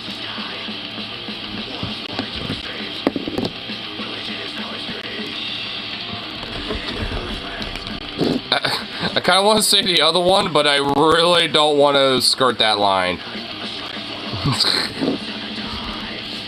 I want to say Star David, but I don't know if that'll work. That'd be bad. I just have a vitriol against Abrahamic religion across the board, so, I mean, you can't really say, you know, it's like one thing or the other.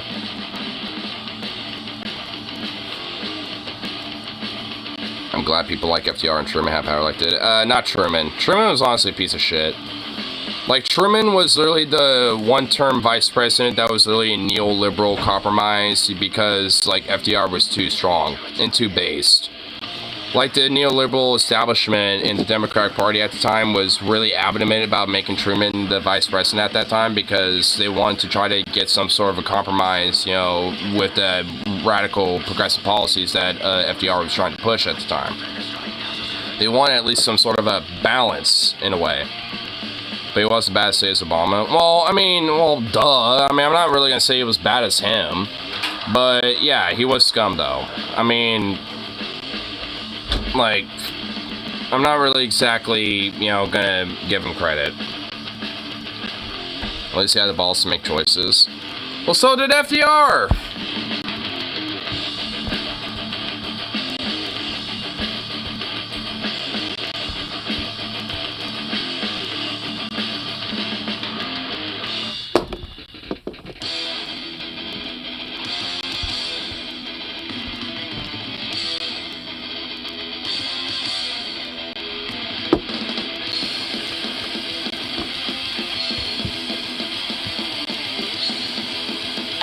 Honestly, I think the last president to have balls to make choices was probably fucking, I don't know, Kennedy. I still think he would have dropped the bombs, at least one of them. Yeah, I mean, I'll grant you that. I feel like he probably would have dropped one, but he would have used that as a way to try to really pressure Japan to surrender then. And if not, he probably would have done a land invasion afterwards and then maybe nuked somewhere else, like maybe Tokyo. You know, after our land invasion, you know, to really prove the point. But I don't know. Like, I feel like circumstances would have been different if FDR was still alive. If only he didn't have Parkinson's and a bunch of other bullshit. He had he really had a lot of health problems, which is really sad, unfortunately.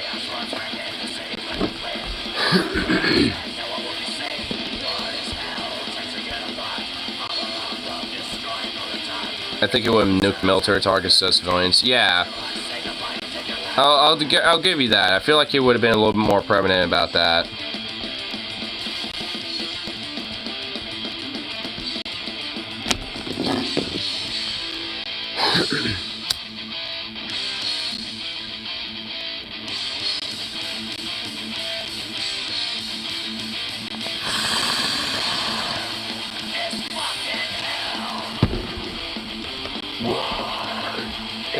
fucking hell.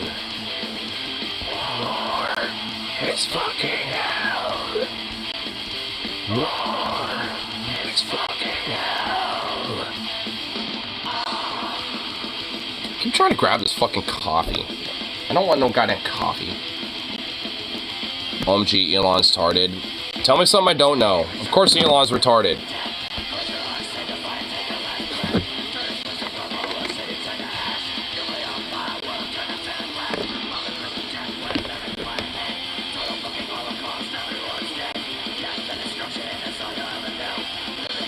He thinks he can single-handedly make humanity a spacefaring ways. He always thought that, though.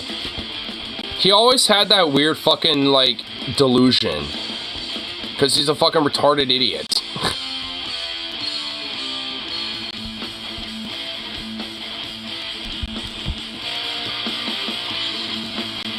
Let's see what else is playing on the set list.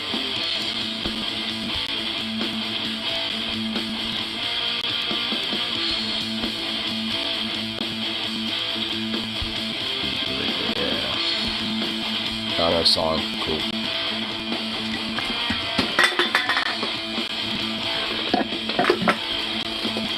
Fuck you.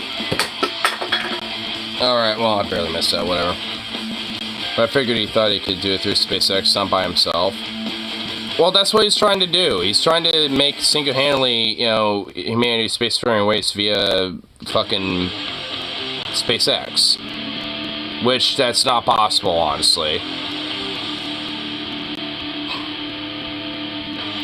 I mean, the fact that we just, you know, basically let these billionaire fucking cocksuckers take advantage of, like, space development and expansion is just honestly a disgrace. Like, when do we allow these motherfuckers to take, you know, the reins of, you know, spacefaring development and, you know, exploring space and shit?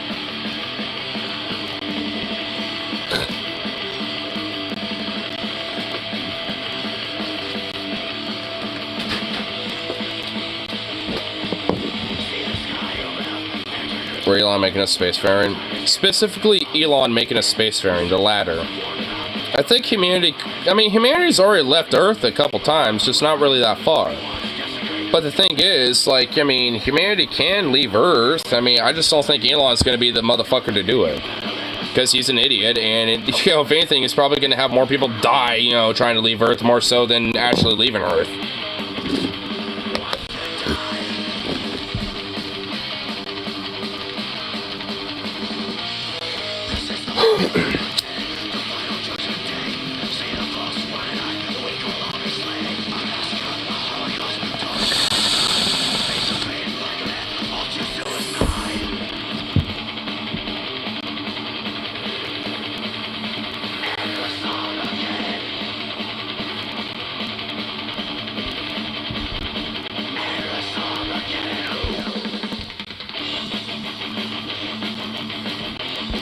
I just realized his album cover is really fucking cool.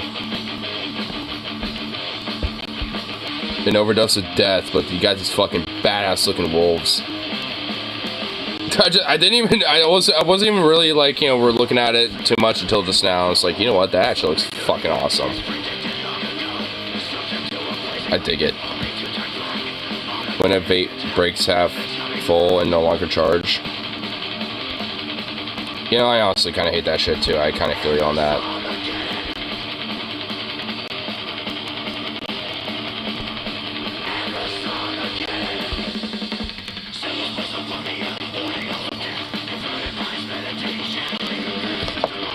I'm straight frustrated because my vape is half full and won't charge. I mean, it's like half full of battery life, but yet just won't charge. I mean, you might want to look at the like the charge report. Like, for example, like here's my charge report on my speaker. Like, you might want to see if there's like random little dust bunnies and shit like that in there. And if that's the case, get like a little pin or like something small and just kind of like half full of vape THC concentrate. Well, if that's the case, then maybe, you know, like I said, look at the charge report. It just might be, you know, not like, it might just not be doing full connection because there's a bunch of shit in between it. My phone's had that problem before, and because luckily it's a USB-C, it's easier to get like a pin in there to get all that shit out. You know, these type of ports right here, that's kind of harder to do. Because those are like the USB Bs, I think. And then you got the USB-Cs. It's disposable, they're shoddily made USB ports. That would make sense. Honestly, at that point, it's just the port itself. Like, because honestly, at that point, it's not really going to... Yeah, it's probably broke inside somewhere. Which is kind of bullshit and sucks. I mean, because then you have to kind of fickle fuck with it. And then have to add a weird angle and basically you have to hold on to it or something. I know there's a way to deal with that. I know, like, I'm sure if you look online, I'm sure there's a way to do it. Well, you know what, send me a picture of it. What, is it like, I mean, is it like this little like, trapezoid look? Like that? Or is it USB-C? Where it's like, you know, basically a little like cylinder. I wish I had to pay $50 per vape. Yeah, that does suck. Well, I mean, I have to kind of pay for $50 a vape and stuff like that too, but if I wanted to. But they, you know, that's for like top shelf stuff. And usually those for the carts specifically. Like, because the vapes, you know, are something that you can reuse.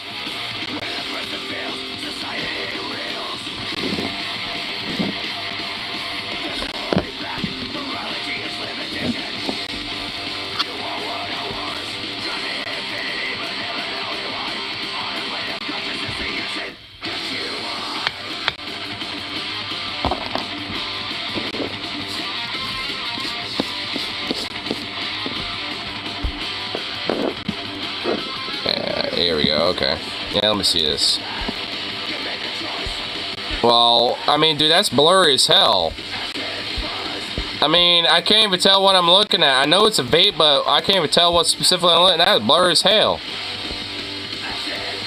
Make sure, you gotta have that thing focus on the thing. It's focused on the hand. You see the private news? Yeah, I responded to it. Here, try again, because, I mean, that was out of focus.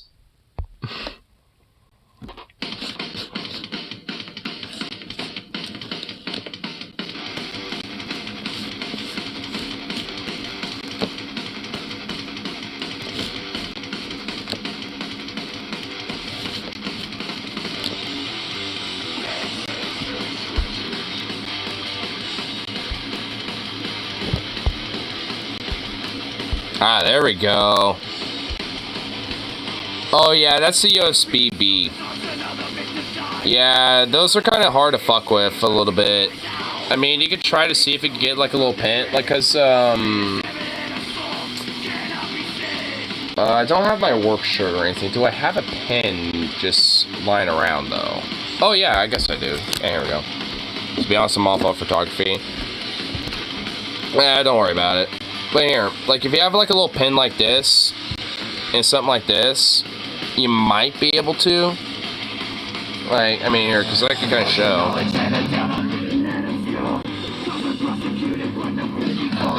Because, like, you can kind of let it go in there a little bit and do this.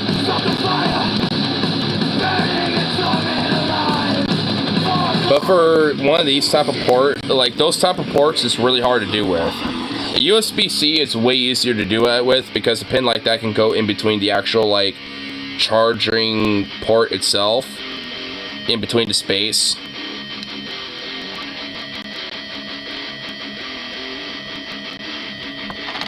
Stuck a paper clip down the stem of the vape to clear out the gunk buildup and made the vape working out for a couple hits. Well, I mean, at least, you know, there's something. I mean, I guess you're just going to have to really do that for a while. Kind of take some time. And just be careful with it. Like, you definitely don't want to, like, you know, do it too roughly. You want to be gentle with it. Especially if you have a pin, because it's kind of like a sharp point. You want to, you know, you definitely want to be kind of careful with it. But, you know, for the most part, you might be alright. I mean, you might be able to use a wire brush. like a wire brush has like, you know, some pretty decent lengthy brushes on it, you know, just kind of stick it in there, just kind of rub it around in there a little bit. That might help as well.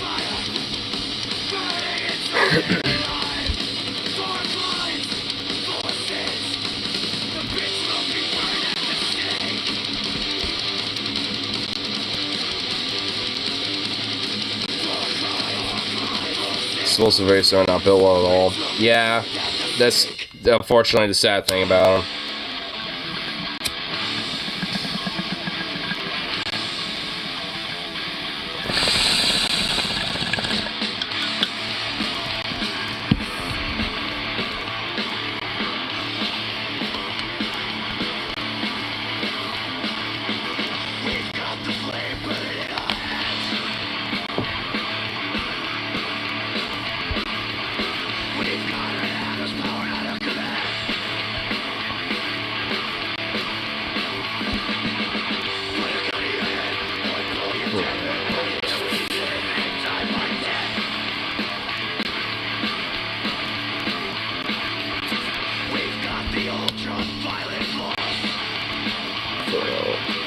My 9 opens are off though. That law says really depends on how legit Septure decides to be. I hate how the fuck that worthless fuck, you know, has to basically dictate where you go. That's some bullshit. If anything goes right, then yeah, I'll be moving eventually. I guess if not.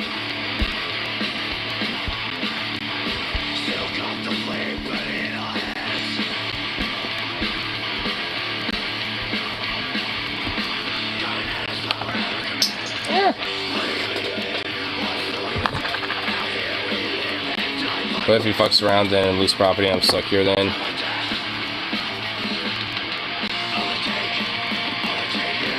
Well, hopefully he quits fucking around.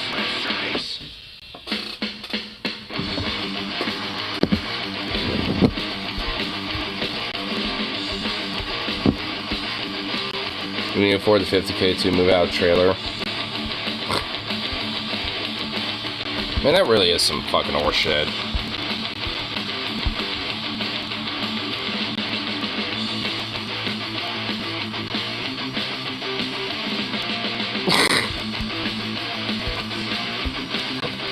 Oh, my friend sent me, Rip City sent me this on Telegram. Or, it's on Reddit. It's just like, what the fuck? They somehow make Joe look better than this. Than it really is. I love that shit post, dude. Oh my god. I think there are no loans on the property, so things might be able to work out. Well, that's good. At least there's something good out of it.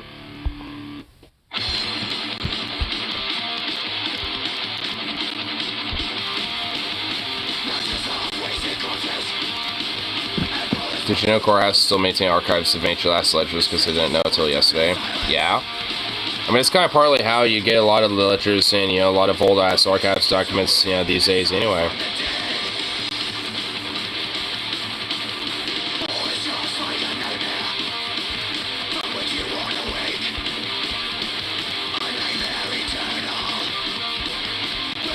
I figure it's all digitalized. Well, I mean, to an extent it is.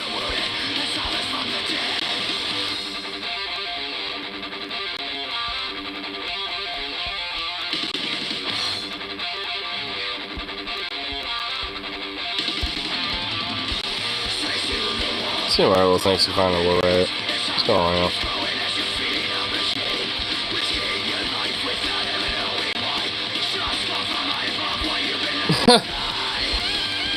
Hitler fangirls complain about targets on their backs.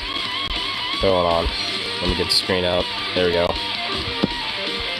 Moms for Liberty warns hate group labels putting targets on backs of parents very concerned. Well, it's not my fault that they're a bunch of fucking Nazis. Ban those who ban books. Ban those who ban, like, you know, books like Mein Kampf.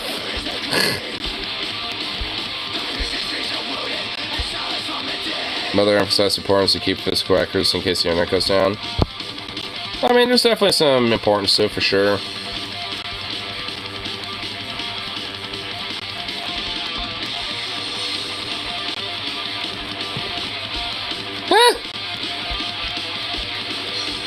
You. The guy she told you not to worry about. Dude, Musk is actually kind of fit, though. Like, what the fuck? Damn. Oh, I wish.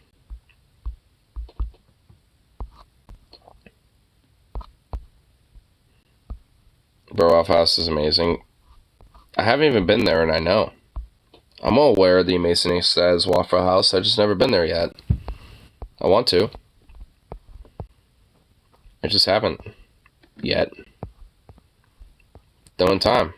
I know I will.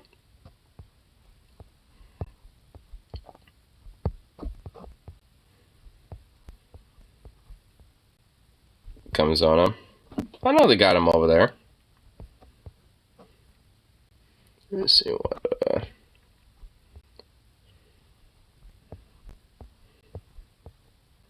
Ah, here we go, cool.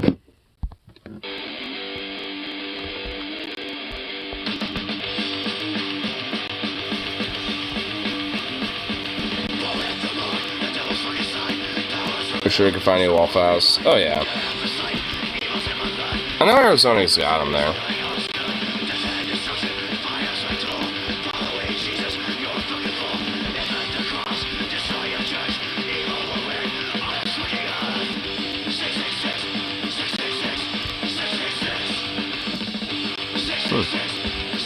Is Sky Venus yellow? Or are those just yellow clouds? If the just clouds, then what's the color of Sky Venus? Whoa, dude.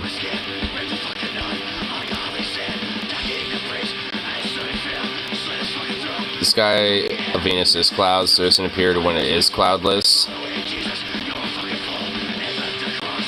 The atmosphere is so dense that standing there in the wind must feel like you're holding yourself against the current of the river while standing at the bottom of said river, and of course, you'd melt and dissolve and die horrible death.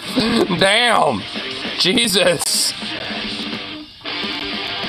More like standing at the bottom of the Atlantic, pressure is 1400 psi on the surface. Jesus! But Earth's going to Venus noises. Venus Gate. Venus Gate, dude, damn. Dude, fucking Reddit, bro. That was good. Dude, that was fucking great. Oh my god, fucking Reddit. Motherfucking Reddit, bro. Reddit knows how to be fucking good. Russia had a uranium enrichment plant blow in the Urals Friday. Wait, Friday? Wait, you mean today? Wait, you mean today?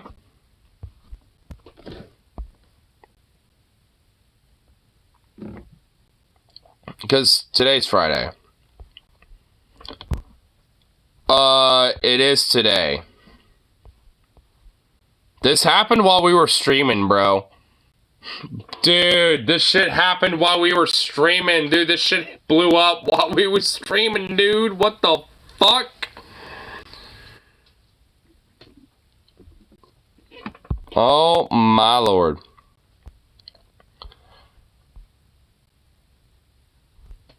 Around 9 a.m. local time.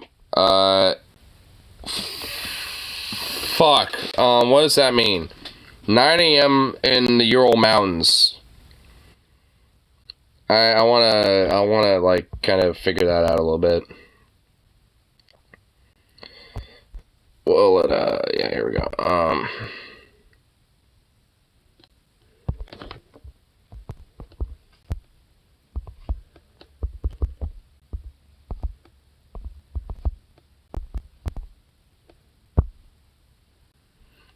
Which is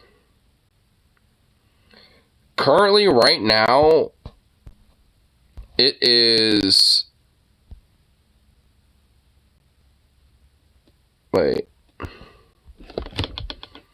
huh? It says 12:07 or 12:57. Yeah, what's the current time? Is that even correct?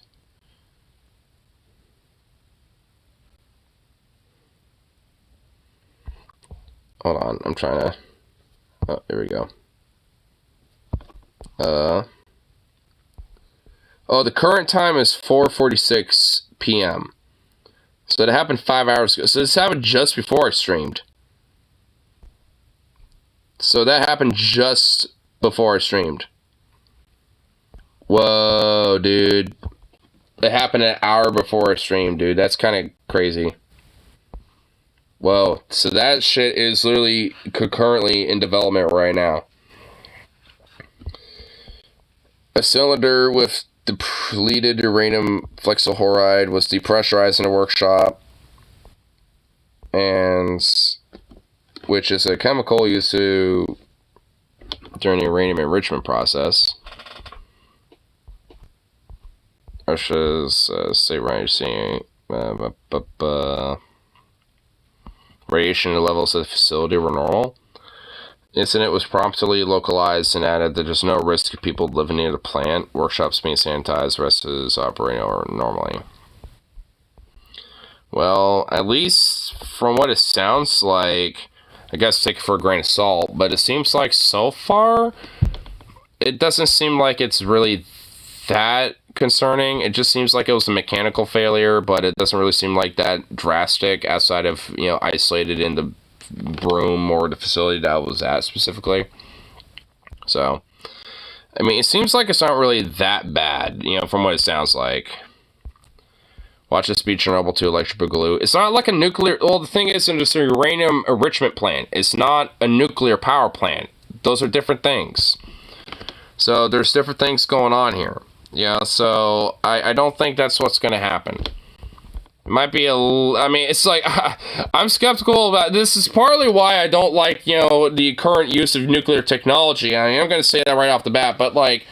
Well, man, you might be a little overdramatic about it, at least in a sense. I mean, we'll see tomorrow. I mean, as, like, this develops, we'll get more information as time goes on. Like, we'll eventually see what, you know, kind of unfolds with this. I mean, maybe it might, you know? Maybe it might be a Chernobyl 2.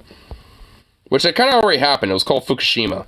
So, I mean, Chernobyl 2 Electric Boogaloo already happened. It would be like Chernobyl 3 Electric Swingalee or something. I don't know. Electric's Jubilee, I guess. There you go. We're sure the kind of explosion here in nuclear tech is bad. Well, no shit. It's like, I mean, duh. That's my hot take. Well, that's not exactly controversial in my opinion. I just don't think this is going to be, like, drastically, regionally impactful as, like, something like Chernobyl would be. I mean, it's still bad. I mean, I ain't going to deny that. I mean, there's nukes and, you know, nuclear technology and, you know, material being, you know, fucking, you know, going on here. So, I mean...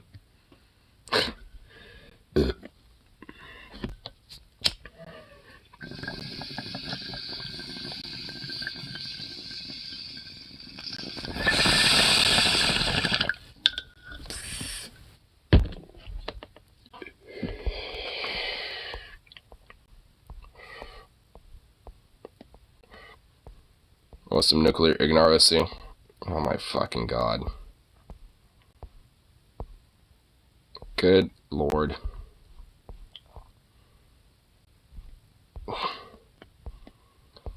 You're gonna get bitten by radioactive venom. You know what? You're getting this now. No context, no explanation. This is what you're getting. Ah! Well, okay, hold up. We're gonna fix that first before we get to... Oops. A different kind of melon. A different kind of melon. Yeet. Yeet.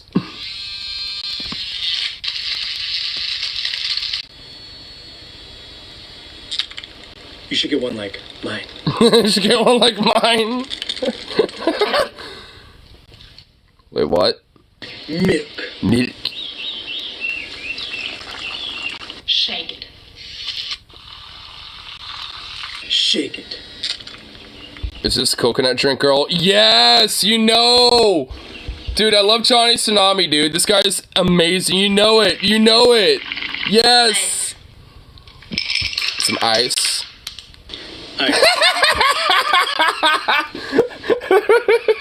Coffee. Coffee. No, she didn't even say it like she normally does. She goes, coffee. Dude, she didn't even. Dude, she went coffee. Dude, you do it. Nah, what? You got rid of the coffee. Kind of felt weird doing that. Hey, TikTok. Well, this guy's on YouTube Shorts mostly. That's right. He just puts a tie. He just puts a tiny little dab. Perfect. Let's try it.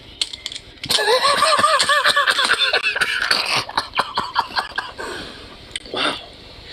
It's terrible.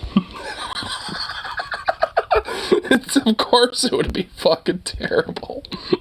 Oh my god, dude, this guy's great. I fucking love this dude. I want to see if there's another. Oh, here's at least a genuine video. Milk.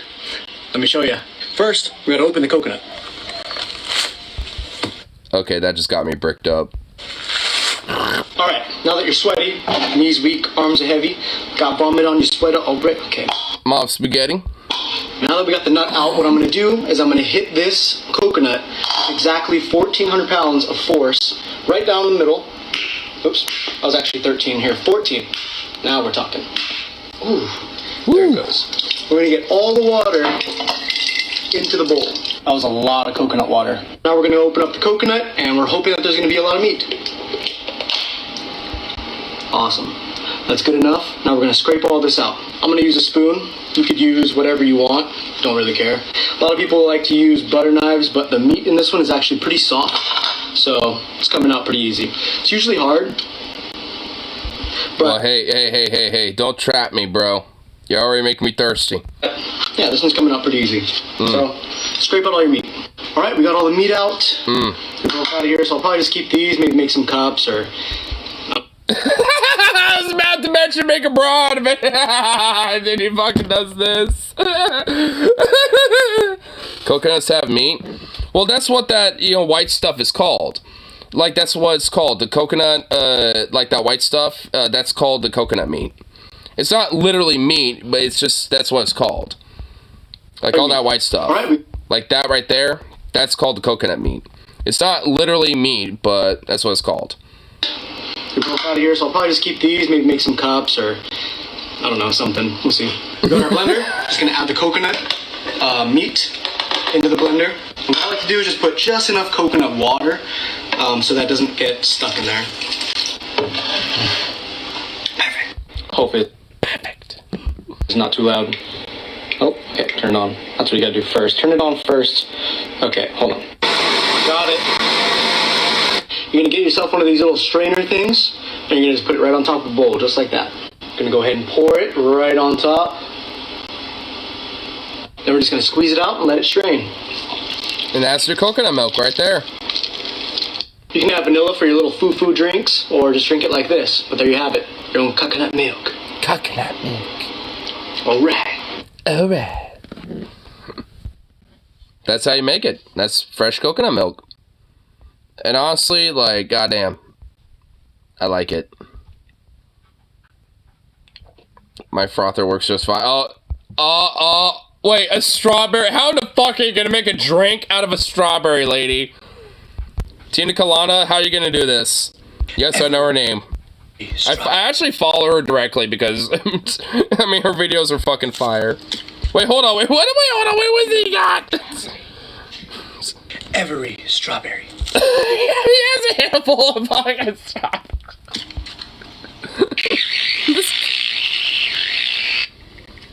Hold up.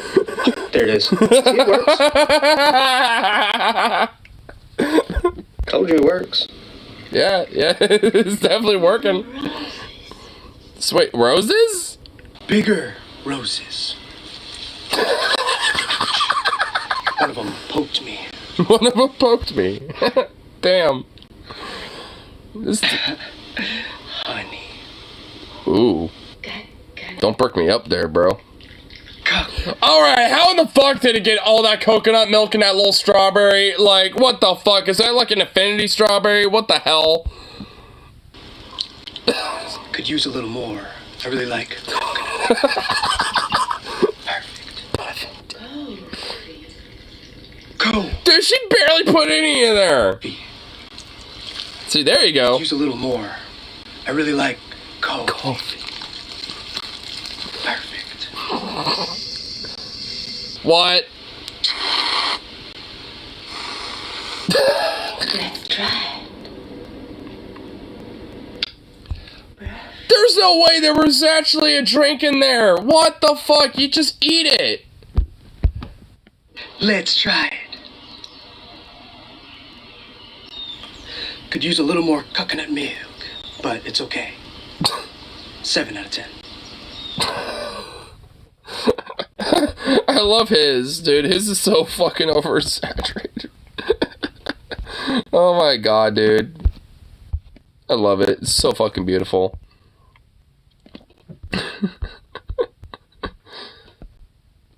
Bow. Oh my lord.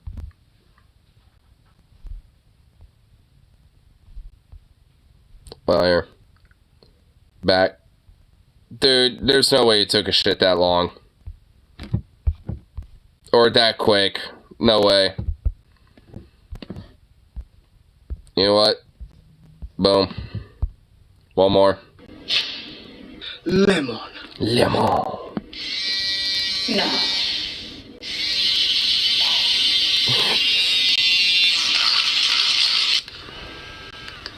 This one sucks.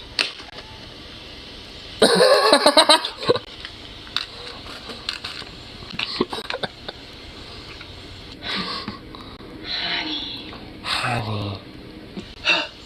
Sounds nasty. Yeah, honey and lemon probably... Well, actually, it probably goes good together.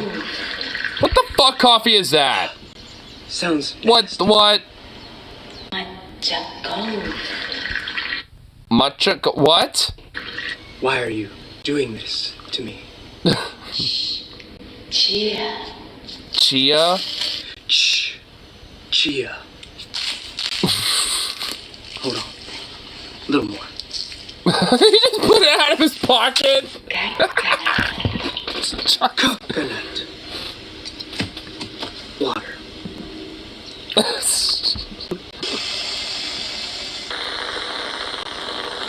Oh my god. Oh my god. I don't know what she said. But those look like cranberries. Hold on.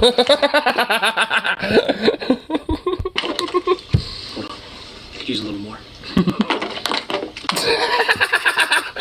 Let's try. Perfect. Let's try it. Sour. Sour. I mean, imagine it would be pretty sour. What the fuck? Oh my lord.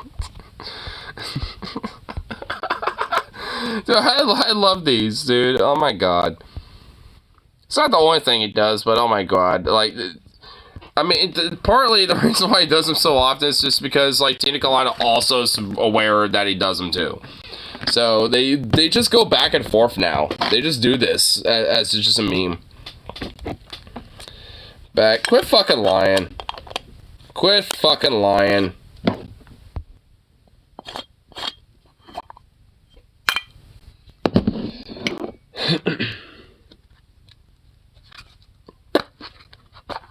What I missed the last bowl in about 3 minutes.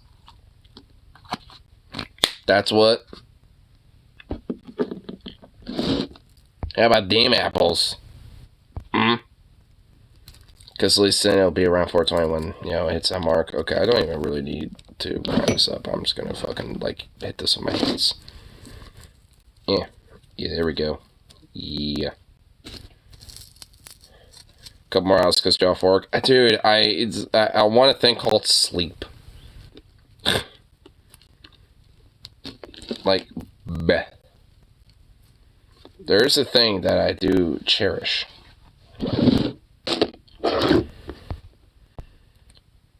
Dude, you ever link that fucking thing? Sleepers for the Weak. That is a song, by the way.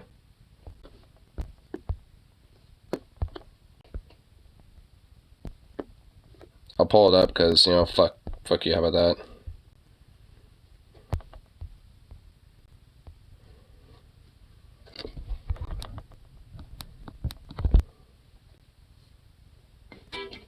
There we go.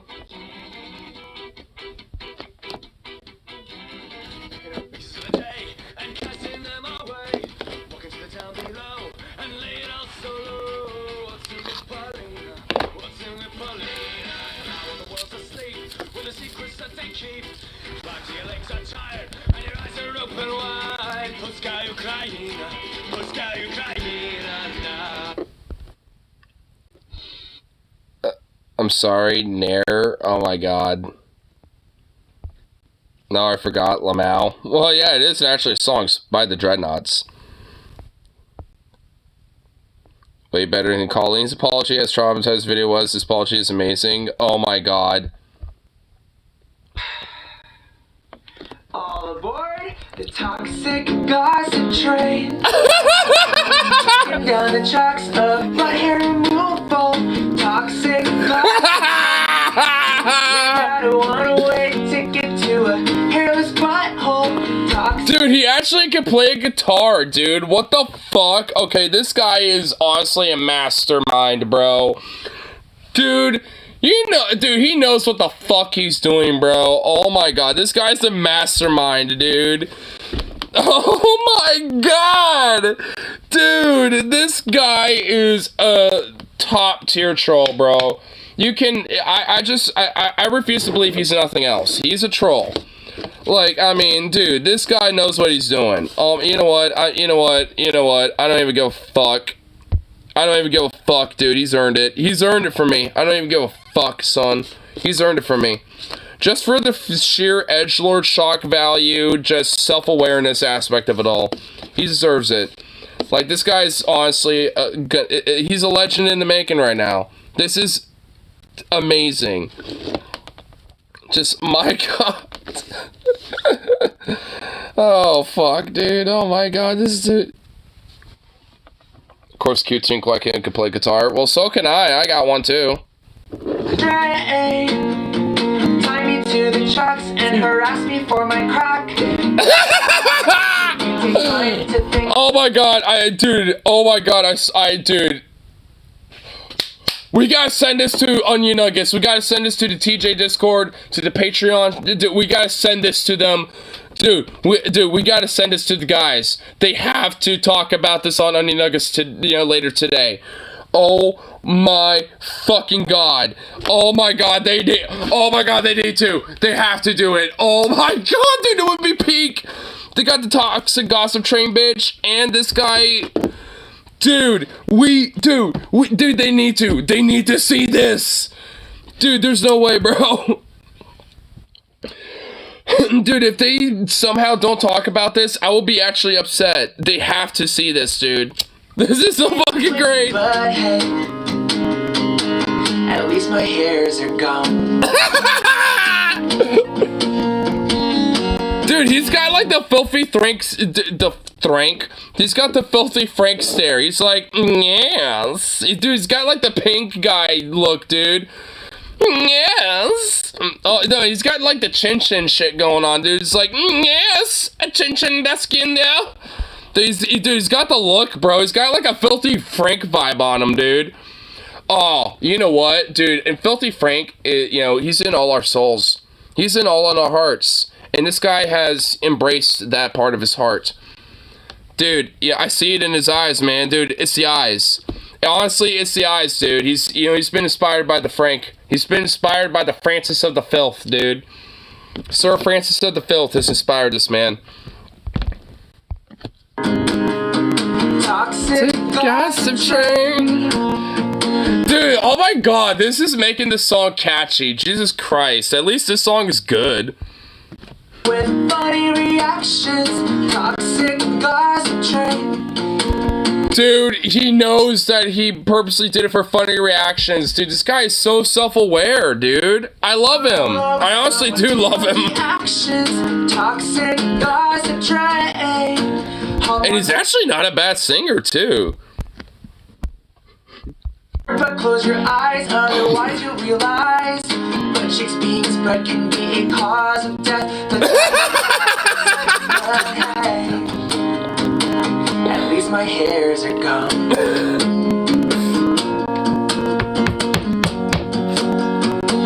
At least my hairs are gone. At least my hair.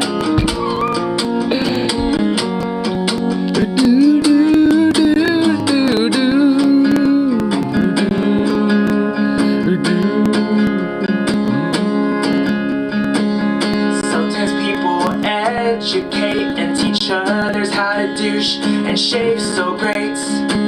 Sometimes people know a few tips and they share them online for other peeps, because sometimes people hurt themselves when they do certain things without any help.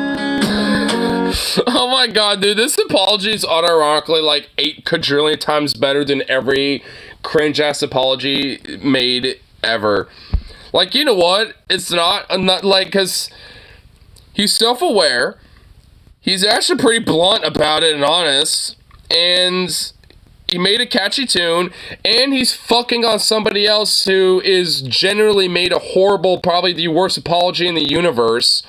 And, like, dude, this dude is legitimately self-aware. There's no way this guy did not know what he was doing. Like, he knew what the fuck he was doing, dude. I guarantee he planned all this shit. Like, it was like a psyop on his part, dude. I guarantee you planned this from the start, dude.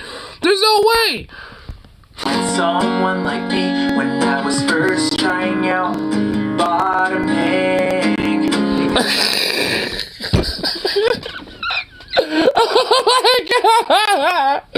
Oh my god, I love this way too fucking much, dude. Improperly and cutting my butt and not knowing how to prepare and getting chlamydia and not knowing how to shave and bleeding out of my butt and not knowing how to use creams and getting I just want you and everyone watching to be able to do these things safely. So yeah, I am a groomer, but like only for like my butt hair bloomers.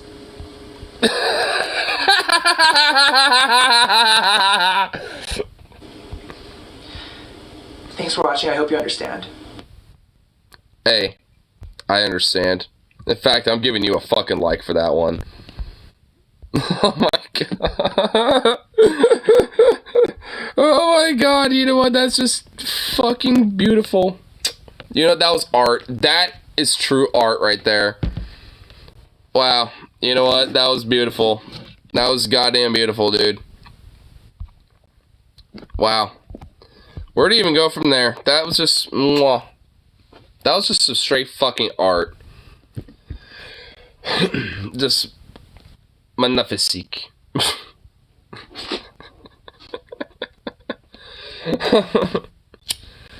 I don't have the money to pay up. Oh, dude, you don't need to have, like, that much money for it. Dude, it ain't that expensive. Just takes, like, really at minimal lubes. Or just don't eat for a day or two.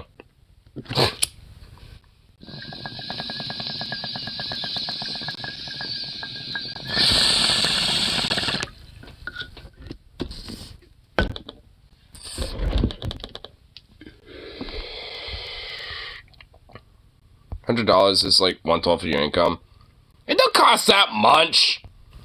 Dude, lube don't cost that fucking much. Like, I mean, oh my, dude, oh my lord. It don't cost that fucking much. That's a week of food. Start at OnlyFans. You know what, honestly, I'm kind of tempted just to, you know, for supplemental income, just because fucking honestly, just like, talking about his classes, not lube. Classes? I might use his visual guide for bottom, I don't want to pay $100 per class. Oh, you're talking about that? Oh, well, you don't need to pay $100 for it, dude. You can look up other videos online. Dude, oh my god. Dude, 100, dude. What? Just...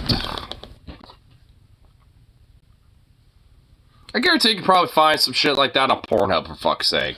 For free. Like, I'm not even kidding. Like, probably. I mean, because... the $100 for that, ridiculous. That is ridiculous.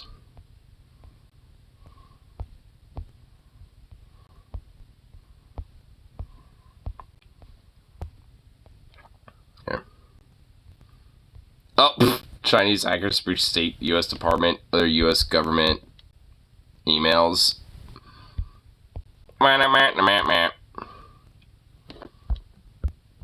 Man's gotta eat somehow, hence why OnlyFans. Or just join the Chinese hackers and start hacking stuff and get a cut out of that or something. I don't fucking know.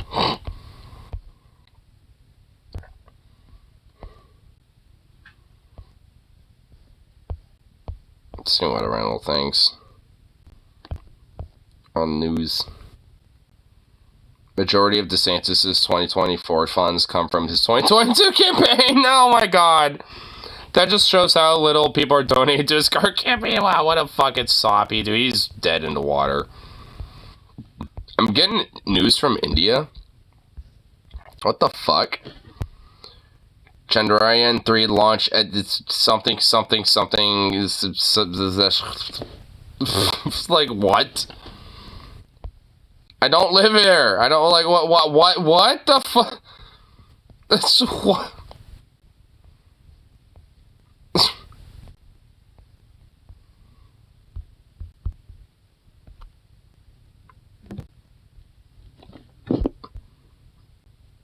But Chinese hackers sound like this. Transfer. I'll suck the internet dry. Nobody will notice our money is missing. Security is minimal. Encryption.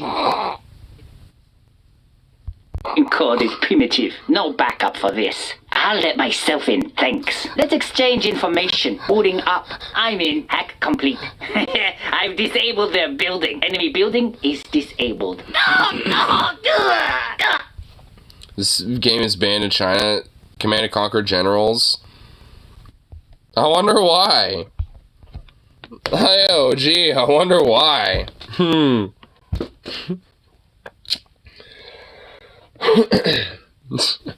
Oh my lord.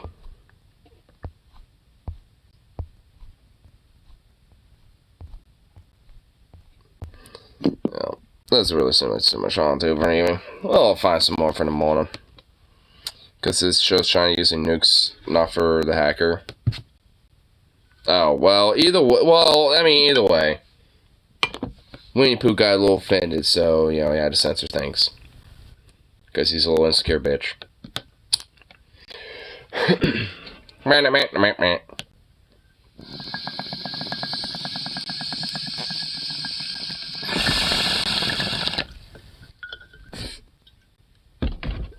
Eat you.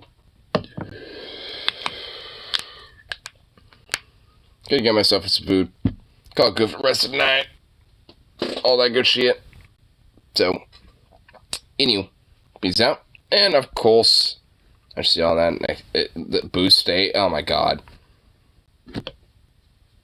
It's not like I'm gonna be back for the next one. Because I always am. You know how this shit works. I mean, come on. Don't be like that. Anyway, peace out, and I'll be back around for the next one, so.